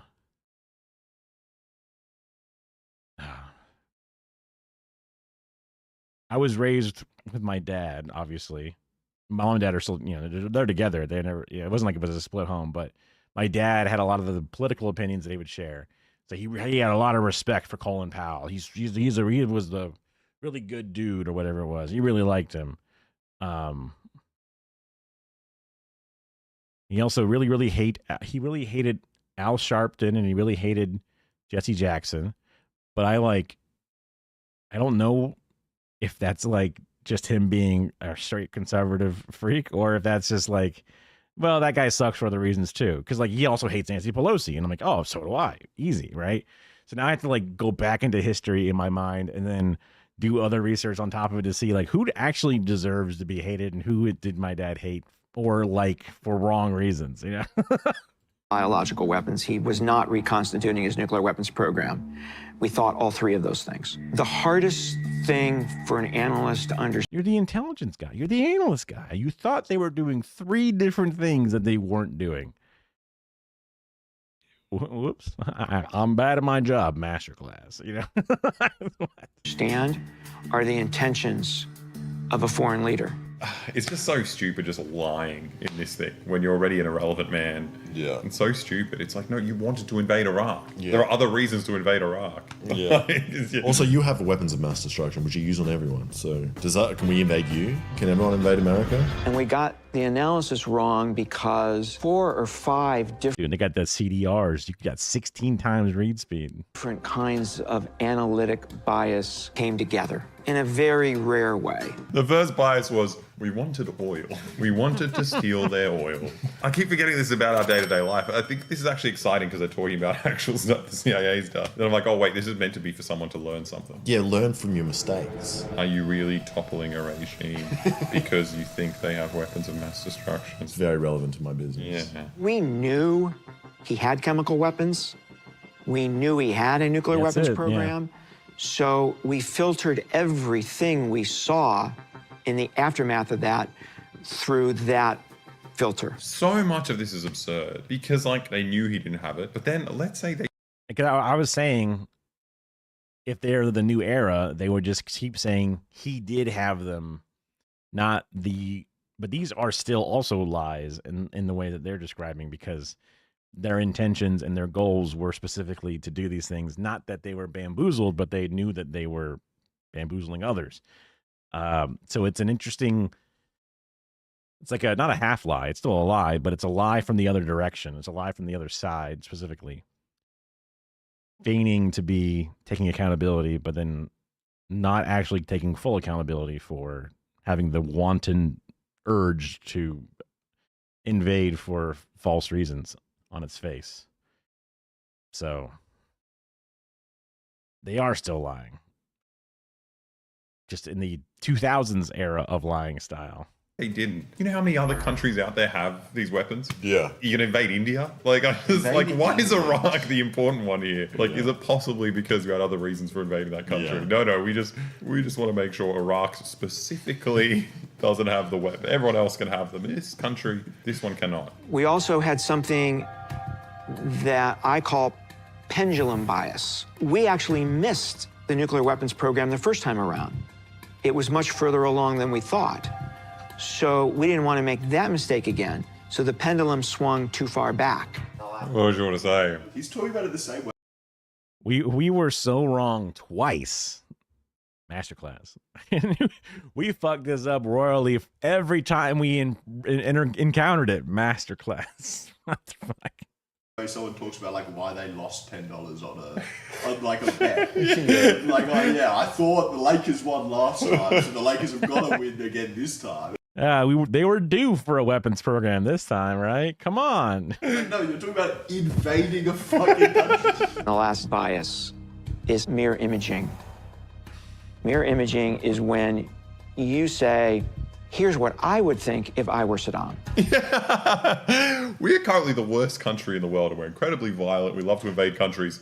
If Saddam was us, we should probably stop him. If Saddam was us, that sounds like the kind of guy you'd want to like, stop. Yeah. Just like telling on yourself, being that stupid. Yeah.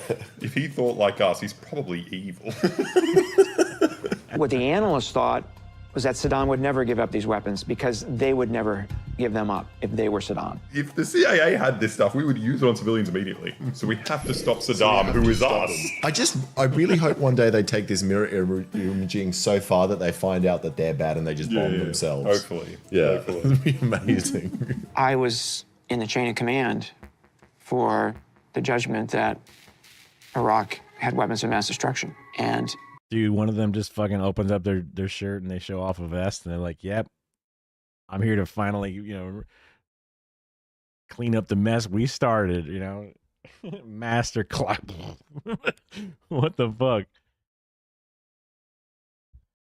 It's sure not the CIA of the 60s. Yeah, I mean, yeah, it gives hope for, the type of like the Black Panther movement and like MLK and Malcolm X and shit. They are all like observed, bugged, fucked with, and then assassinated. Kennedy killed. Other Kennedy also killed. And it's like, thank God they're not that good at this shit anymore. You know what I mean? Like, obviously keep your eyes peeled or whatever, head on a swivel, but it's like, well, true. But yeah, I mean, I've heard about, the CIA angle of the JFK assassination, all that stuff, but just in all overall, like even the FBI ain't what it used to be. You know what I mean? Thankfully. Now, again, not a reason to let your guard down, whatever it is, but it's just like, okay, that gives us a shot. The incompetence has just continued.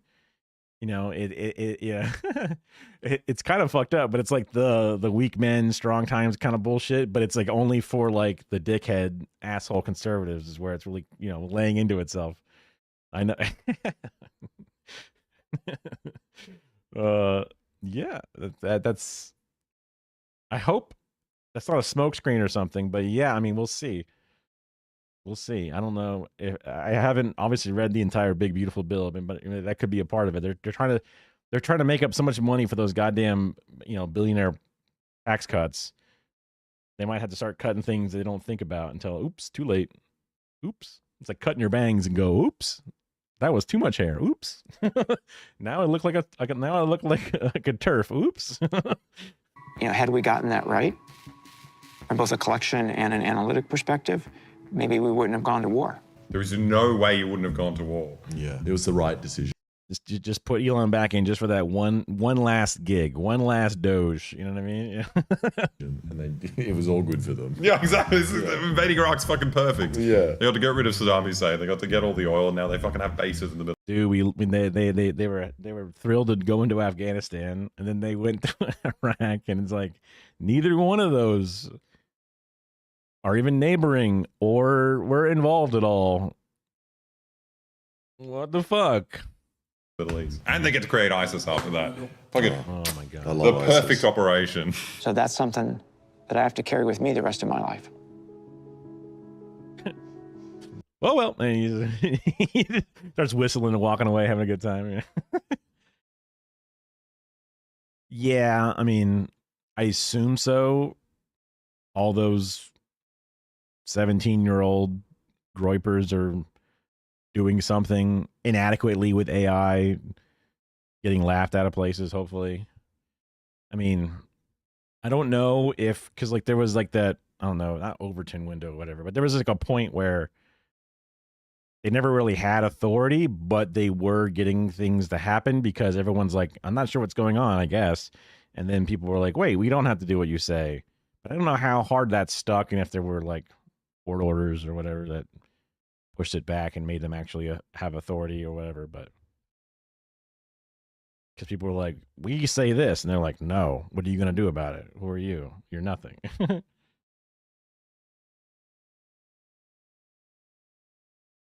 Yeah.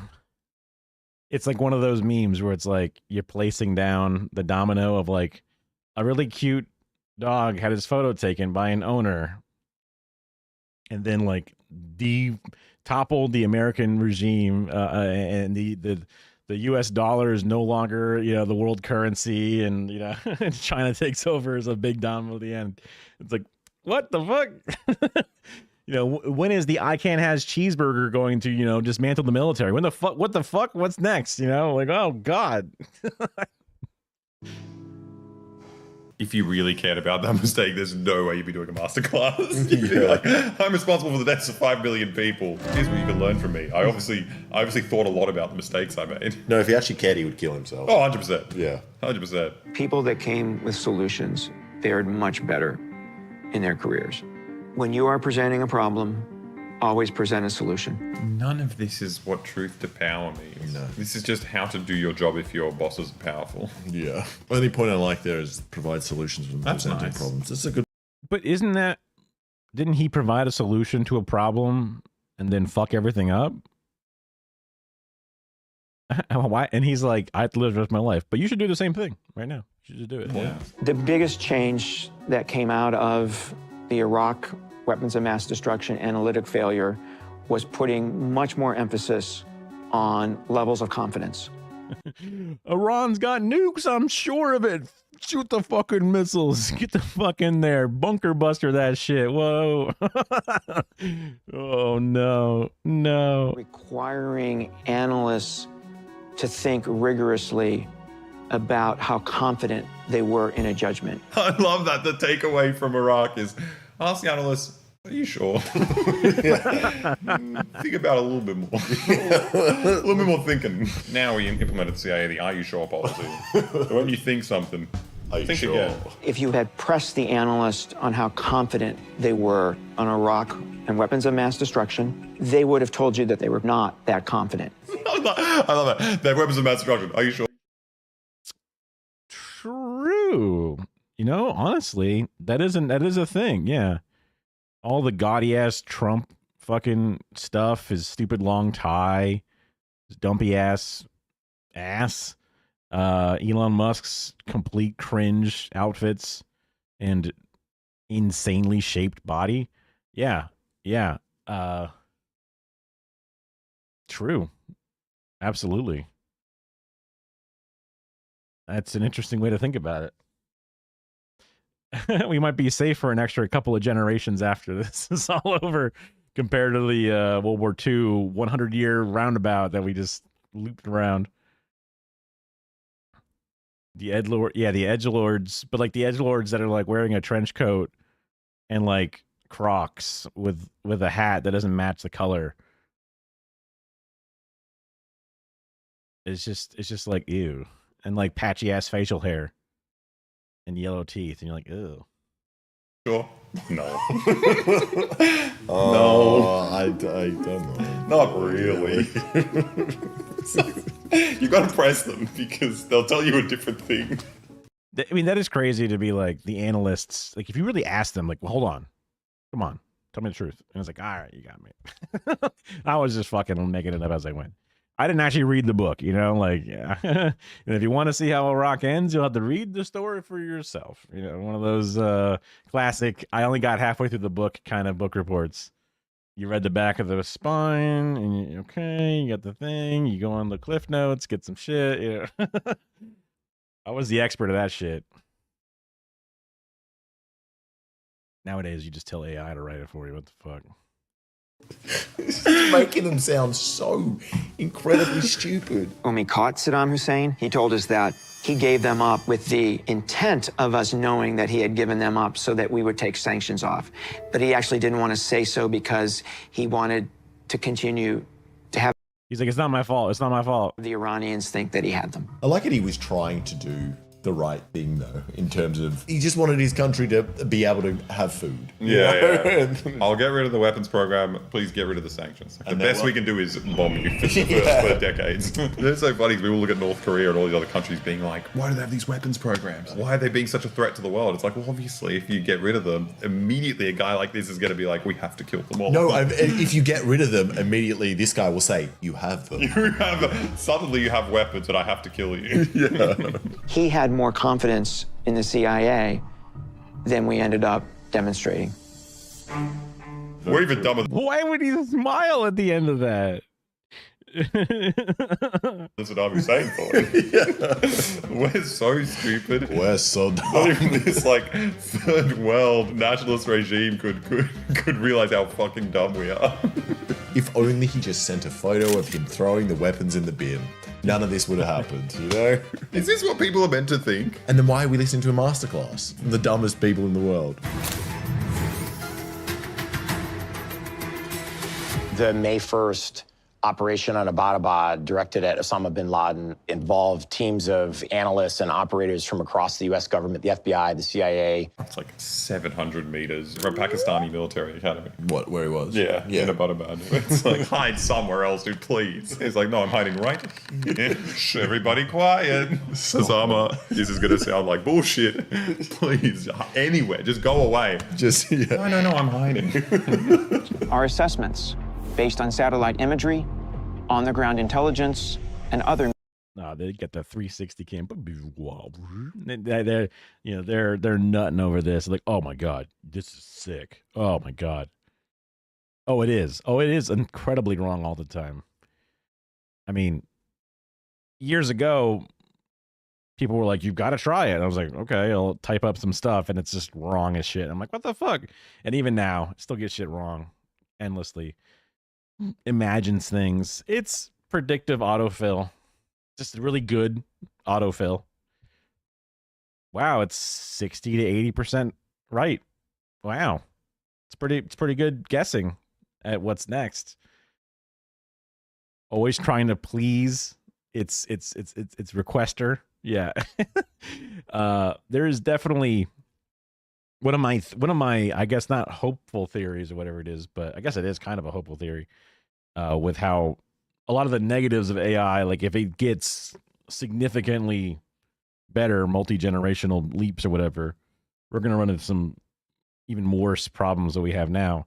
But just like how Madden 2020 looks just like Madden 2025, graphics wise, we're going to hit a limit with like how much data these things can absorb, how good that data is, because apparently a lot of the best data has already been grabbed.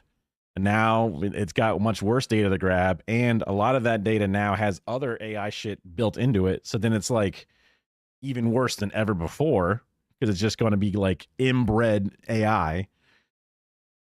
It's going to hit this bottleneck that it can never get through. And it will always be this amount of uncanny to, you know, a slight variation of that, but always kind of still a little fucked up. AI Yeah, basically. I mean, it's not good for people, and it's not good for AIs either. Yeah.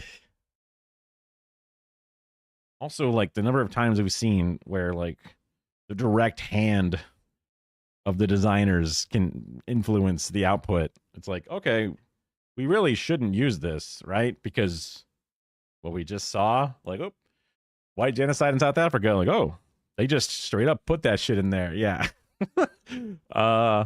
Problem? Bias built into what it's supposed to be, a thing, and problem? Gotta get rid of that. Means had zeroed in on a location with high walls, barbed wire, and covered windows. Could the figure, often seen pacing in the courtyard, be bin Laden? Well, the fact that he is 6'6", dead giveaway. 100%. Who is that tall in fucking Pakistan? The Great Kali is wandering around, or it's Osama bin Laden. Yeah. The top analyst test with finding bin Laden looked the president in the eye and said 95%. And I told the president that I was only 60% certain. And Obama turned. He was basically wrong again. He's like, I don't know, 60%. Like, you're making that shit up. You're just making that shit up. You're like somebody fucking rating their fucking meal on a Yelp review. You're just like, I don't know, 4 stars, 3 stars. Fuck it. I don't know. 3.5. And said, Michael, does that mean you would not do this? And I said, no, I would absolutely do this. It's like, yeah, fuck that 6'5", whoever that is. It's probably him. 60%, good enough for me.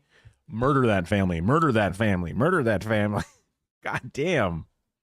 Because there are literally no consequences. Yeah. The last time I was wrong, 5 million people died and nothing happened. I still have the job. So of course I do this. There's no reason to not do that. I don't think it's there. Would you still invade? Yeah, obviously. Yes. It doesn't matter. We either get Osama bin Laden or the Great Kali. It's one of them. And it doesn't matter which one. We don't want them winning the Olympics. The dream team's got to stay the dream team. They can't have any competition. I don't think they murdered his family, but like, if it wasn't bin Laden, they still would have fucked some people up on the way down. You know what I mean? Like, I don't 100% remember if they had to shoot anybody on the way in. They may have shot like some dudes, but then left the women or whatever. I feel like that would be the news report I remember. Oh yeah, he was dead. Yeah. Guys, that's the best part about it. We rule the world. I can be wrong forever. President Obama was willing to take the enormous risk. Yeah, these are the photos that Trump was like salivating over. Full of his daughters, yeah. And all of his anime, and I don't remember if he had hentai or not. I don't know if he had like a tax folder, or if he had like Vosh's tax folder, or if he just had whatever hard drives he had. I know it's all on the FBI, CIA, one of their, I guess CIA's website, the contents of his hard drives or whatever, which is interesting, but I never actually looked at it. This is the photo. Oh, look at that. There's Biden. Damn. He looks so young. Not really. He had some hentai. I mean, if you got anime on your computer, you're gonna have some hentai. It's just, I mean, technically, probably certain portions of any anime will look like hentai, especially to the average viewer. You know what I mean? Like, some of that shit is fucking weird. What anime isn't exactly? Yeah. That's kind of what's kept me away from anime, because I remember I was like the Adult Swim era of like the Inuyasha and Big O, which were all kind of meh. Paranoia Agent was kind of an interesting one. There's a few things. Trigun was kind of neat. I don't, a style to it. But then I start trying to watch other animes, and they're all just like, oh fuck. They always have put something in there, and I'm just like, ugh. I don't like this. I would feel completely like, I would just feel so embarrassed if someone saw me looking at this. I was just like, oh. So I have had a very long blackout of anime for an incredibly long time. Which maybe at one point I'll try watching some stuff again, because again, I gotta fill up some content on stream. So of sending the SEALs to Abbottabad to see if bin Laden was there, the enormous risk to the lives of those SEALs, the enormous risk to the U.S.-Pakistani relationship, they don't give a fuck about any of that. Don't fuck it. You don't give a fuck about that shit. Also hilarious. There's more women on the Pakistani side of this than I've ever seen on any side of the American thing whatsoever. Insane. Very little you can recommend, yeah. enormous risks to U.S. reputation. He was willing to take all that risk because the potential payoff was so high if we went and we got bin Laden. In everyday life. Yeah, it would make me look real cool. You know, I blew up at that hospital in Kunduz, whatever, you know. You win some, you lose some. I'm just going for that big jackpot. Just keep gamba, just keep hit it. Yeah, my wife was watching Castlevania, and I was like, Castlevania? That's a game my brother played. And it seemed neat. I didn't end up watching the entire thing because it was just like on in our kitchen when I would like cook or do whatever. So I watched parts of it for sure. I know there's a new season that came out at some point. Probably not new anymore. For me, like 5 years can go by in a blink of an eye. I'm like, oh, that's the new one, right? And they go, new. What the Castlevania? Oh, sure. Yeah. I mean, yeah, anime characters, if they want them to be hot, it's real simple. Yeah.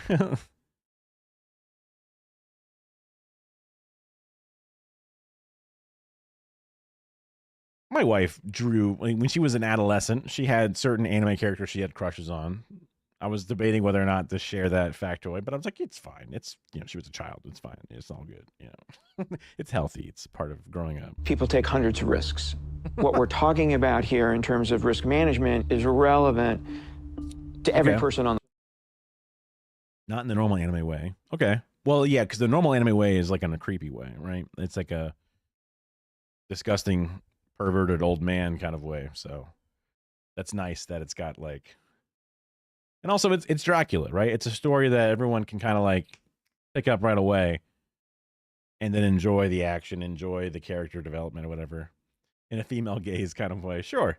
I mean, I feel like a female gaze is definitely, because even dudes would be like, dude, that dude is jacked. Nice. You know what I mean? Even if a guy is pretty, you know? Sword Art Online. That's one I've definitely heard a lot about. That's the one that's like a MMO that they zone into or whatever, right? Is that the one that they jack into like the Matrix, or they like, you know, VR goggle their way into or whatever, or is it? It's very bad. I mean, it's about an MMO, you know. What do you?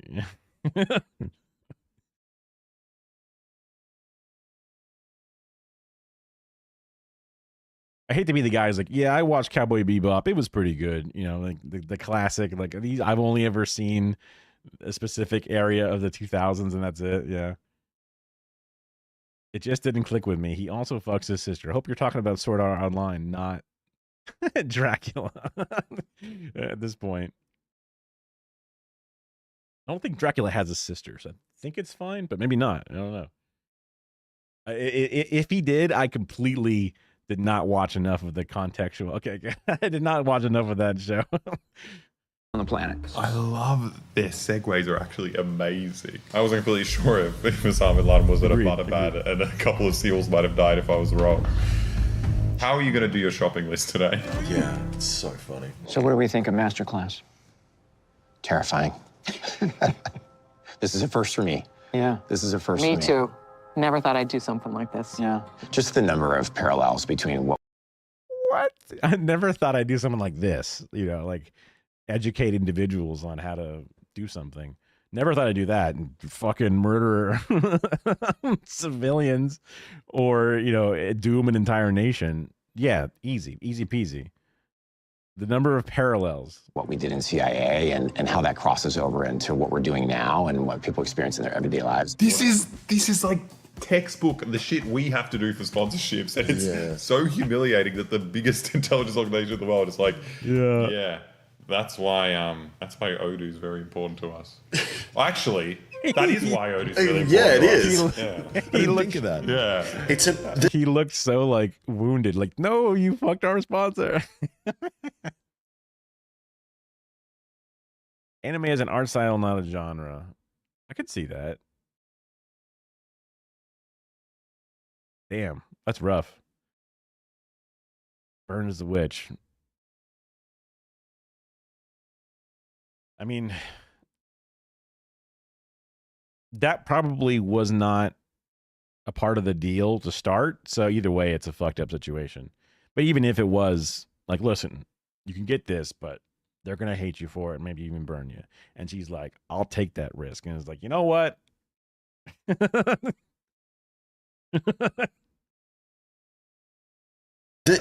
All-in-one business management software, just like CIA. Yeah. All in one. Yeah. It's so funny because this is same as every masterclass in that, like, the thing that makes the CIA masterclass. Does he always wear this shirt when he does the boy react stuff? I feel like I always see him wearing this shirt whenever he does this. Interesting is the fact that they have killed and done so many horrific things, but then they're not allowed to talk about it. And then what they can talk about is this man just admitting all his fucking failures. Yeah. We have to present it as a failure, so you're not like, we are the most evil institution in the world. Yeah. We're like, we're just dumb guys. I guess you still want to learn from us for some reason. And this has nothing to do with running a business or anything. No. I did learn. What did I learn? I learned he said something really good. Provide a solution to a problem. Yeah. That's like your basic like business 101 course or something. Yes. I mean, that's basic getting out of bed in the morning. Only has one shirt. He's a true socialist. He's an impoverished individual. I should only ever wear my one shirt. That way I got the bona fides. Hey, I'm not, hey. I mean, I learned something.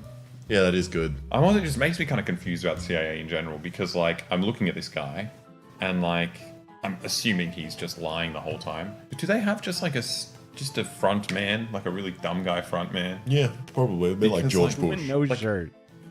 It's public knowledge that they knew that there were no weapons. So he is lying. He is lying. Kind of funny that he's finished his job, he's retired, but he has to keep going around pretending to be like, I'm the dumbest guy in the world. I just keep getting it wrong. It's just like, bro, your job's over. Just chill out. Yeah. It's okay. Or I think he is just that dumb. Yeah. He was the one guy that they didn't tell. Yeah. Yeah, remember those weapons, man? That's crazy. Yeah. I gotta tell the president. It's all up. That is not an entirely made up, like, plan in general to have to just put somebody totally incompetent and a good fall guy, just put him at the top, and that way when anything goes wrong, everyone just go, oh look at, he's the one that did it. Fuck, you gotta kick him out. It's a tried and true strategy. To me. Oh, Austin Ox edited this one. Nice. I guess he does more of the edits for them now. Is there a post-credit scene? This is so long. Trying to be funny? No, I don't think so. I mean, you have to spend a lot of money to get this car. Give them There's a lot of things go into this too. I don't think they bought the car for the video clip. I think people buy the car because they like the car. Yeah, that's what I'm saying. Like, some people rent the car because they're rentable.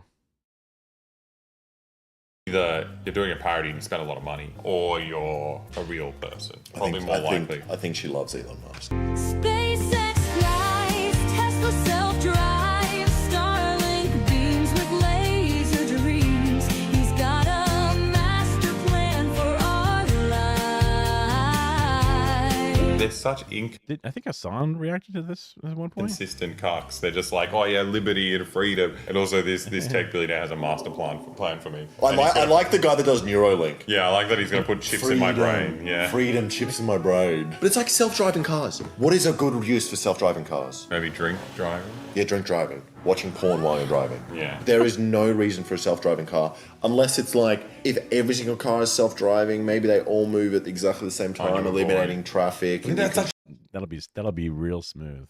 Just a train. It's a train. I was gonna say, like, a long time ago, we were in traffic, we're talking about traffic, and my mom was like, Man, the biggest part about red lights and how they suck is that if there's a big buildup, the front sees the green, they go, and there's a lag, and the next person goes, and the next person goes, and I'm like 10 cars back. I see the green, I lit off the gas to roll forward, but nobody even close to being in front of me is ready to roll yet. And if we all just green light, let off the brake, and roll, and then all get up to speed together, it'd be great. And it's like, yeah, that's just a train. That's just a train. Every car linked together by a small distance, that's a train.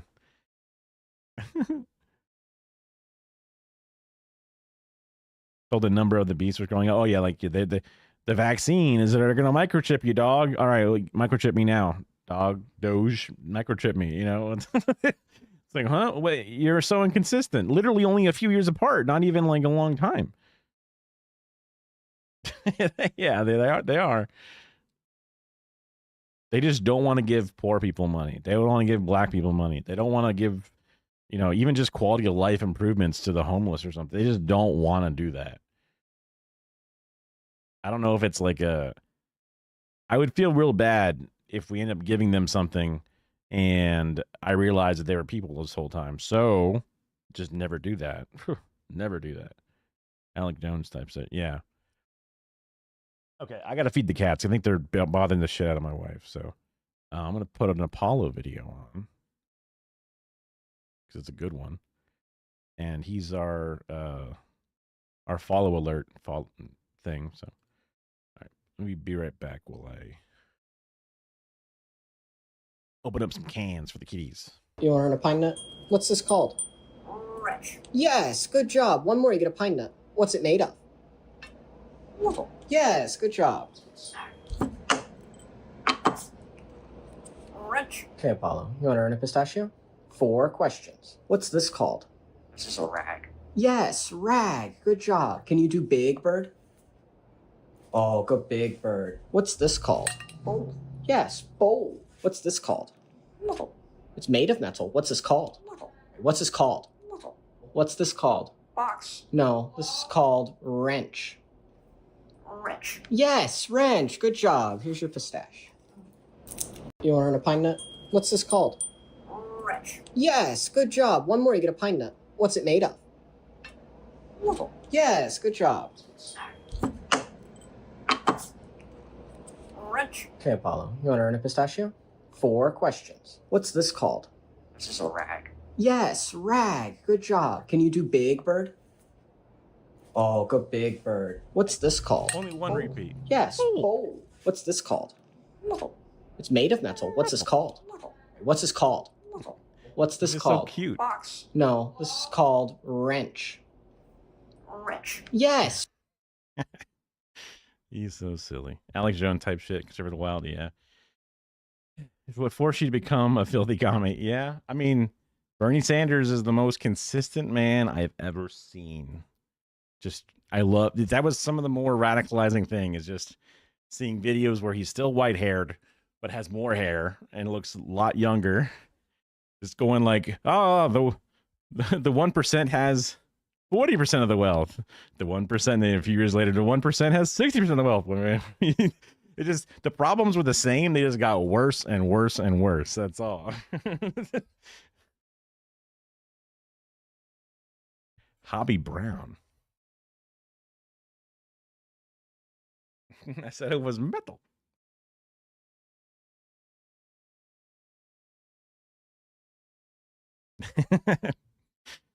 Yeah.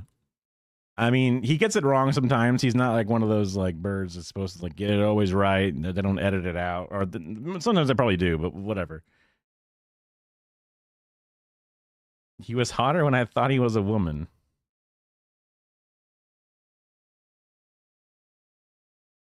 But still, who?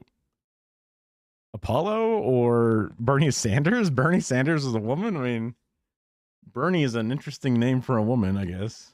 And also, he's always just kind of looked like an old Jewish man, technically. But Hobby Brown. Who's Hobby Brown?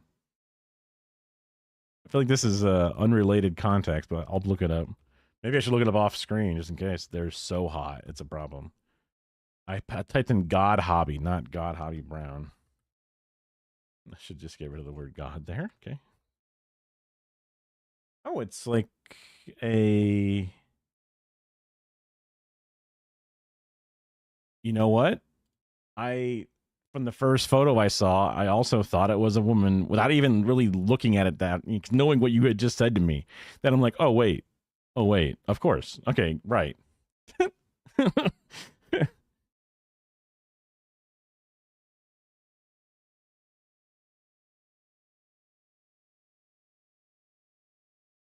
Spider Punk Hobby.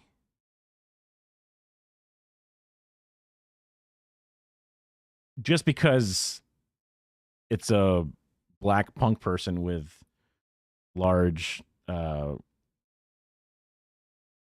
dreadlocks, it reminds me of that punk guy who was on the Kneecap show. Just because that's all the only three pieces that line up. But it's like, oh yeah, there's also another punk black person with dreadlocks recently that came up. Otherwise, facial features look nothing alike or whatever it is. But it's like, okay, yeah. Is it not dreadlocks? Well, I guess this one is more like, yeah, I guess it's not like, I mean, I guess it's not dreadlocks, right? I mean, it's a comic book, so I wasn't sure exactly, but you're right. It's tufts. There's probably a name for what that you would call that. Probably. I barely know white people hair, let alone black people hair. So it's like, oh, locks, but not dreads. Oh, right. Because they're not dreaded, which I guess means I don't know how people can handle dreadlocks, because there's also white people that have dreadlocks. I don't know how people can handle it. It looks uncomfortable. I wash my hair every single day. Again, the conditioner I probably won't do so much because it makes it seem really heavy and greasy. So I don't like that part of it. But I wash it every day. It gets greasy. My forehead gets greasy. My ears become like dripping with grease if I don't shower or I don't shampoo my hair in the shower every day. Like within that 24-hour, 30-hour time period, it's like it just begins to just leak. And I've always assumed that it's because I shampoo it every day is my body naturally now overproduces, because it's like, our hair is dry, give it oil. And then because I've set it up into this rhythm, if I ever break it, I'll have to have like 6 months of just the greasiest head ever. And then I got to do what, every other day? I don't know. They're wicks and get them mixed up. Not dreads. Right. Got it. I think I've heard of wicks before too. Okay. Well, we've made a pretty good,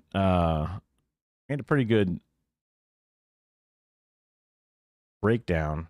Okay. This is kind of a bit more of a fun thing. I've never seen this channel before other than just seeing the thing show up. But as a re-emerging and attempting to be somewhat big content creator, also because I'm white. I have avoided being the white friend who's like, I want to touch your hair, kind of guy, right? I never wanted to do that kind of shit, because it's just, I've always known that's kind of cringe, whatever it is. Have had a very limited number of black friends overall, and never intentionally shooed away from the information, but that we never like specifically asked them about hair stuff, whatever it is.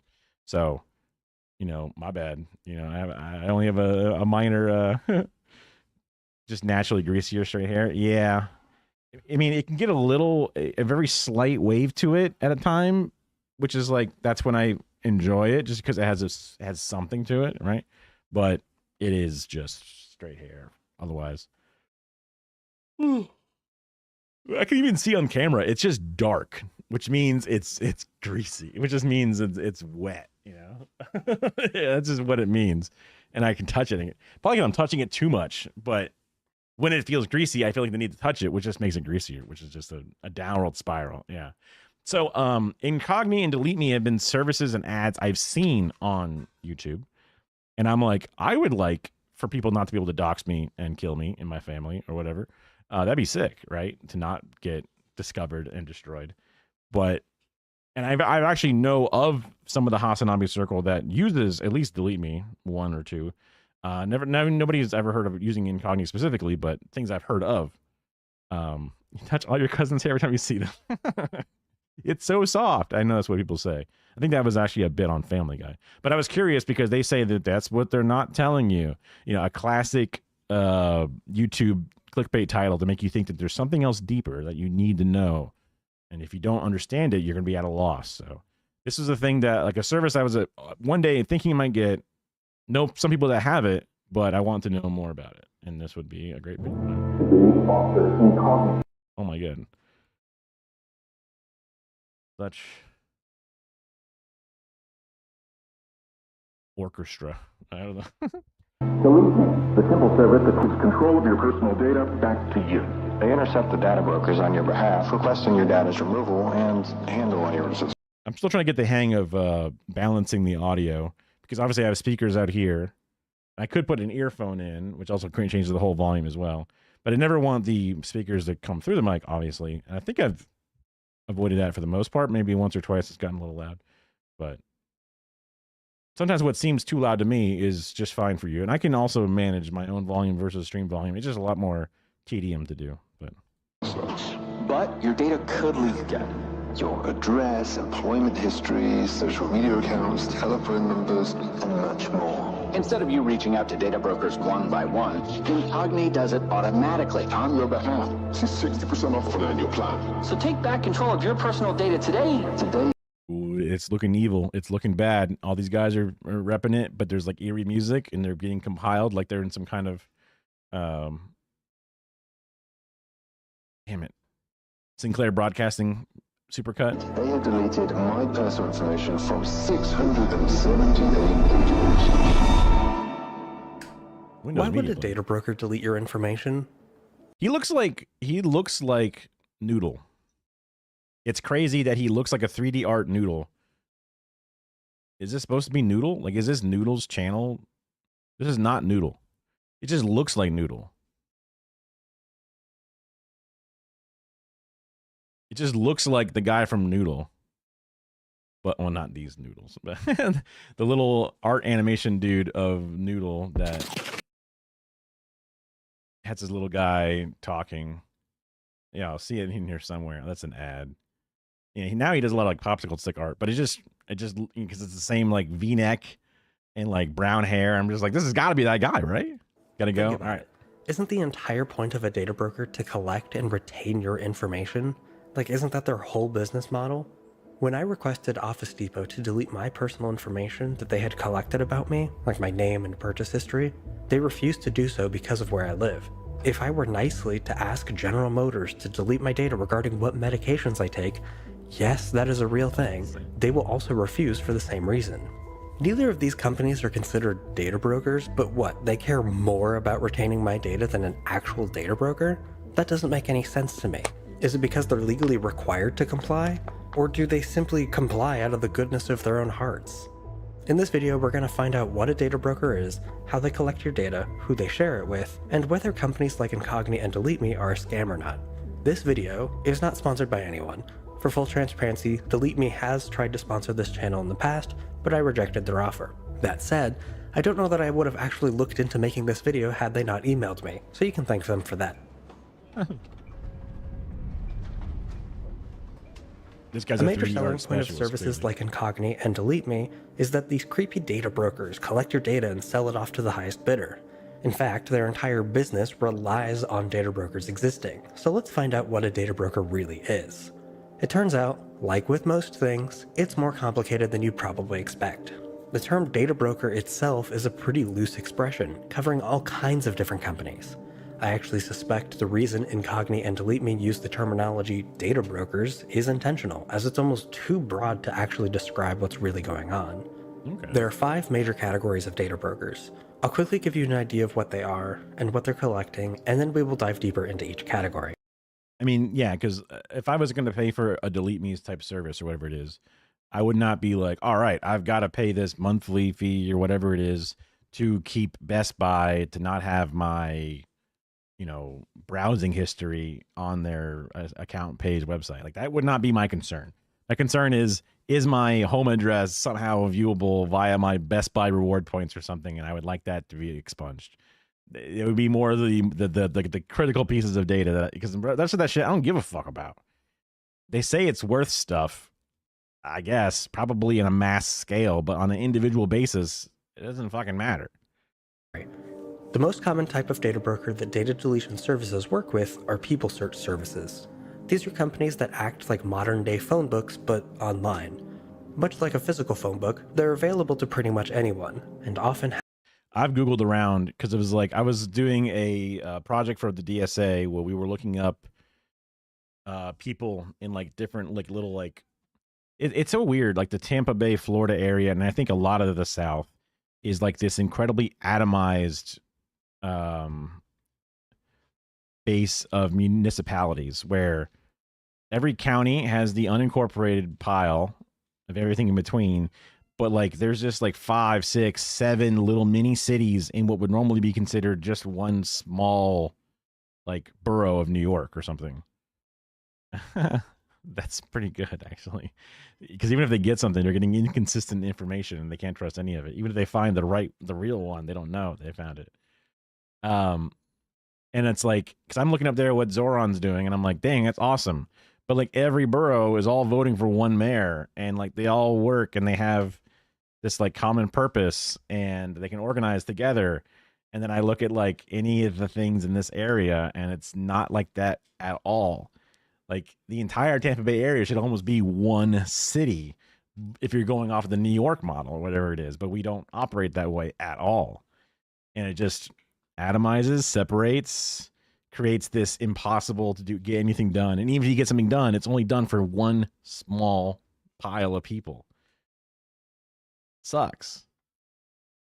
Forget why I was bringing that up.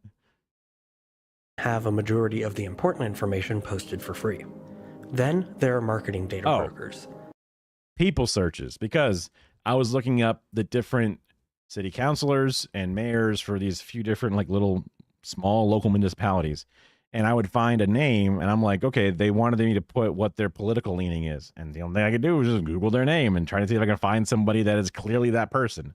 And you would get all kinds of, find out who this person is, get the background search on all their fucking past, and are you aware of the different things that they might have? They could have total arrest records. Oh my God, you got to pay us a service to get this information. And I obviously was not going to buy anything, but there's just loads of these websites that have like these fake things, just like hemming you along, giving you what looks like gonna be free information, but it's all just layers of different like waiting loading screens to eventually give you a now you got to buy it page. And it's like a sunk cost fallacy where you've gone through the entire thing like, well, now I guess I gotta buy it because I sat through all this bullshit and now I'm curious. You baited me with what could be crimes or something, and it seems like everybody wants to know everybody's crimes. I just wanted to know like if this is in fact the right person.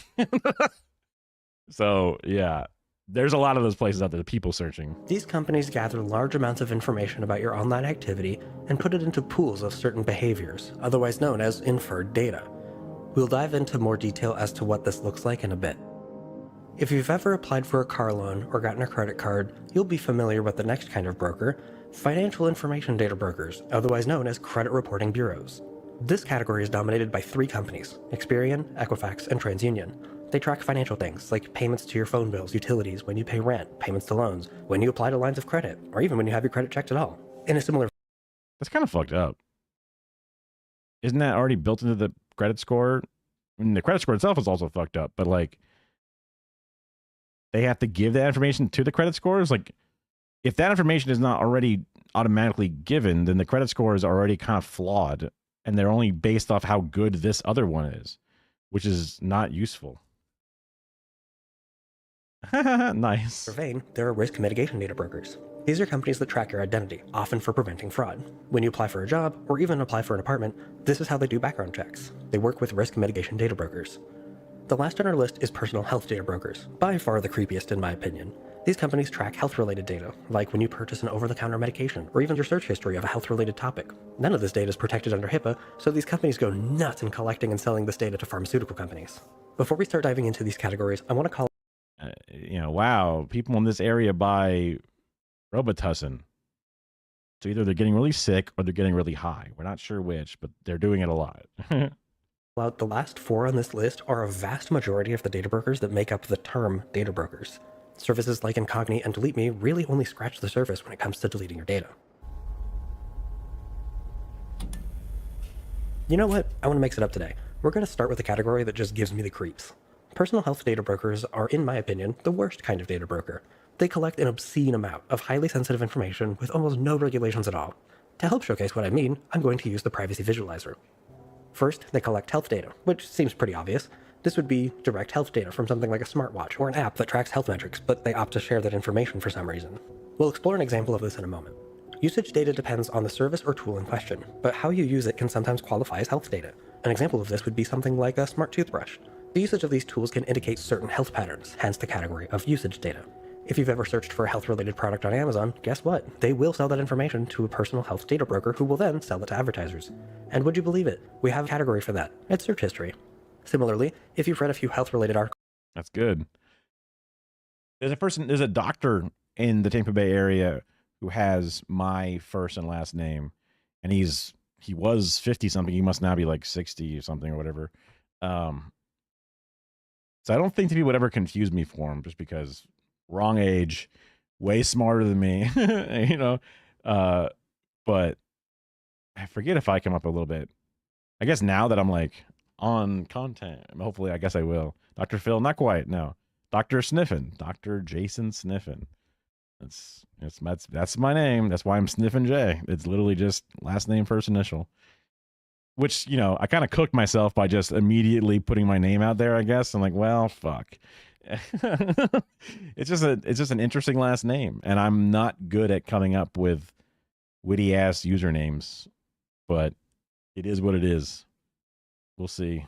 You know, if I'm strung up dead or something, then it's a lesson to the rest of the world not to do that. Articles using Google Chrome, Google will sell that information as well. Though Google is sort of a data broker in all but name, but they're also one of the biggest advertising companies out there, so this example is a bit more complicated than what we're going to actually look into for this video. But browsing history is a category, and we can count that. Last, we have purchase history. If you buy a health-related item using PayPal as your purchase method, PayPal will happily sell that information to a personal health data broker. Let's look at a more complete example of how personal health data brokers might get this information. There's a sponsor here on YouTube that I've seen a few times before, 8 Sleep. If you've never heard of them, they make an overpriced smart mattress. I have seen this before. This is actually, it's kind of crazy. When I first heard about a buying a mattress. Okay.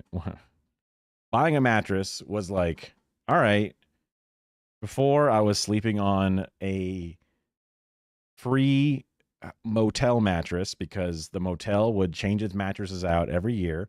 My aunt worked there as like a cleaning person or a management person and was like, hey, do you want a mattress? And I was like, yeah, I'll take a free mattress. It's only lightly used and it's been used for a year, but you know, whatever. I can give a fuck. So it's kind of gross, right? But by the time we had stopped using that mattress, there was more of our human filth in that thing, just natural dust and oils or whatever it is. If you live in any other country, be fine, but America, yeah. Also, Florida is very specific about public records being opened no matter what, which is where the Florida man phenomenon happens because not only are arrest records, but just all kinds of records are considered public records. So you get all kinds of the weird, wacky stories because they have to put all the information up. And that's where you get faces, names, all that shit. So what are you going to do? There's certain things you can do, like by putting everything you own into a trust. And that trust has a different name. But then like the history of you right before the trust is right there. So it's like, how useful is that even? I don't know. Yeah, Florida's crazy. Yeah. Anyway, so we had this really old mattress. Finally time to get rid of it. Even China doesn't do that. That's right. Yeah. And I was looking into mattresses and they're like, okay, you know, I'm a hot sleeper. I would like a cooling mattress. And I'm asking the guy that sells mattresses, like, you know, is there any cooling mattress that actually cools? Because it's like every cooling gel, every cooling thing, like thermodynamically, it's just going to collect the heat until it has no more, like a heat sink. It can collect the heat until it just is full of heat, and then it's not useful for anything anymore. And he's like, yeah, without any kind of active system that can move the heat away, You're just going to have something that feels cold for a little bit, and then boom, back to just body temperature. And then I saw 8 Sleep on YouTube, where it's like, look, it's a water-cooled mattress pad. I'm like, oh, water-cooled, like a CPU, POG, you know? And then I find out that it's $3,000. And I'm like, oh, well, fuck me. Okay, I'm never going to buy this shit. It costs more than a mattress. I thought it was literally a mattress, but it's actually just a mattress pad that goes over a mattress. It's not even a mattress. Like, it's not even, you know, it's like, fuck. And then years go by, still expensive. And I randomly just bring it up to my wife, and I'm like, yo, Kara, this thing. And he's like, she's like, why don't you just look on Amazon if there's a cheaper one? I'm like, there's no way. Boom. There are way cheaper ones. There are like anywhere from like $100 to $150-ish for different sized little cooling pads. And they're not as nice looking as this, but they are actually really good at their job. It's just kind of gross because you have to fill it with water. It makes your room slightly more humid because technically it's a swamp cooler, or it's a personal AC, as they sometimes call them. Basically, it just pours water over a fabricy, papery kind of material, has a fan blowing over it. That water gets evaporated, creating slight humidity increase in your room. But then that act of evaporation needs energy to change state from liquid to vapor, and that change of state steals heat energy away from the remaining water. So it makes the water colder, not only because the fan's blowing, but also because of the evaporation process. So then that water that's colder pumps through the mattress pad, and it's chilling, and it's really fucking cold and nice. Hey, Mango. So water-cooled mattress pad is sick.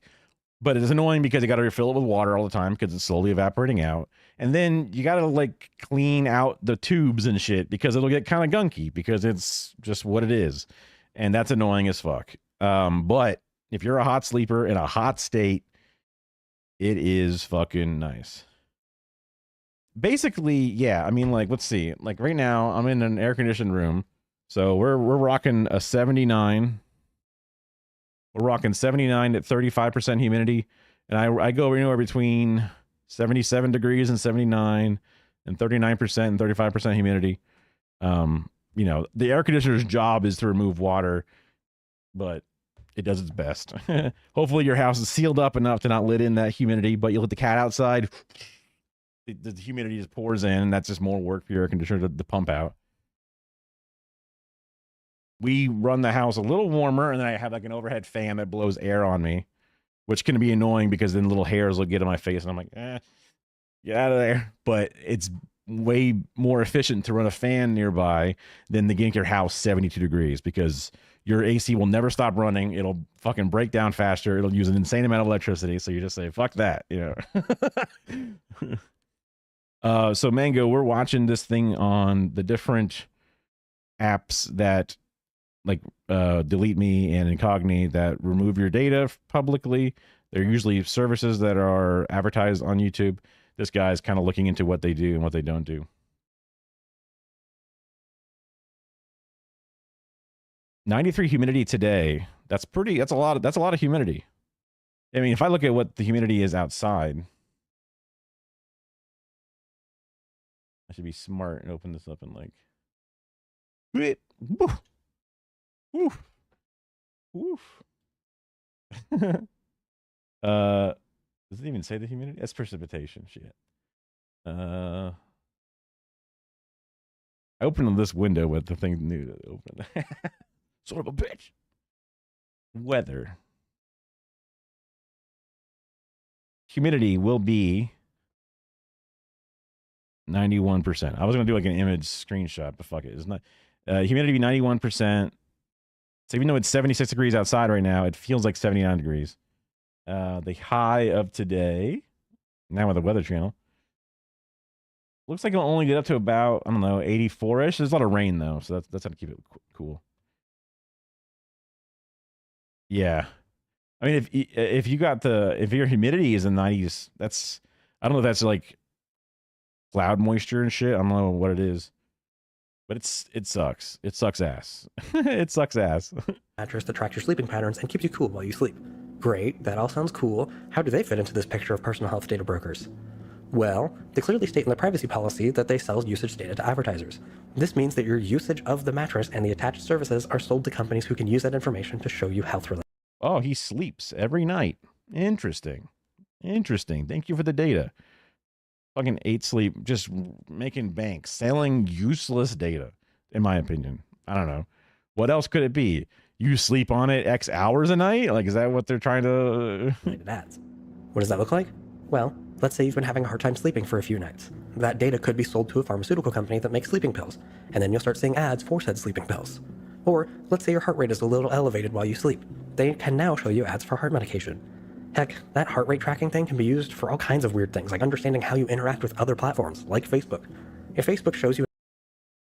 Again, to me, I mean, I guess on a macro scale, you can argue that it evens out. But to me, this is just like the CIA saying, oh, look, he's shaking his leg. That means he's lying to me now instead of something else. Because the heart pressure app could be like you're literally fucking in bed. And they go, uh-oh, he needs heart medicine. And it's like, no, I need dick pills. That's what I need. You know, while you're laying in bed, and they know you've been looking at it for a while, they can combine that data with what 8 Sleep... Like they know you've been looking at it for a while. Like you had it up, and then your wife was like naked. And it's like, yo, it's time. You go, oh my God, you put your phone down. Don't lock the screen. It's like, he's looking at this for 4 hours straight. Oh my God, he loves this ad. You know, they don't know nothing. What do they know? They don't know shit. But I guess, again, on a mass scale, it evens out. And I guess they can gather something from it. But I don't know, man. They're selling all this data. Is that data actually worth what they think it's worth? Heat Lightning season 2, yeah. Our least dangerous season. Yeah. It used to scare the shit out of me because like we had a pool at one point and you would see heat lightning going through the sky horizontally and you're like, ah, lightning. Like we're gonna die. But like, nah, it's just heat lightning. And I'm like, what the fuck is that? Collects and bammy wham. They now know that you had an elevated heart rate while reading it, implying that you were angry. They can use that data to show you more of those articles since it keeps you on the platform for longer. I know, it sounds crazy, but it's clearly spelled out in their privacy policy that they share a lot of this information with Facebook. And we all know how Facebook is with data. True. Yeah, I mean, it's Remember, lightning, right? None of this is regulated and doesn't fall under HIPAA guidelines at all. So to them, it's all fair game. Also... I mean, it doesn't fall under HIPAA because it's not like, you know, Joe Smith specifically has this problem. It's just one male between this age range has this problem, right? It's disembodied from who you are. 8 Sleep charges you a monthly fee to see your health data and cooling and whatever, and if you stop paying, you can't use those features, but they still track all that precious data. Please do not buy one of these. They are a privacy nightmare. Let's move on to the next kind of data broker. Okay, the ones that I use, they're dumb as fuck. There's no app. It's just a CPU fan and one of those super tiny little pump motors that you might see like a cat fountain or something.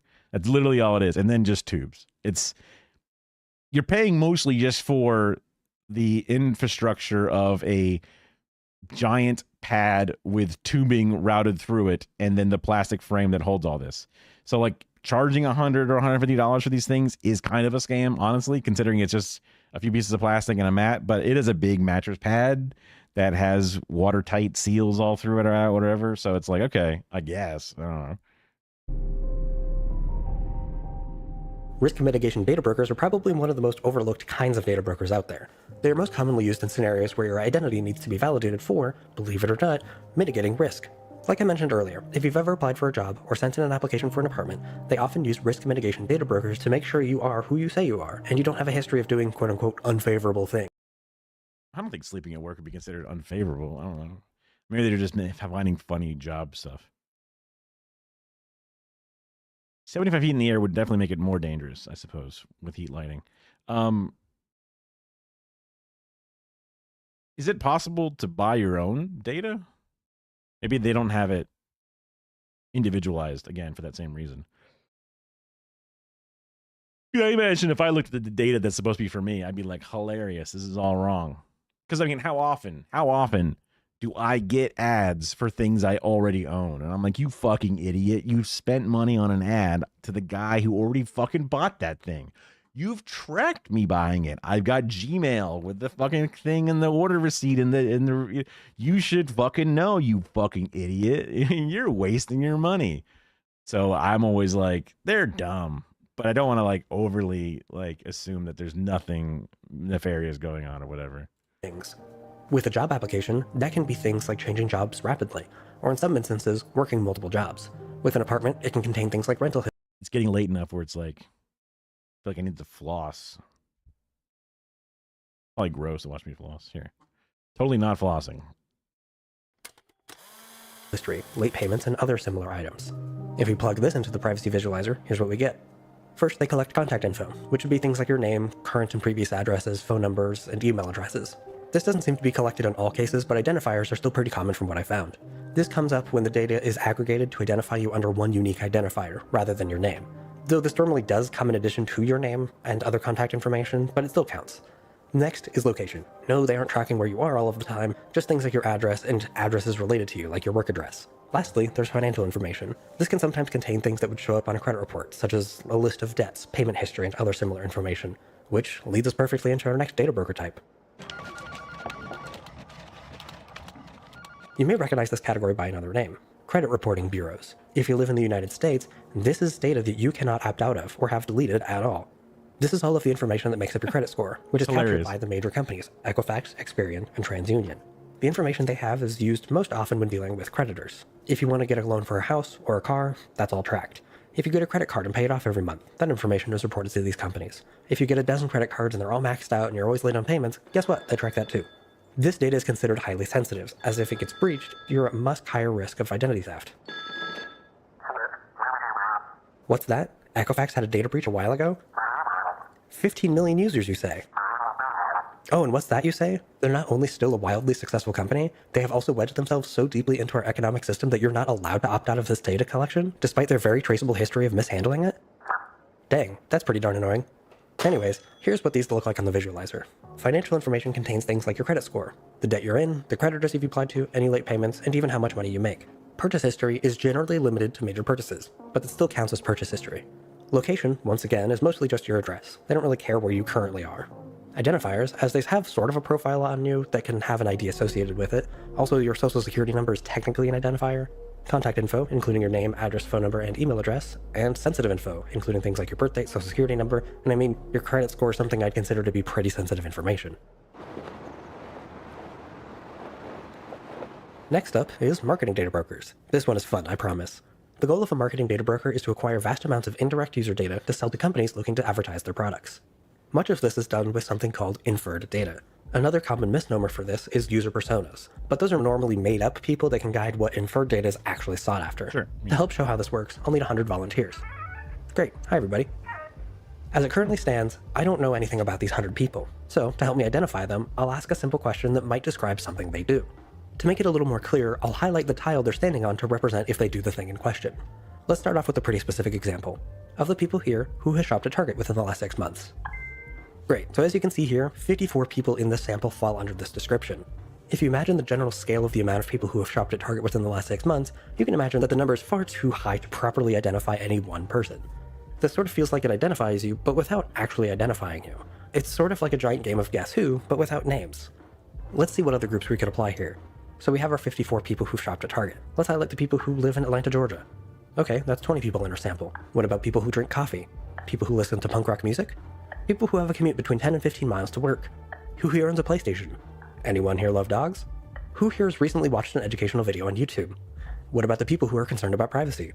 These groupings by themselves can't identify any one person, but if we add it all up, with people who shop at Target that live in Atlanta, Georgia, who also drink coffee, listen to punk rock, have a 5 to 10 mile commute, owns a PlayStation, loves dogs, and watched an educational video about privacy on YouTube, well, that describes just one person from this sample. But here's the thing. I still can't identify who this person is. I certainly have enough details to know what I could advertise to this person, but I don't know their name, address, or any personally identifiable information. I can infer a lot about them without actually knowing them. These inferences are just aggregated groups of hundreds or thousands of people. Yeah, I mean, like, again, any one of those individual things that you would want to advertise to, you couldn't know if that one person would have it, but if through all those different funnels, there's 1,000 people there, chances are you might be pretty close on a certain number of them, whatever the percentage of is, whether it's half of those or even like 75, 85% or whatever. So then it's valid, even though it doesn't work for everybody. Because advertising doesn't work for everybody. You put up a fucking billboard somewhere and you just hope they buy it. Hope whoever sees that thing goes, gee whiz, I will now use this accident injury lawyer that I see. You know, it's like it's the most like advertising feels like a giant scam. You know, it's important, but it's also like so hard to really see how you get any use out of it. So like data brokers selling this data to then give you what is now somewhat of a percentage of a thing. China does not have a social credit system. In retrospect, that's kind of obvious, but when like you have a credit system, it's pretty much the same thing. But nah, that's just crazy American lie. Yeah, I mean, I've heard a few different things, both like if you hate the China system, the aforementioned fake one, but then you are totally chill with the American one, what's the difference, right? But also like the China one would be really difficult to figure out because it's like, what, you helped a lady cross the street? That's a good social credit score? What the fuck? How the hell do you quantify that? Like whether or not you've bought something or something is a late payment or you've opened a line of credit, that's a much more like black and white type of thing. Like, oh, you made a post that's good enough on the social media apps. We will give you a social credit score plus. This is the data that is most often used to show you personalized ads. Let's plug this all into the privacy visualizer. Purchases can describe the items that you buy. Going back to our list of examples, this would be people who drink coffee on PlayStation or even the people who recently shopped at Target. Location information can be used as well. Okay, I get From it. something is wrong with this inferred data, right? Okay. The risks of interpreted data. Okay, but on the surface, it seems like there's nothing wrong with this inferred data, right? I mean, it can't really easily be traced back to you. Well, as always, here's where data breaches come in to ruin the fun. Scammers could easily use this inferred data to target people that are more likely to fall for scams with shocking accuracy. This data could be cross-referenced with public data. Let's look at one of our dudes here. This guy goes to coffee shops in the afternoon, he lives in Seattle, Washington, he is looking for a new job, he has a dog, and travels once per year. Well, let's say that he also publicly posts to various social media platforms. He posts selfies of coffee shops some afternoons to Snapchat. On LinkedIn, it shows that he lives in Seattle and he is seeking a job. On top of that, he shows photos of his dogs and even his once per year travel event on Instagram. Sure, cross-referencing that data could take a lot of time, but this is where spear phishing campaigns could come in. Scammers could just send out a bunch of automated texts and calls to a massive list of phone numbers that were in a data breach. If the data is attached to any inferred data, like companies like Toyota or Facebook would have, they could make a very targeted kind of attack without knowing who they're hitting. The goal isn't to trick everyone, the goal is to effectively trick just a small group of people. Since they know what city he lives in, and they know that he's looking for a job, they'll send out texts to all the leaked numbers in that city, and they'll say something like, "Hi, we were informed that you were looking for a job with 50% travel. We can offer such a position. If interested, please apply here. Shady link." Now, a majority of people would probably ignore this, but someone who is seeking a job who also loves to travel, well, it seems like a dream come true. Remember, the more data that scammers have, the easier it is for them to target you. I mean, I feel like everybody has gotten those texts specifically because I've gotten texts like that, not looking for a job. I see these things saying, "Oh, we're responding to your call about asking for a mortgage." I'm like, you fucking piece of shit. You goddamn liar. You're just lying. Sometimes even when they call you, I used to pick up and talk to the people and they'd be like, "Yeah, I'm just returning your, inquiry about this." I'm like, I didn't make an inquiry. You like if you actually think I made an inquiry and you're working for this company, you need to know this company is a scam company because I did not make an inquiry. You are starting this entire thing off of a lie. And you're hoping to rope somebody who may have made inquiries in places who just forgot how many places they put it out at. And then you're hoping to catch them because they would have only applied for places that are safe. They think they're getting a callback to a place that would have then therefore been safe. And now it's going to be kind of a shady place. That's super fucked up to do that to somebody, to start off with a lie, especially if you have the intention of actually gathering something from a lie. Yeah, that's crazy. They actually have a specific name. I get calls all the time at my dad's name. They're like, "Oh, hello, do you live at my parents' address?" And I'm like, "Oh my God, they don't want to sell. I don't want to sell. It's all fucking wrong."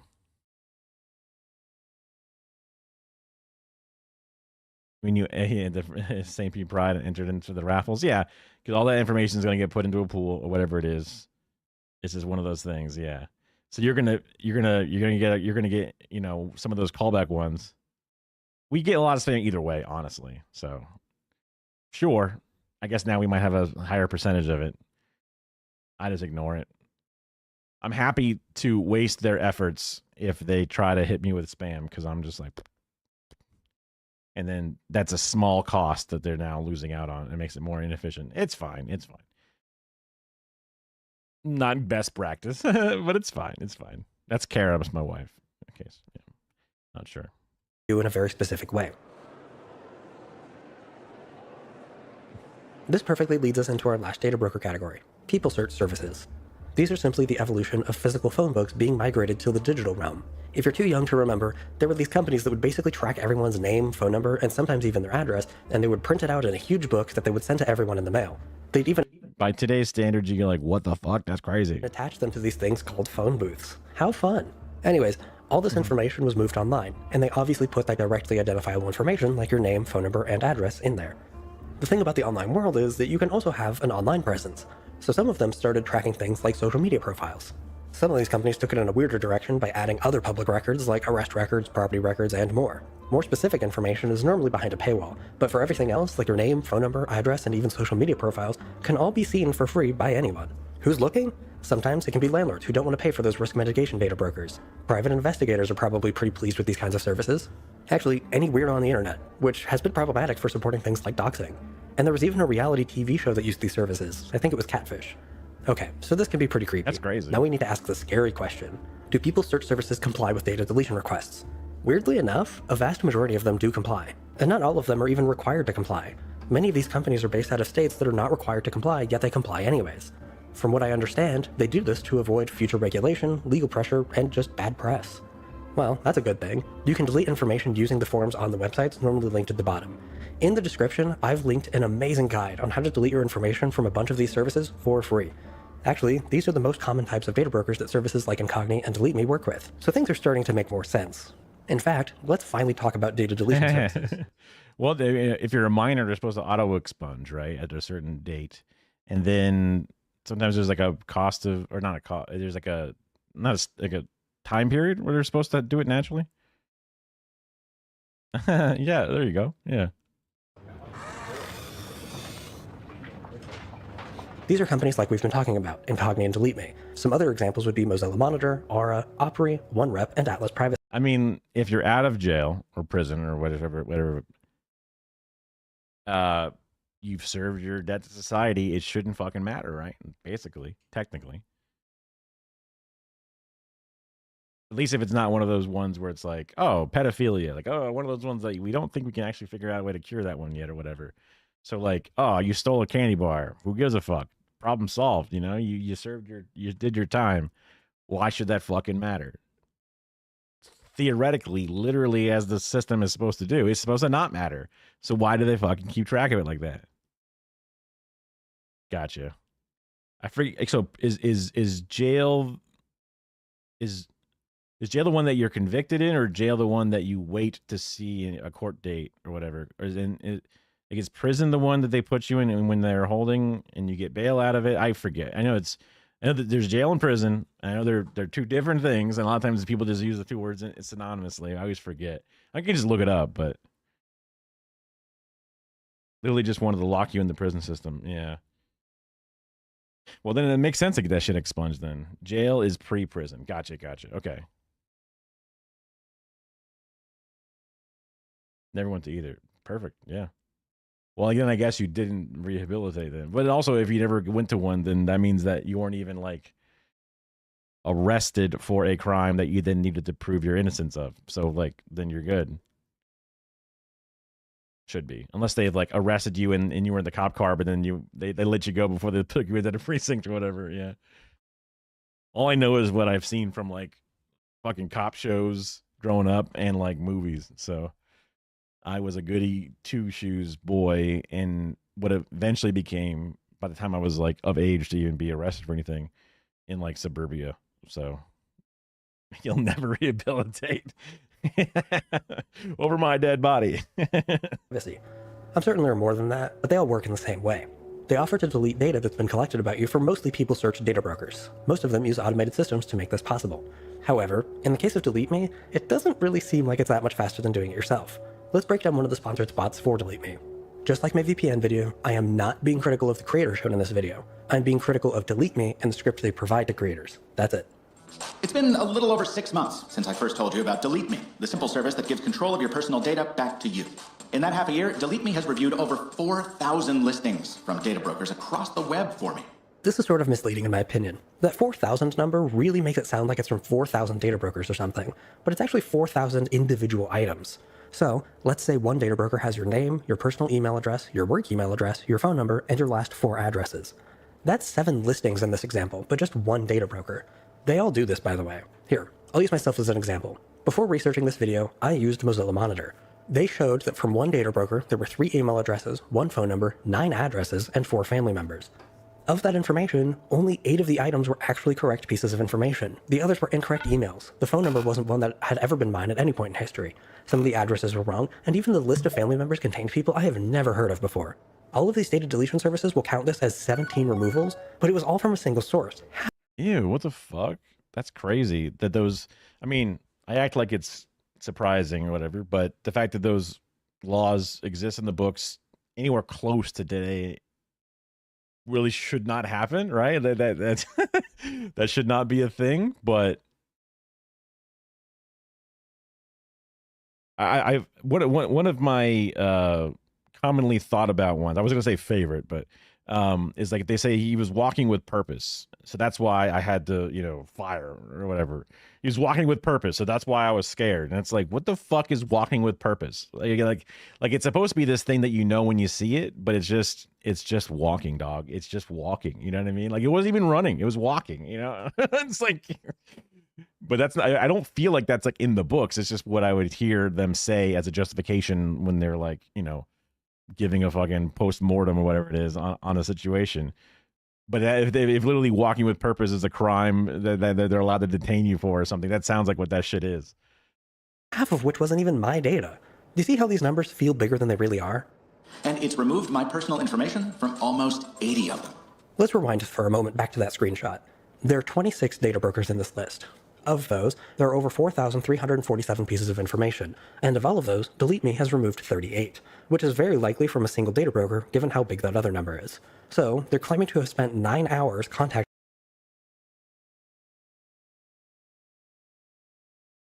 You wouldn't want to say the thing, which makes sense, but put it in as any of them, it doesn't change anything. True, yeah. Fucked up. Acting one data broker. Additionally, according to the voiceover itself, I'm glad you got able to get that shit not entirely expunged, but at least you weren't actually, you know, put into the system or whatever it was. Yeah, jaywalking, some shit like that. Yeah. Like in Florida, it's illegal to ride your bicycle on the sidewalk, which I guess in theory makes sense because the sidewalk is not where vehicles go, and a bike is considered a vehicle, and also it's more efficient to just bike on the side of the road, and you're supposed to follow the traffic laws and all that stuff. But ain't nobody walks on the fucking sidewalk because it's too fucking hot outside, right? So the sidewalk's usually completely unused. And also, people die all the time in bike accidents because bikes just get fucking squished in Florida because we have really bad bike lanes, very small, if they exist at all. They don't do well with like the turn lanes merging into bike lanes, and then bike lanes that need to turn left, but you're stuck on the far right side of the road. So you're like, how the fuck am I supposed to turn left at its intersection? Makes no sense. So it's just like, just go on the fucking sidewalk. You know, it's safe. It's basically open entirely, and it's better for the drivers so they don't get stressed out. They're gonna kill somebody. So it's technically illegal. I've never seen them do it, but one of those like, it's technically illegal. We never arrest a white person for it, but if we see some, you know, person who's giving us eyes or whatever it is, right? Or they're biking with purpose. You guys have sidewalks in the suburban sprawl, mini mall infested Main Street, absolutely. But like even like around the neighborhood we live in, like there's maybe like for one half of it, there's a sidewalk on one side of the street, other side has got nothing, and then at a certain point it ends and there's no sidewalk on either side, right? Yeah, sometimes, yeah. So, but like in the deeper, more suburban, you know, everything has a front and backyard and a fenced in, like just fenced in yards, not so much like gated communities or whatever, but just loads and loads of these suburbs with little mini mall shopping centers with like a fucking nail salon and a pizza place and a grocery store and some kind of like drugstore, all splattered all over the place, dollar stores, all that kind of shit. There's sidewalks all over for that kind of crap. But it's too fucking hot, you know. So everybody drives around, making it even hotter. You know, it's just the one thing you've seen, that one like picture of Main Street with like all the little fast food restaurants and stoplights. It's just that all over, you know. Months of paying for Delete Me. I'll admit though, this isn't accounting for search time, but think about this. I don't know about you, but I'm fairly confident that I could send more than 26 emails in a 6-month period. Heck, I know that's true. I regularly send more than that in a standard 8-hour workday. What kind of listings? We're talking private information, like my physical address history, my property and court record, even the names of my family members. Now scrubbed from nearly 80 data brokers' archives without me having to do any work on my own. As we discussed, that is a tiny fraction of the actual amount of data brokers that are out there. Yes, removing this data is good, but you can do this for free, and as shown here, probably more efficiently than Delete Me. Now, this all begs the question, are these data deletion companies legit? Well, for the most part, yes. I'll admit though, I don't like that some of them mess around with dark patterns. Incogni, for example, forces users to contact support to cancel your subscription. They also post— The classic. Tunnel separating two parts of town, and there's no sidewalks in it, and it's a very busy road. Oh, God. You think I gotta drive or climb? Oh, my God. I mean, yeah, that sounds like some of the shit. Yeah. I mean, we have like the Tampa Bay area has a gigantic bay of water, and I think they've added a walking bridge. I don't know. I mean, I guess if you're on a bike, it's not so bad, but walking on a piece of, white ass cement for 12-ish miles of just pure sunshine that's just like, I mean, like, what if you get halfway and you break your ankle or something because you fell over? You just fucking cook on the cement, Appalachia, yeah. American infrastructure, could it kill us to get a fucking train through that tunnel? Could it kill us to get some public transit? Hell, even a fucking ski lift thing just to have it be like pretty as fuck, and even though it'd be slow, at least it's better than fucking climbing, right? Yeah. But yeah, so like that's if you don't drive across it, or you own a boat, if you own a boat, you're fine, right? But yeah, I couldn't imagine trying to cross as a pedestrian it's a long way to go either way, but it's just like a brutal stretch of just no shade, just fucking cooking, It's like it's all the salt water just sucking the moisture out of you like a fucking, dehydrated coat closet or something. Yeah. There's a train on top of the tunnel, but that's a coal train. Yeah, that doesn't sound like a good train. And it is flat. It is flat. It is flat as hell. You don't get to have the fun going downhill, but you also don't have the pain of going uphill. So you get, I guess you could say it's. But I think I would take the flatness over, having to do it and don't get hit by the train. Yeah. You would probably, I mean, I don't know. I mean, probably not. I was thinking that maybe your body would like derail the train, so at least you're both down for the count, but probably not. You probably just get squished. But I know trains are like, a lot of the train infrastructure is also incredibly not well maintained. So because like that costs money and just don't update it. It's all privately owned now too. Post obviously fake reviews to Reddit, but overall, they technically do what they say they do. Is it a scam? No. It is pretty clear to me that they do offer the service of deleting your data from a list of data brokers. A scam means to take money with malicious intent of offering nothing in return. That is obviously not the case here. A better question would be, is it a good deal? In my opinion, not really, no. So it'll just break your bones and throw you to the side. Get the hell out of the way. Yeah. Unless you live in a state with the right to delete law. If you live in one of these states, services like this could actually be helpful, as they will often look into adding other data brokers. You're going to die either way, right? And that could make the process of cleaning up your your live this way a bit easier. That all said, though, a majority of the people in the United States wouldn't exactly benefit from this kind of service. Wait, I feel like we've heard this before. Look, everyone, it's friend of the channel, Luch. Hey, I just overheard what you've been talking about, and all of this sounds really similar to what you said about VPN companies. They kind of seem like the same thing. You mind elaborating? Well, both data deletion services and VPNs technically provide the services they claim to, and they do it at a very low cost to them, but charge a much higher price to you, the consumer.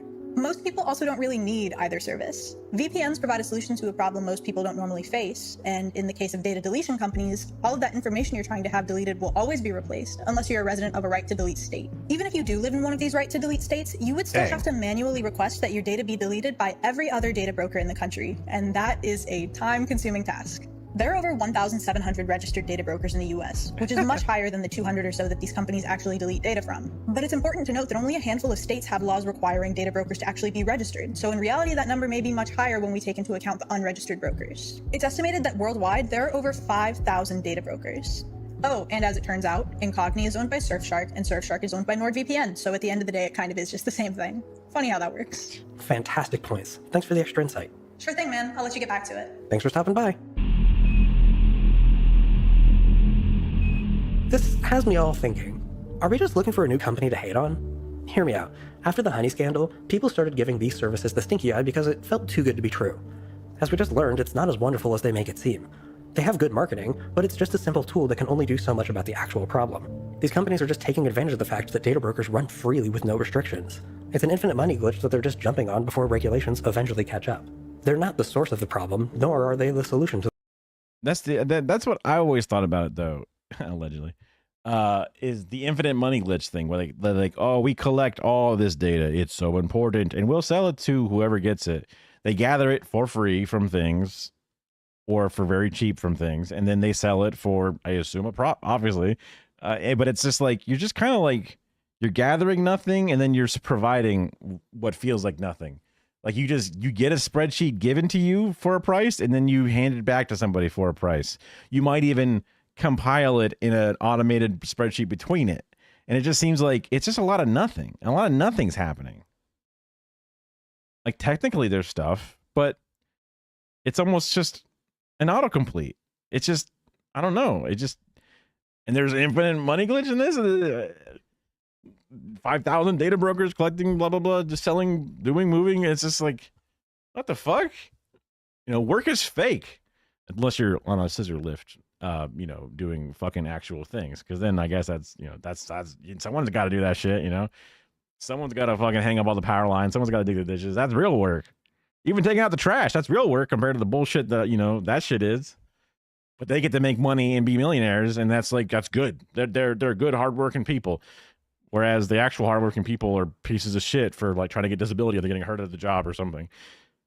Got it all backwards. To the problem. The actual problem is the data being collected in the first place. Companies like Meta, Google, and Amazon have been allowed to collect and sell this data with almost no oversight in the United States. Even now, 20 states have some sort of consumer privacy law, but to this day, there isn't a single law that prevents a company from collecting Just type a quick one. Type a quick message, yeah. unnecessary data in the first place. The European Union has restrictions against these companies with their GDPR. They absolutely prevent companies from collecting certain types of data from the start. It's hard to imagine that there would be any kind of federal change anytime soon, given the last 3 presidents have welcomed big tech with open arms. This is not a There's no difference. It doesn't matter what party is in charge. I mean, the EU gives me hope that there's some layer of protection, but honestly, even they are falling apart. And our geriatric ass fucking Congress and shit, they don't know nothing about nothing.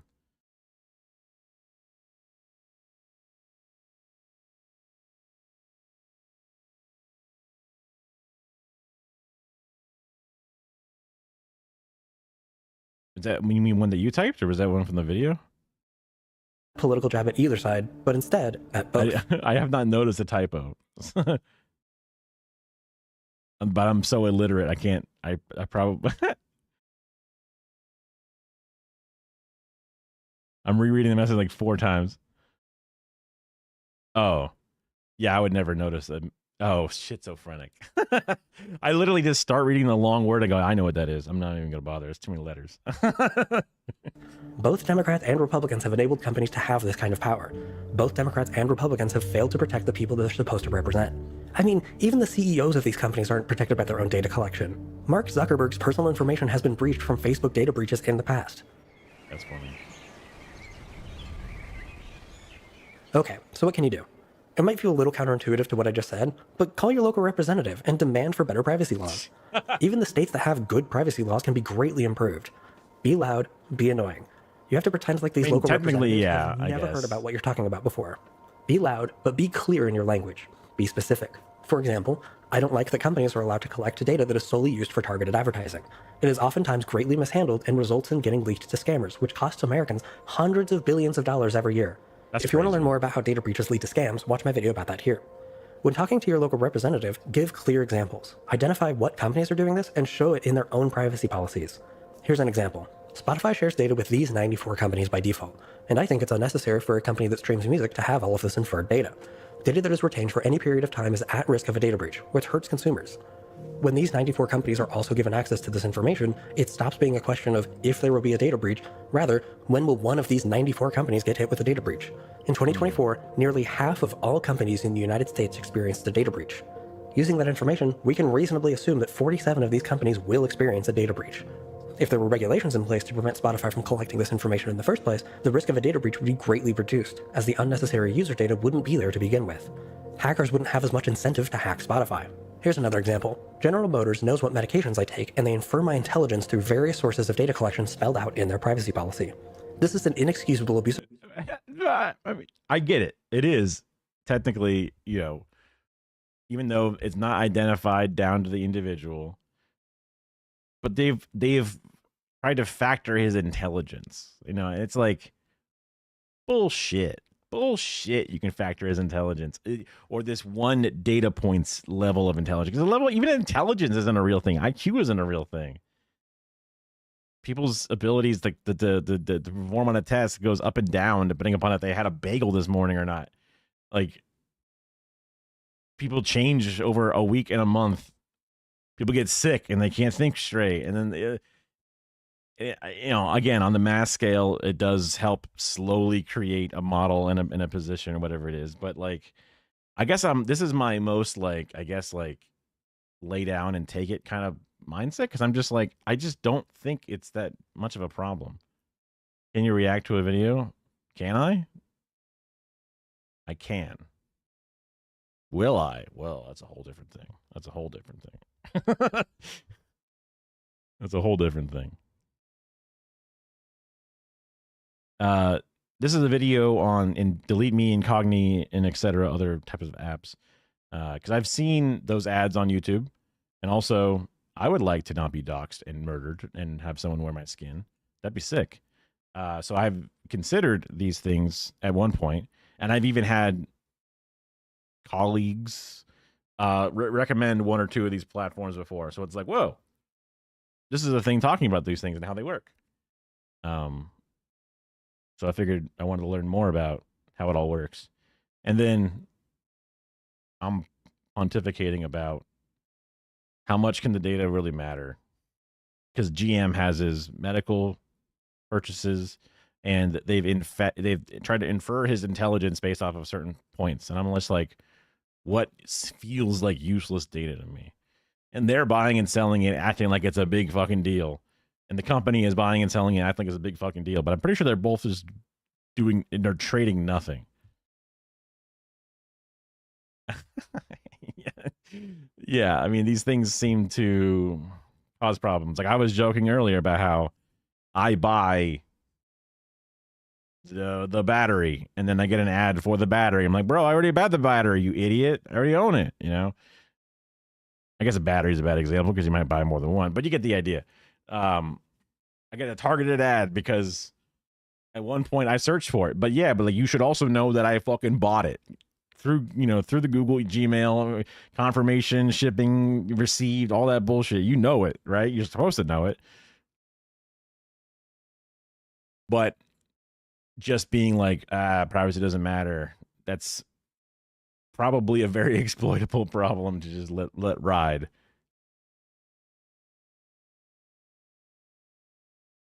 Of power, and they do not need to know any of that for me to be able to drive my car. In the European Union, General Motors sells vehicles that work exactly like they do here in the United States. Yeah, but EU does laws have like better the restrictions. GDPR Yeah. protect their citizens, and this kind of data isn't collected at all. Here's the EU. But that also applies like for everything, right? Like, consumer protections health protections, food protections, just the whole list, right?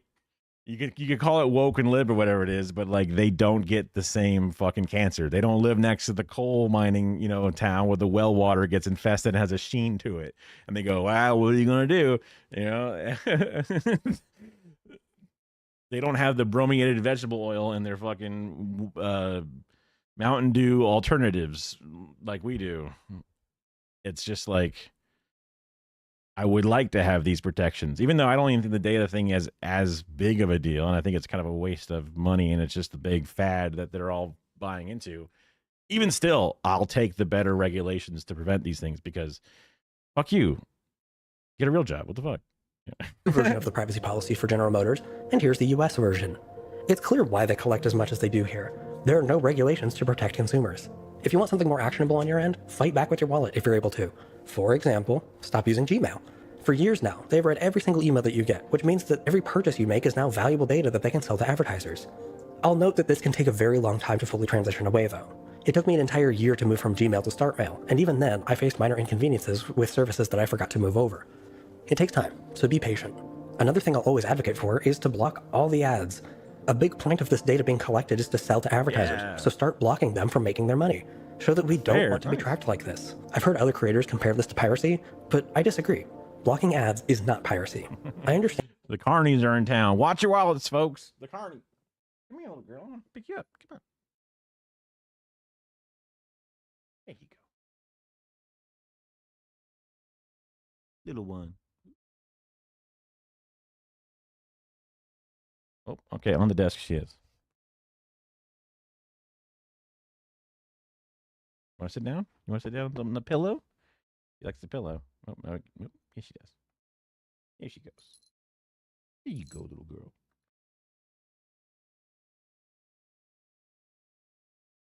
Hard to see. Oh, you want to get down? If you're going to get down, I'm not going to put the webcam on you. Okay. No worries. Understand that it can hurt small creators in the crossfire, so if you're able to, support your favorite creators directly. Another thing that can help prevent cross-referencing your data can be to avoid public-facing social media, at least where your name is shown. This can range from things like Facebook, LinkedIn, and even Steam. Be cautious about where you publicly show your name. I had no doubt. Most platforms have a privacy setting. Question to the chatters. I was wondering if when you tuned into the channel, if you got a pre-roll, because I stream. Oh, let's say I fucked it up. I'm supposed to stream under the politics tag, so I turned off the auto ad timer thing. But I forget if I need to set that stupid politics thing for every stream or if it's naturally put on. Let's see. I don't even remember where I would have fucking done it, honestly. Oh, here it is. Under the sensitive content label. Yeah, that's already turned on. So I'm wondering if when you, because like the only time you're supposed to get ads, because I don't have ads running on my channel, but you're at risk of getting a pre-roll when you first tune in. So that's one of those things where I'm like, I wonder if people are getting pre-rolls or if the political tag, because it has so few ads in the pool or whatever it is, or it's just so few times actually pings people. I wonder if people are getting it when they come in, because that would prevent people from coming in, which would suck. I don't think I would turn on the 3 minutes of ads per hour, because that would just be all. When somebody finally comes through, then they're going to get like a shit ton of ads throughout the entire experience, which blows. So, I mean, obviously one ad or whatever the pre-roll amount is better than having to go through consistent every hour ads.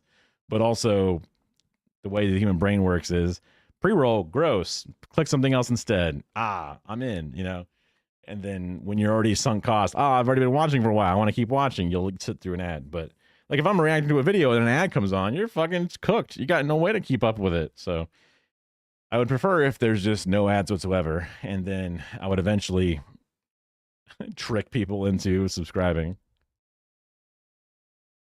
Honestly, yeah. I mean, I'm a Canadian. Oh, we got a follower or a subscriber. Care subscribed, right? Because that's the 40K stuff. That's a Tau, aka the Canadians. Tier 1 for 26 months. That's funny. I guess it counts the previous months, obviously. Thanks, Kara. I'm getting my points up. That's right. Now you got the emotes. I got the ZZ emote for seeing ZZ on the lab. that you can use to hide some of this information. If you want more information on what you can do about feeling powerless to data collection, I highly suggest you watch my video on that here. Believe me, there is always an option. They did. As it was over always, here. Thank you for watching. Please. It was in the far left corner. But there, that away. The little thing was there, and it said "care," and it also showed up in chat as well. So 2 places. Just fast. Please be kind and patient with each other. I want to give a special thanks to everyone supporting this channel through memberships and Patreon. Considering that a lot of my channel is about showing the truth behind a lot of common sponsors, it doesn't feel right for me to start taking them on like most growing YouTubers do. However, I would love to make these videos for you all full time, so if you have some money to spare and want to help make that dream become a reality, consider either becoming a member or subscribing to my Patreon page. By doing so, you'll get early access to videos, exclusive access to a supporters-only Discord server. It's not a good and more. sign if The link this to Patreon is in the description. 1.4 million account patreon.com/. is not able to be monetized enough to live on their own, because I'm trying to do that. Heads up, boss. Spider-Man's headed your way. Excellent. Look at him go. This time, Spider-Man. Doc Ock, you're looking more menacing than usual. Do something with your hair. Get over here, you pest. Oof. Ooh, he's having fun with it. He's having fun with it. Okay. I mean, a lot of that was just, what is data? And there was like the first, like, a long period of time. But either way, it's still very helpful. Oh, bouncing across the screen? Yeah. I see what you're saying. Yeah, I know that given the situation, they would rather do the 3-month, the 3-minute ad thing to avoid pre-roll, because pre-roll does stop new people from coming in.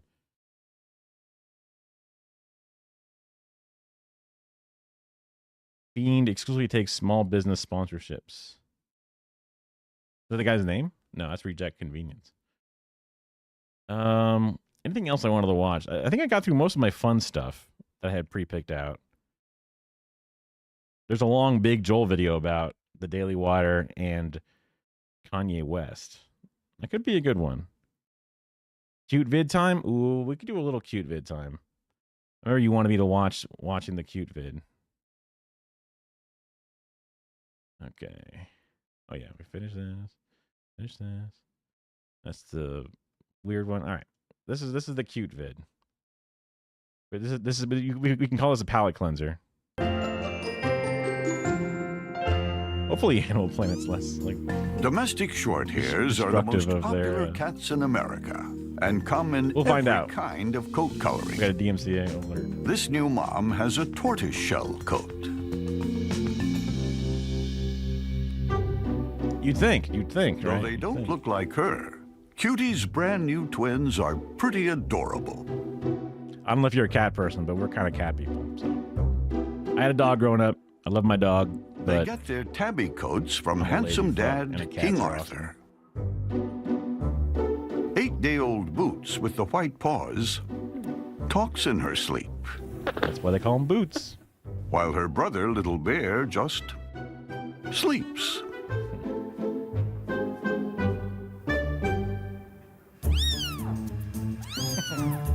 They might not have mom's colors, but Boots is showing a touch of the famous tortoise shell personality, known as Tortitude. The YouTube stream will probably hate that I'm doing this. That's fine. Tortoise shells have a reputation for being strong-willed and fiercely independent. So far, Little Bear isn't fierce about anything. He hasn't even opened his eyes yet. Unlike Sister Boots. Little Bear does make an effort to try a few steps.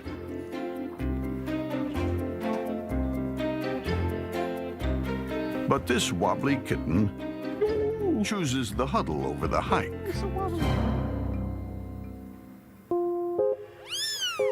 This is Cutie's first litter, and though her 2 kittens are less than the average of 4 to 5, having just a pair allows her to get...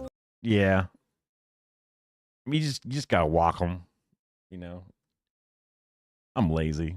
I don't walk myself. I'm fat. Things just right. So when Dad tries to help with bath time,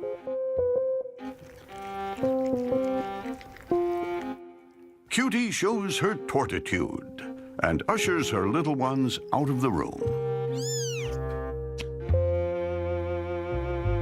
It's so funny the way they just pick them up. While Mom is giving little Bear a lift, feisty Boots gets impatient with her driver. What's taking her so long? But Mom soon shows up and resettles her family under a cozy bed. The perfect safe hideout for her precious new family. All these damn dudes with cameras up in here just trying to hide them. A new family has just moved here with a pair of Maine Coons named Wilhelmina and Fred. Similar to the idea of dogs, I love big cats. And our cats are kind of big. Oh, she's got up. Sometimes I see cats and like they're just so goddamn small. Too small. Like a kitten obviously is cute because it's small. But when a cat, like a full-size cat, is just kind of like a little thin nothing, I want to own a big chonker. Fred's we got a little pretty big unsettled with all the change. Obviously, that's ZZ. She's nowhere near the size. She's literally half the size of Philco. I'm hoping Philco shows up at some point so we can see the large lad that he is. And it's tough to find any place that feels stable. But the new house isn't even the biggest change this pair is facing. Just one day after the move, Wilhelmina gave birth to 6 kittens. And right now, even they're a little scattered. The litter is made up of 5 girls and 1 boy named Maurice. Wilhelmina likes order, so she calls everyone to lunch. He just looks so stupid.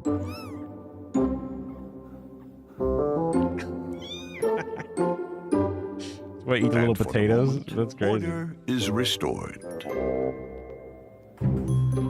They said that she had 6 kittens. That's like the perfect number for like all the little the boobies, the titties. Meanwhile, Fred watches from above. His perch is finally grounded, and he's not taking any chances by getting down. Hopefully, he'll adapt to all this change soon. After all, I'm sure everyone's seen those videos of people who have like, I have a panther pet. Yay.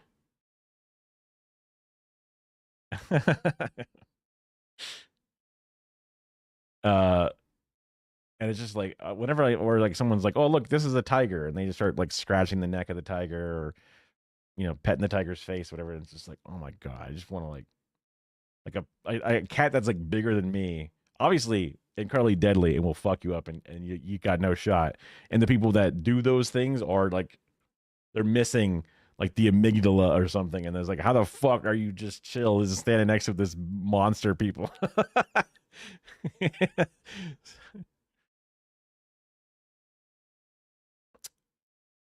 I believe it. I yeah, for sure. Yeah. his breed was developed on the go. This little girl named Gertrude is already showing her intrepid spirit. Do they not want this cat to ever get adopted? What the fuck? Odyssey. At least as far as one can set off with 2-inch legs. But when a deckhan tries to steer her back,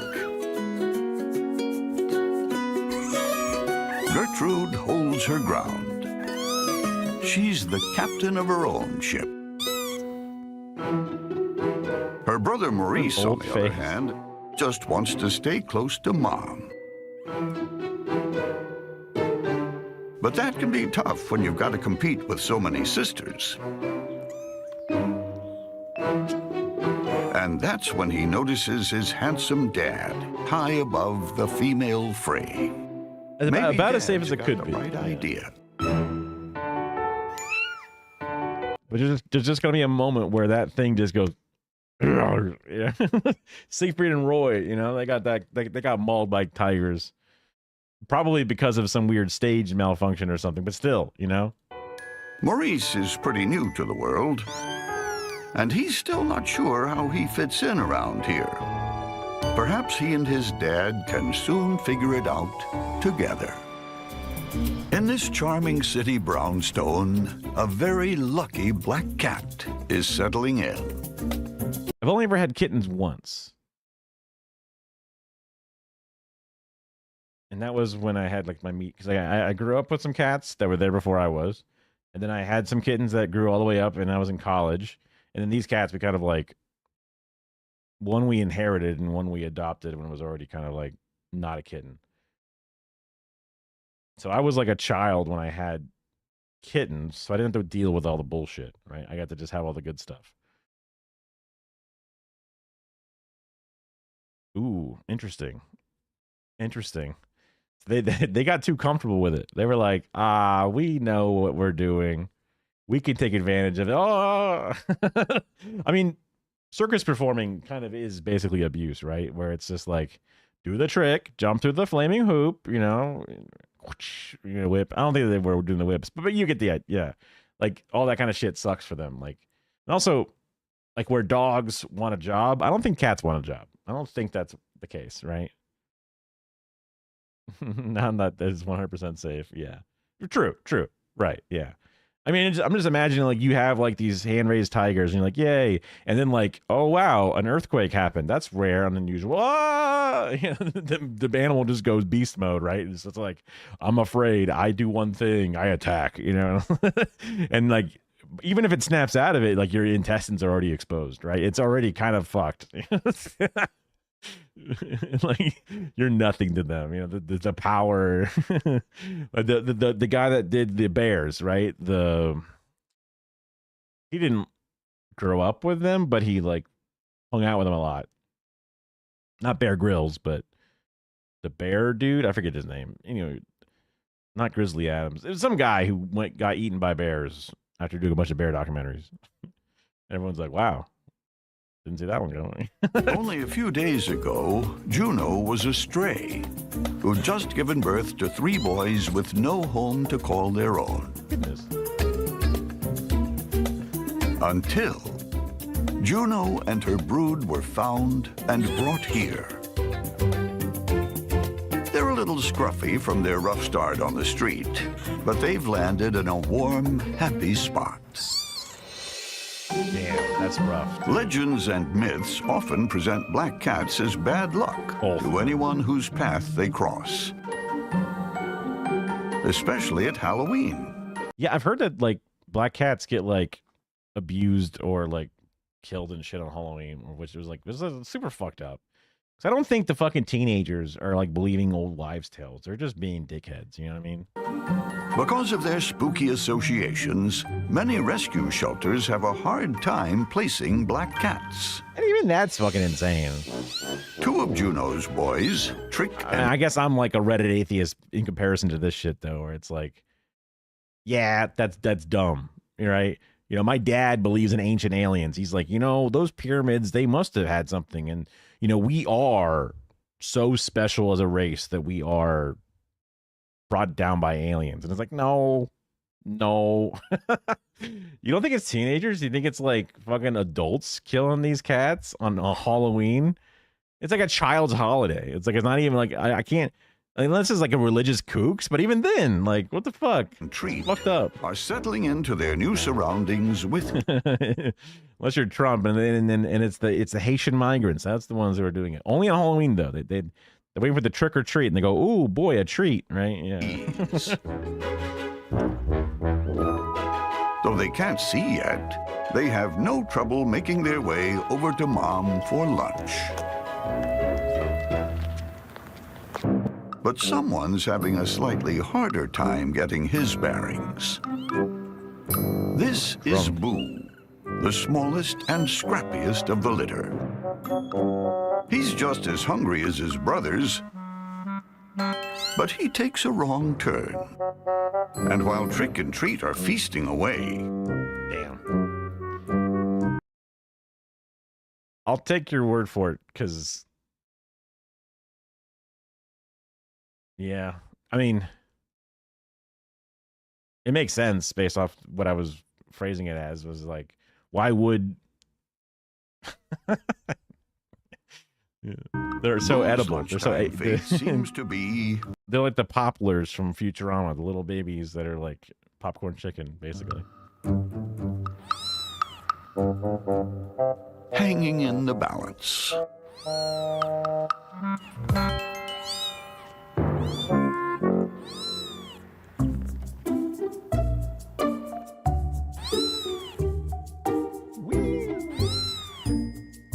With eyes still closed, Boo can't find his way back.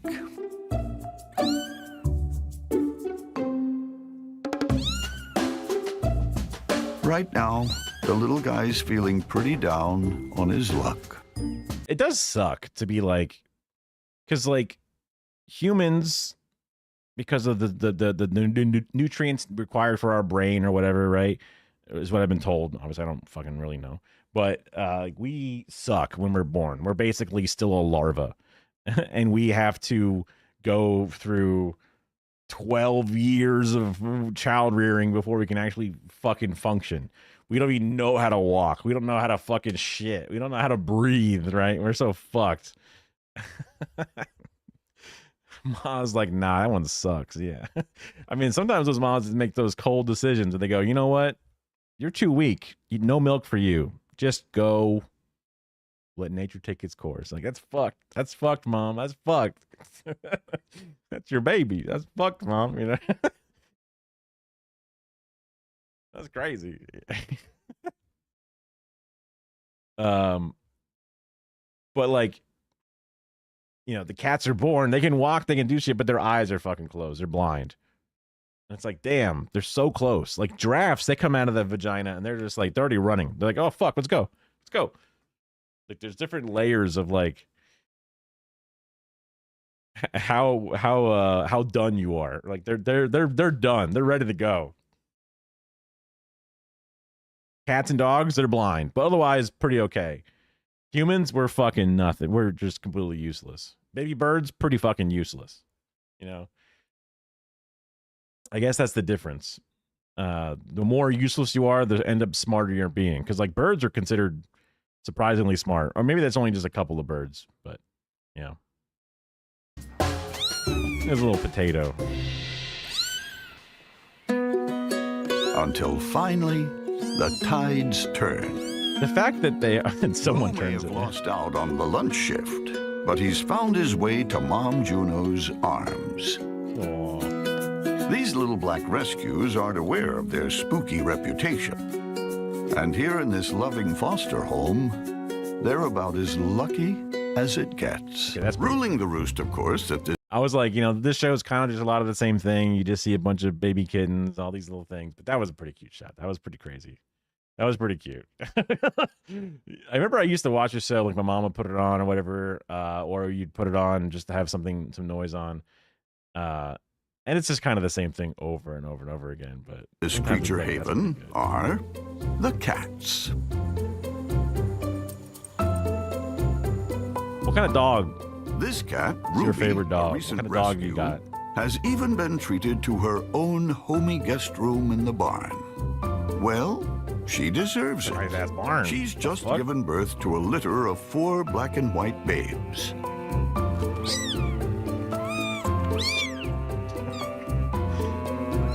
That's great. They're just yelling at you. Little Moo, with fuck are only you? a few black spots, is the whitest kitten. But his manners aren't quite so most pristine. Caucasian kitten. Particularly when Mom's That looks a lot like ZZ. That's kind of crazy. Obviously, there are differences. Like ZZ's nose is all black, but only a tiny bit of pink, whatever. So I'm not worried that it literally is our cat. But yeah, trying to take a nap. German Shorthair Pointer Pit Bull mix. Wow. Because growing up, my one dog that I had was a Pointer Beagle mix. So it was very orange and I don't know.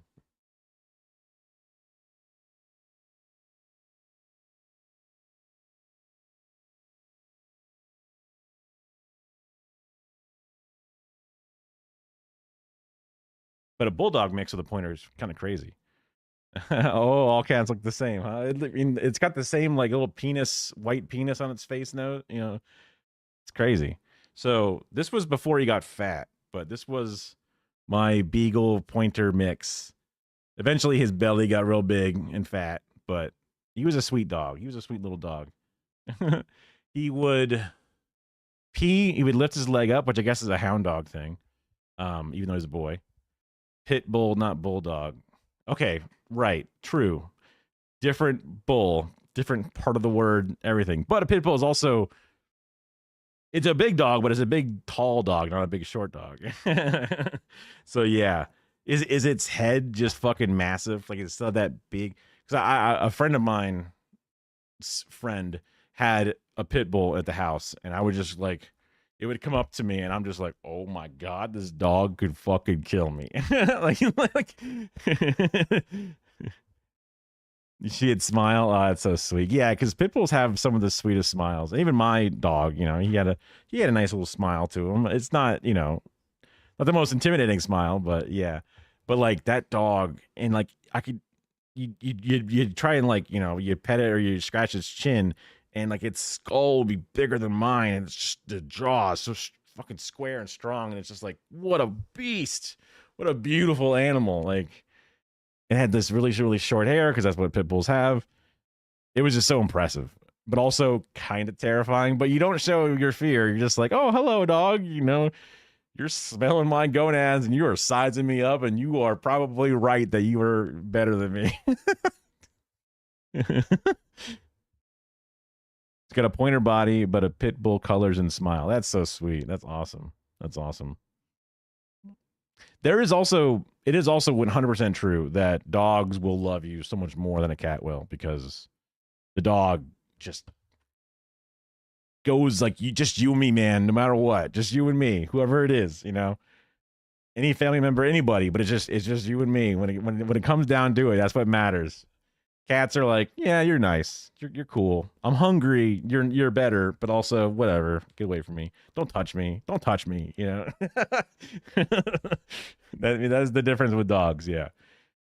Yeah.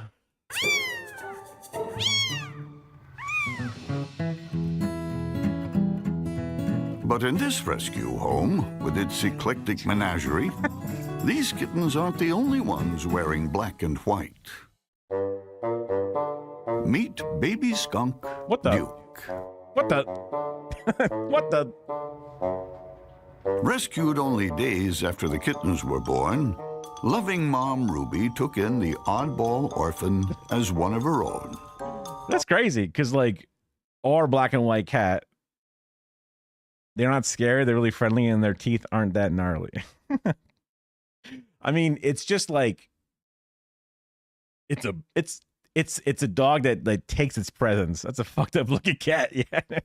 Like our black and white cat will do this thing where it will express its anal gland whenever it's scared or startled or doesn't. I don't know exactly why. I wish I knew exactly why it did it.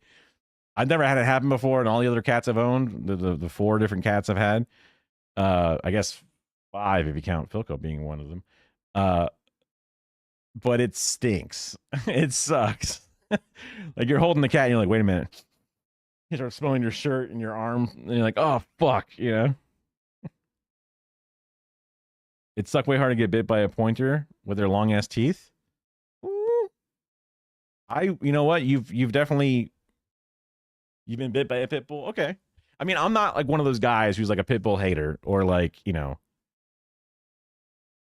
keeping track of how many babies they eat or whatever it is, right? Like, I love them. They're sweet. I don't think the dogs have a naturally negative connotation specifically. It's just usually the owners, whatever it is, right? The people are cropping their ears, cropping their tails, and treating them like shit. They're going to act like shit. They're going to be, you know, a well-trained dog is obviously an incredibly well-behaved dog, no matter what it is. But like when that dog barked and like strutted up to me, like, and I was just like, oh my God. Oh my God. That's a man. That's a man. That's a strong man. I mean, if a pointer barked at me and showed its sharp teeth and came at me, I would also be like, oh fuck, right? It just was, a different, like, one's a UFC fighter and the other one is like, you know, a beautiful fencer or something. I mean, it's not like a greyhound, but you get the idea. You know, I would be afraid of any dog that was making faces at me, right? I'd be like, whoa, whoa. I love pitties. They're so friendly. They are. Yeah. The few I've been able to interact with, they've just been the sweetest, beautiful little things. Perfect family dog. Yeah, I mean, they're sweet. They're just sweet. And it sucks that like half the fucking apartments are like no pit bulls. It's just like a rule, straight up, just like based off of like the propaganda, based off of the fear mongering specifically. It's just one of those things that's like, God damn it. It's just one of those lies that's just made its way into mainstream, and no one's gonna care enough to stop it. And it's just like, that sucks.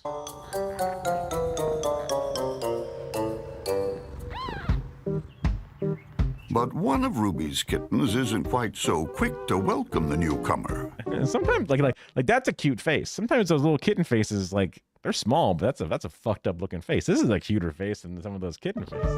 Moo sniffs competition for moms. And I'm pro mutt as well. I'm pro mutt. A, because they're free usually, or they're like very affordable compared to the purebreds. But also, like, bro, like I'm not like a racist, you know what I mean? Like, I'm not like, oh, I want a pure Aryan blooded, you know, dog or whatever. I'm like, yeah, you know, I'm curious to perhaps know some of the features specifically. So like there's DNA tests, whatever. I probably would never pay. I mean, I guess if, you know, I was rich or whatever, but it's like, yeah, I mean, like we just guessed that he's a pointer and a beagle based off of his features. There could be something else mixed in there. It's a mutt. It's a mutt. It is what it is. Attention. So when Duke seeks more and genetically healthy, yeah, warm totally. body to cuddle, exactly. Yeah. Moo makes it more of a scuffle than a snuggle. Is it fucked up to take out the scent glands of a skunk? Is that like declawing a cat? I guess technically so. It's a defense mechanism. But also, it smells like shit. Really bad. And then you can't just... Like, if I remember the episode of, like, the Rugrats, you got to, like, sit in a bath of, like, tomato juice or something. And even that doesn't work, right? So, I don't know. Maybe they've solved the skunk smell problem. Febreze, you know, something simple or something stupid. But I would be tempted to investigate whether or not it's humane if you're going to keep a pet skunk as a pet. But I'd assume more like fixing or neutering. It is a defense mechanism, but maybe just being skunk colored is enough of a defense mechanism. Maybe you don't actually need to spray the ass. You think the smell is not that bad? I don't think I've ever smelt official skunk smell. Like, we always joke around and say our black and white cat skunked us because it's an ass smell that sprays at us. But it washes up real easy. It's not a big deal. It sucks and it's annoying, but otherwise, whatever, you know. I assume the cat didn't do it on purpose because she was really, really young when she was first pregnant and had kittens. So I don't know if it has something to do with like her ass and pussy are all fucked up from like having kids at a young age or something. It's the only one out of 6 that's ever had that problem. And it's also the only one that's ever given birth to children. So I assume that's what it is. But when we got it, it was long past we had no idea what the kittens were or whatever. Because it was like a foster of a foster. So I was like, okay. Devenoming a snake is horrible, though. It'll kill him. Really? Really? Wow. Maybe because they need it to, like...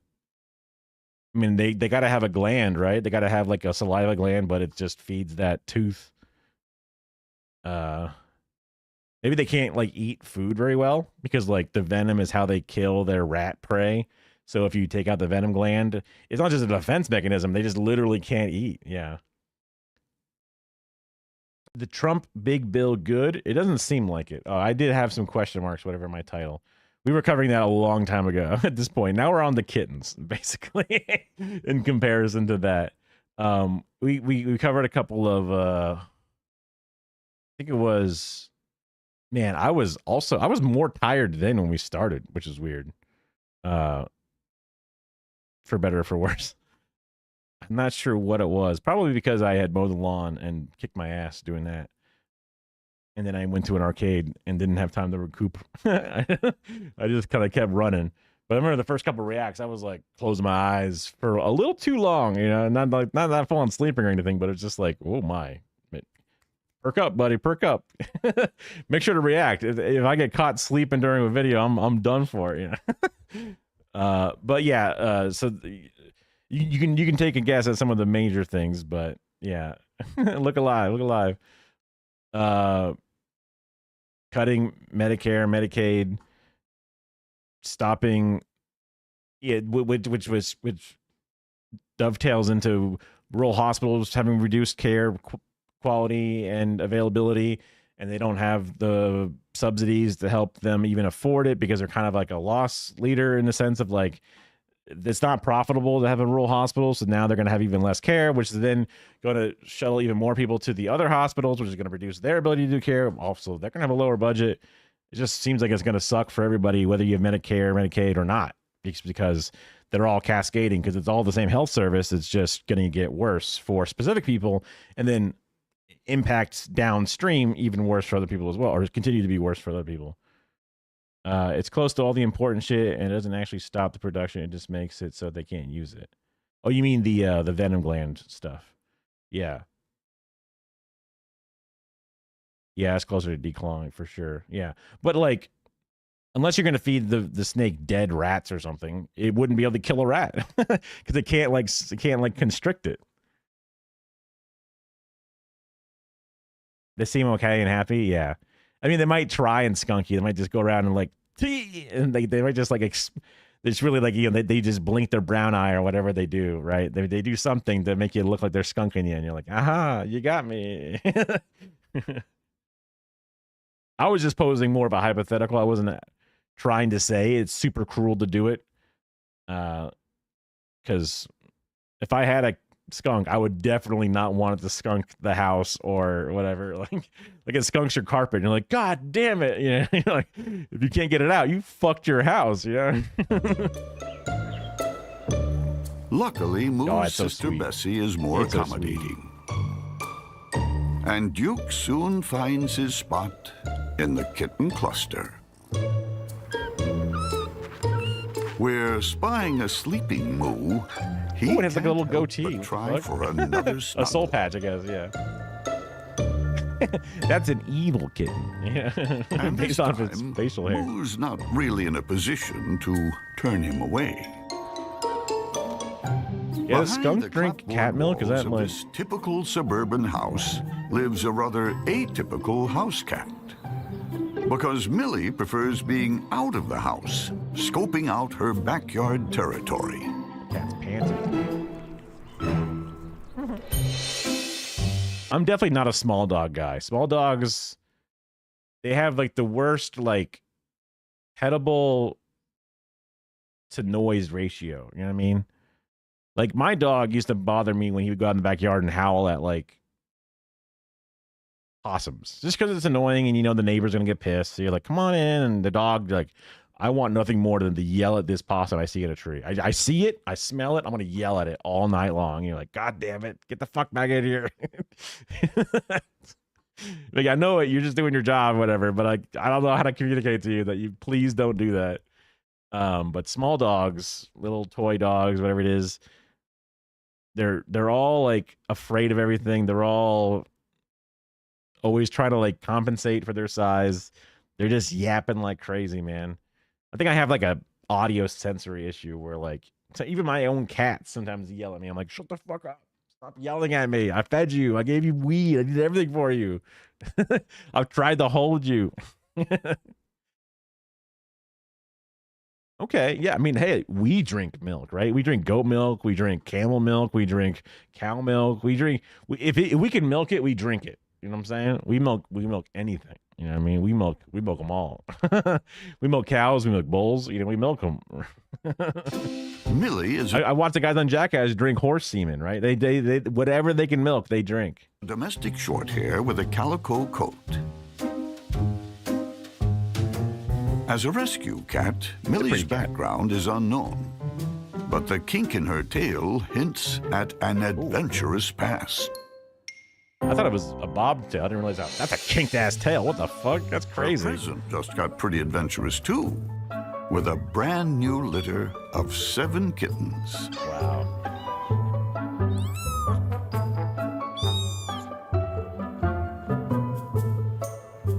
By the looks of things, their mystery dad didn't look much. Huh. Yeah, I mean, like, when I was growing up, apparently I did not like my mom's breast milk because I would be like, just, just pushing it away, which is crazy. And then my parents were unhappy. My dad was very unhappy because formula was expensive. But they got formula, so my brain is developed. Hooray, my brain. But also, apparently America is like one of the most formula pushing countries in the world.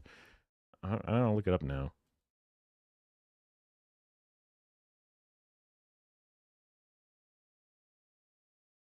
Let's see.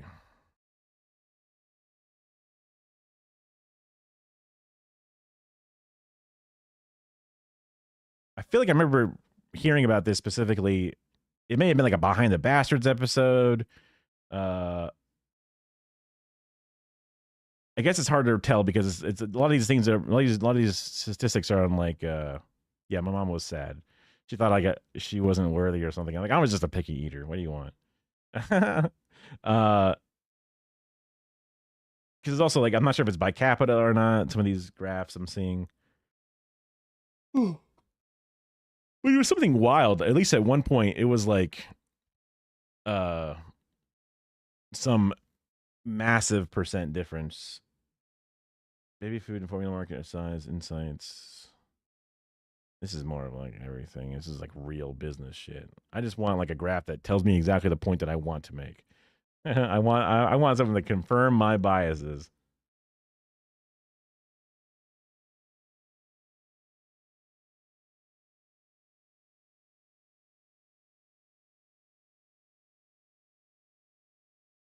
But it was basically something to do with like, get back to work, mom.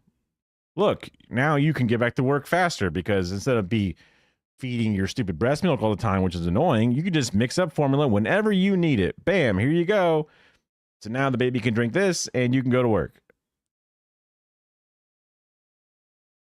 Probably dogs for a lot of roles that are just wet nurses, right? Because if you're a woman and you're breastfeeding, you just kind of keep producing milk the more they drink the milk, and as long as some baby's drinking that milk, you can kind of keep. Because there's like the weird white ladies who like just keep excreting milk as long as possible, and they keep, I guess, like, I don't know if it's just like expressing the glands keeps them on a cycle, and then if you just stop after a while, then they just naturally turn down. I mean, obviously something turns them down. Maybe they have to take hormones or something. I'm not sure, but I feel like there's a way to just keep doing it. Or those ladies who keep feeding their kids breast milk when they're like 10 years old and they're still breastfeeding, right? To be fair, I would also not like to be milked. Yeah, I mean, I feel like it's kind of like one of those caffeine headaches or like nicotine dependencies where like getting milked might feel good if you're in pain from not being milked, but the option to just never be milked is probably a better overall situation because you're like, oh my God, I'm gonna pop. I gotta take a piss, right? You're like, I'd rather never piss. But when you need to piss, you're like, oh God, you know, you're like leaning on the wall of the urinal. It just feels so good, but only because it fucking hurt before you had to pee, you know? So like, it's just this, if I never had to pee, then I wouldn't feel the relief of peeing. I assume that's what being milked is like, but I don't know. You can stimulate milk production in a variety of ways. Male breasts can also be milked sometimes. I've heard of this.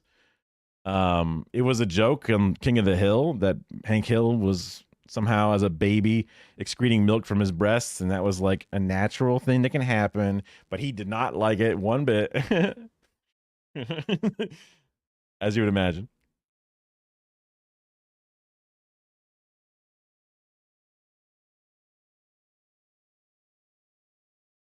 Also, European formula is better than American formula, just like everything else. So, like, my brain, because I drank formula growing up, is somehow less prepared than a European's brain. But that's also if you imagine that there's like a zero sum, like there's a sunk cost or whatever. I'm not using the right term, but like, is there a path and overturn where if I did not get the nutrients at age X, Y, Z, then I am now forever going to be stunted? Like, I don't know. It might be. Probably. If I had a kid, I would want it to have all of it just in case. Right? You want to give it the best shot, but yeah. Raw cow milk to your infant is definitely not ideal. The raw milk debate begins and continues because I've heard people say that raw milk is delicious, but also, holy shit, dangerous. But the anarchists who were, I think it was literally Robert Evans from the Behind the Bastard podcast. He's definitely anarchist coded, libertarian coded in the sense of like my freedoms, and he loves raw milk, as I imagine he would. Is it worth it for me? Probably not. I don't like milk in the first place. So would I like raw milk more? Maybe, but maybe raw milk just tastes like eggnog. And you're like, wow, really? Wow. But it's like, I'll just boil the milk. It's fine. I'll just take the L and boil my milk, and that way I'll never die horribly.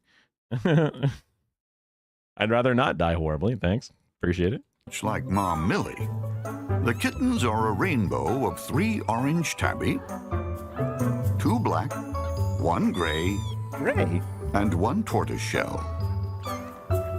It's so funny to see Mom, who's so Tory, like have like This completely is Daisy, full-colored cats. who right now seems to have taken a wrong turn en route to lunch.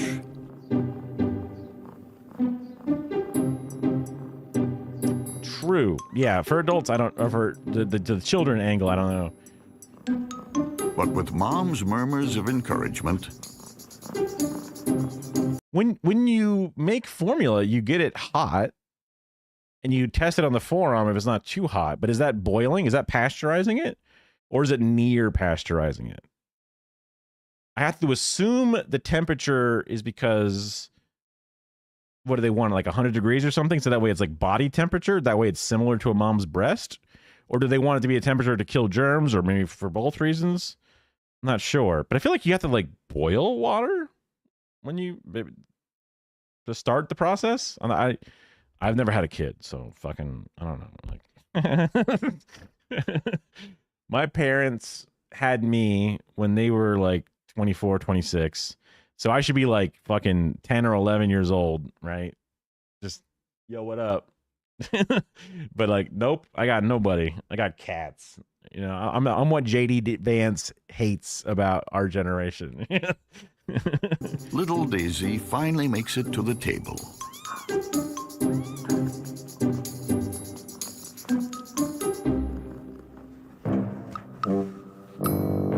Meanwhile, her red-headed brother Gus isn't content with just any old seat at the feast. This ambitious kitten shoots for a top-table reservation. This is an exclusive dog resort and spa. Whoa. A place for canines to be catered to. Oh, that's a pretty puppy. Oh my God. Of course, every resort needs a host or hostess. I don't think dogs care about This luxury. one has Tempest, a whippet. With her serene and gentle nature, Tempest always gives the spa guests the There you warmest go. of welcomes. Winter lavish. Perfect practice for her latest arrivals to the resort. A whopping pile. Like little greyhound looking dogs. They're like little aliens, dude. I don't know. I'm sure they're sweet, and if I ever met one, it'd be amazing. But like from afar, I'm like, oh. Of 10 wee whippets. Oh, Philco. Look at this big boy, this chonking lad. Look at this chonking lad. Look at this big baby. Look at this big baby. He's like 16-ish pounds, give or take a pound, right? Sometimes he's down to 15. Sometimes he's like 19 when he was his fattest. Yeah, big baby. Yeah, big baby. He's like 8 or 9 years old. He's a senior cat. Maybe 7 or 8, something like that. I think he'll be 9 this year. 9? Nine's a lot. 9's old, especially for a big boy. But don't graze yet. He's still got all his richness of his color. He's the big kitty. Big kitty. Oh, big baby boy. I love him. He's awesome.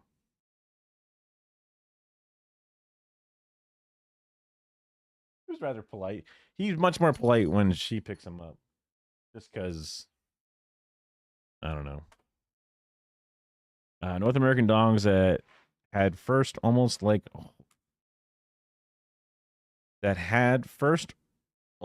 whole, and they also had dogs that could help haul cargo. In fact, some native languages, the name for horse means big dog. Okay, yeah. North American dogs that had first almost... They had fur or almost like some kind of like fur, and they also had dogs that could help haul cargo. Yeah, I mean, that would make sense. Also because how good dogs are, right? Had wool like fur. Yeah. Had fur almost like wool. Got it. Boom. Got it.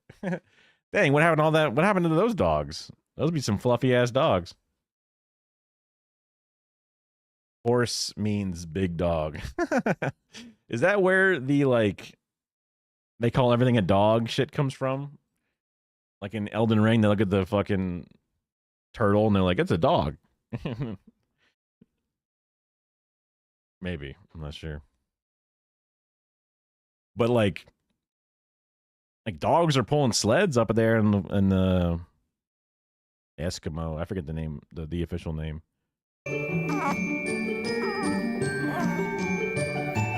They're a mixture of fawn-patched and brindle-patched coats. Dang. Dang, man. I would love to meet those dogs. Poor things. With so many to keep track of. But I guess they all got mixed. There were no like purebred breeders. So maybe that's a good thing that they're mutts. They're mudded out, but sucks that some of their traits are lost, I guess. It's pretty fast. That's a pretty fast turnover to completely eliminate a type of body or whatever, type of hair. Strength to pull those sled dogs would have been way better if they could, they were the ones that were the big horse. Dang. But that also makes sense, especially if they were specifically generally with the Native Americans. They probably, they're the colonial cops, just like today, cops shoot dogs first, right? So those dogs didn't stand a chance, unfortunately, because those ones are out there for blood for multiple reasons. So they're going to shoot the dogs, those fucking assholes. And the dogs are probably so loyal that they wouldn't just hang out with the colonizers. They'd be like, fuck you, and then end up getting killed too. Others.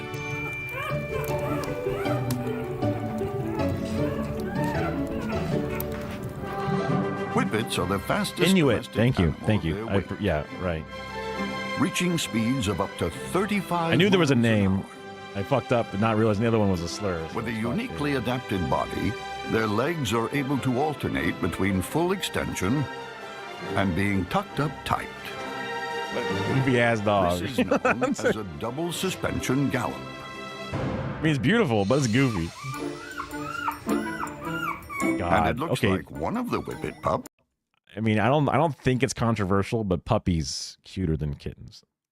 Kittens are kind of cute, but they also look like weird little aliens sometimes. Like when they're first born, they're kind of potatoes like a puppy, but quickly after they start changing it up. Where puppies are like, oh, they're just so fucking puppy. They're puppy the whole way through. A puppy's a puppy even when it's full grown. It's a puppy. Is already working on his gallop. This fawn-patched boy is Dash. He's Dash, all right. Who's determined to get his rookie racer legs to stretch out farther. It might not be quite a gallop, but for legs that are only a few days old, it's not a bad start. I'm glad we got to mix in some dogs into this, even if they are whippets or whatever. Meanwhile, the littlest brindle-patched girl is struggling to stay. Okay, the videographers are all just taking one of the little puppies out and put them off to the side. There always seems to be just one, and then first it was a different one, now it's a different one. On her feet at all. Mouse just doesn't seem to know up from down.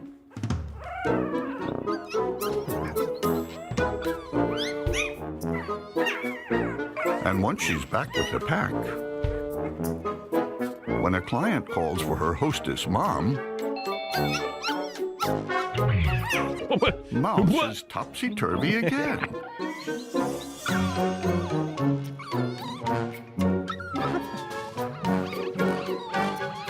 Damn, she just sits on him. And again.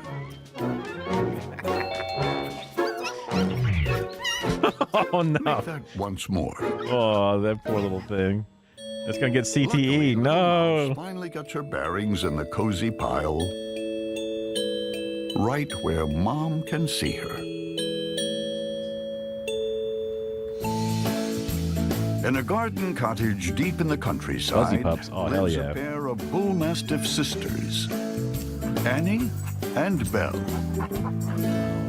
And out of this sisterly duo, Belle lives up to her ancestry, guarding her domain with vigilance. It's a drooly dog. And keeping in shape with daily... Native Americans actually won most armed conflicts. It was weaponization of disease and the environmental distraction that actually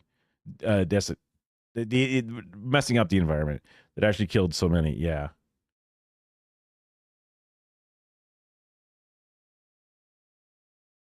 Disease for most for dog and people. Man, it's funny though that the Native Americans actually won, because I mean, also like depending on what era it was, Native Americans also had guns, so like the playing field was evened. You know what I mean, to some extent. Maybe they had like a a model back one or two, depending upon like, oh, they didn't have the repeater from Smith and Wesson or whatever comparatively, but.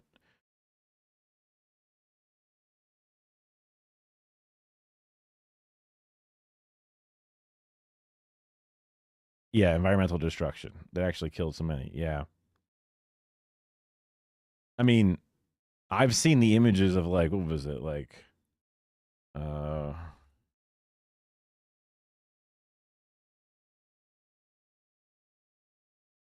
yeah, this shit. Like the hill of buffalo skulls. You fucked them up. Good God. Good God, man. Good God, man. You've destroyed the natural order of things and how that shit fucking... like, yeah, no wonder like their society did not work anymore. What the fuck did you do? How the fuck did you do this? I get like it's evil, but I'm honestly impressed, but it's evil. What the fuck? That's crazy. That's crazy. That's crazy. People were shorter back then, but goddamn. Goddamn. What the fuck? Agility training. I love all dogs, but the drooly dogs are not my favorite. Meanwhile, I don't like slime. I don't like that stuff, but he's just sweet dog. Look at that. It's a sweet dog. Athletic. It seems she'd rather sample the garden than guard it. Oh, the little spear, like the it's like a stick that then holds the thing and then you whip it, like, yeah, the ladle. For other duties.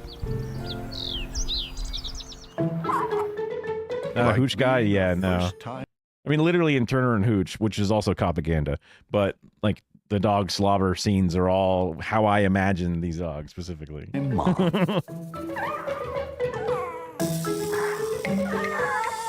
To 6 fuzzy pups. Though they all look darker than Mom right now, 2 of the pups' coats will lighten into her fawn coloring. And the other 4 will be brindle like their dad. It just reminded me of like the racism of Colonel Mustard, right? And like his last stand where he went to go fight the gigantic meeting of all the different Native Americans who were like, yo, we're here to figure this shit out. Battle plan is like, well, I take my small unit and I'll kill all of them. Like, you fucking moron. Die Hard propaganda? Sure, why not? Tell me a cop that does any of that shit. Tell me a cop that does any of that shit. Both on the outside and the inside. If that's not true, then it's propaganda. Boom, easy peasy, right? It's fun, right? Wee explosions.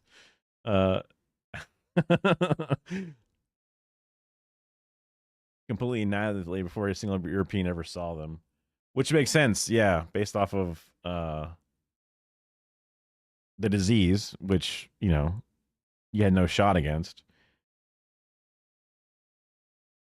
It should be exploded with dynamite. Yeah, I mean, I don't know. I mean, I assume he just got the old-fashioned way through guns and hatchets and all the other types of edge weapons, and then you know what they did. You know how alive he was through most of it. I don't know if he was lucky and got taken out instantly or whatever. But I mean, I could imagine them knowing who he is and not liking him. 80 films are, sadly, for sure, yeah. I dynamite up his ass. About this bull mastiff troop is that I mean, all 6 pups are just a half stick, not enough to completely do the job, right? You want to let it linger a bit. I don't know. Lethal Weapon, Police Academy. Police Academy is a weird one, but I agree. Lethal Weapon for sure. Yeah.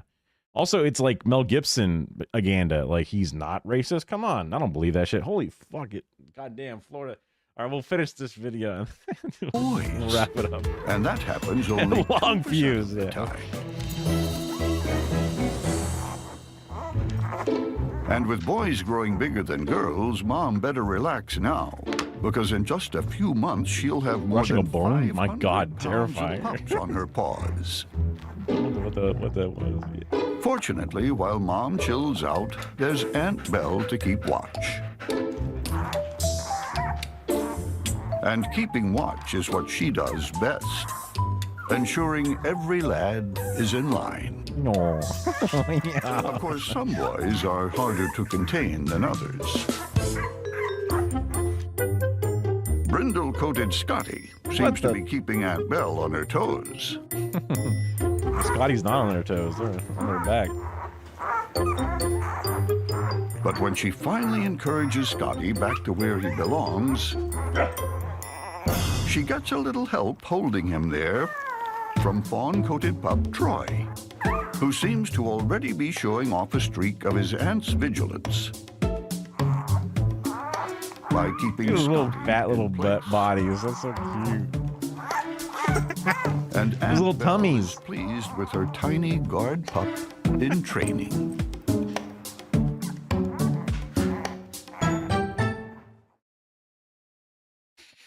Whew.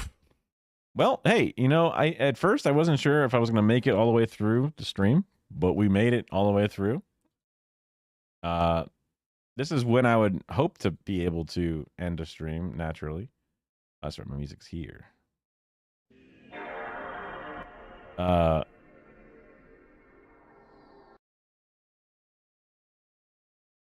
mean, I will take the video, even if I don't obviously watch it right this second, but I'll watch it next time for sure.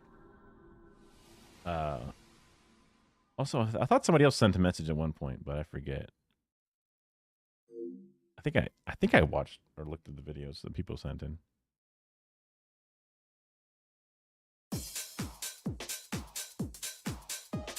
My God, my text box. You're being censored by the sun. God, everything is being censored by the sun. I'll have to get like a blackout curtain at some point. God damn. Holy shit. That is something. Because the main goal was to raid into, Flashbang for sure.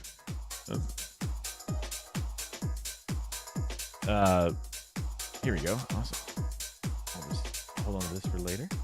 Oh, it's Minuteman. I love Minuteman. I've seen his TikToks like crazy, and then he does awesome shit overall. So, hell yeah. Wait, is this about the one from Louisiana? I think Gremlo was watching this shit. Yeah, because that was who I was gonna raid into, just because I'm trying to eke my way into that Hasanabi industrial complex orbiter circle bullshit. The goal was to start sometime early enough so that way Carter and/or Milo, right? Carter and/or Marxism, Andre, all these different people could sort of end their streams into mine, and then I'll be able to end into the morning streams of like Mike from PA or Grimlow. And then when I actually make my own videos, I can have them react to it if they're willing, and then I would be a name that matters more. I have 6 months to make it from one side to the other, and I've already edited a video or two for Marxism. So, yeah, we'll do more tomorrow for sure. I'll make another TikTok between now and tomorrow stream, today's stream. I might not stay at 1 a.m. forever. Just trying out different stuff. Yeah, Louisiana. Yeah. Okay. Ever seeing?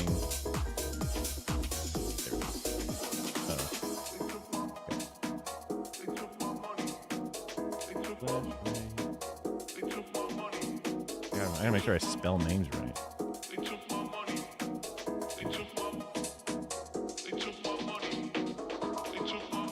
Okay,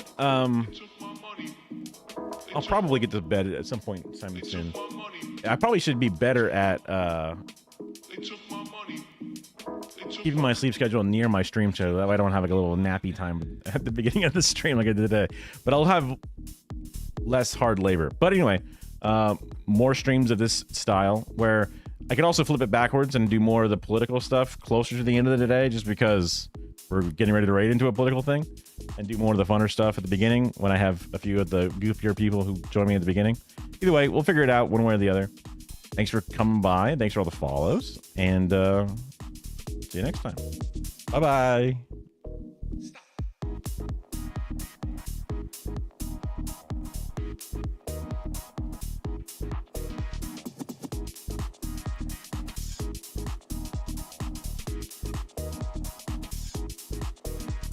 For you to come in, Raiders. Hi, welcome in.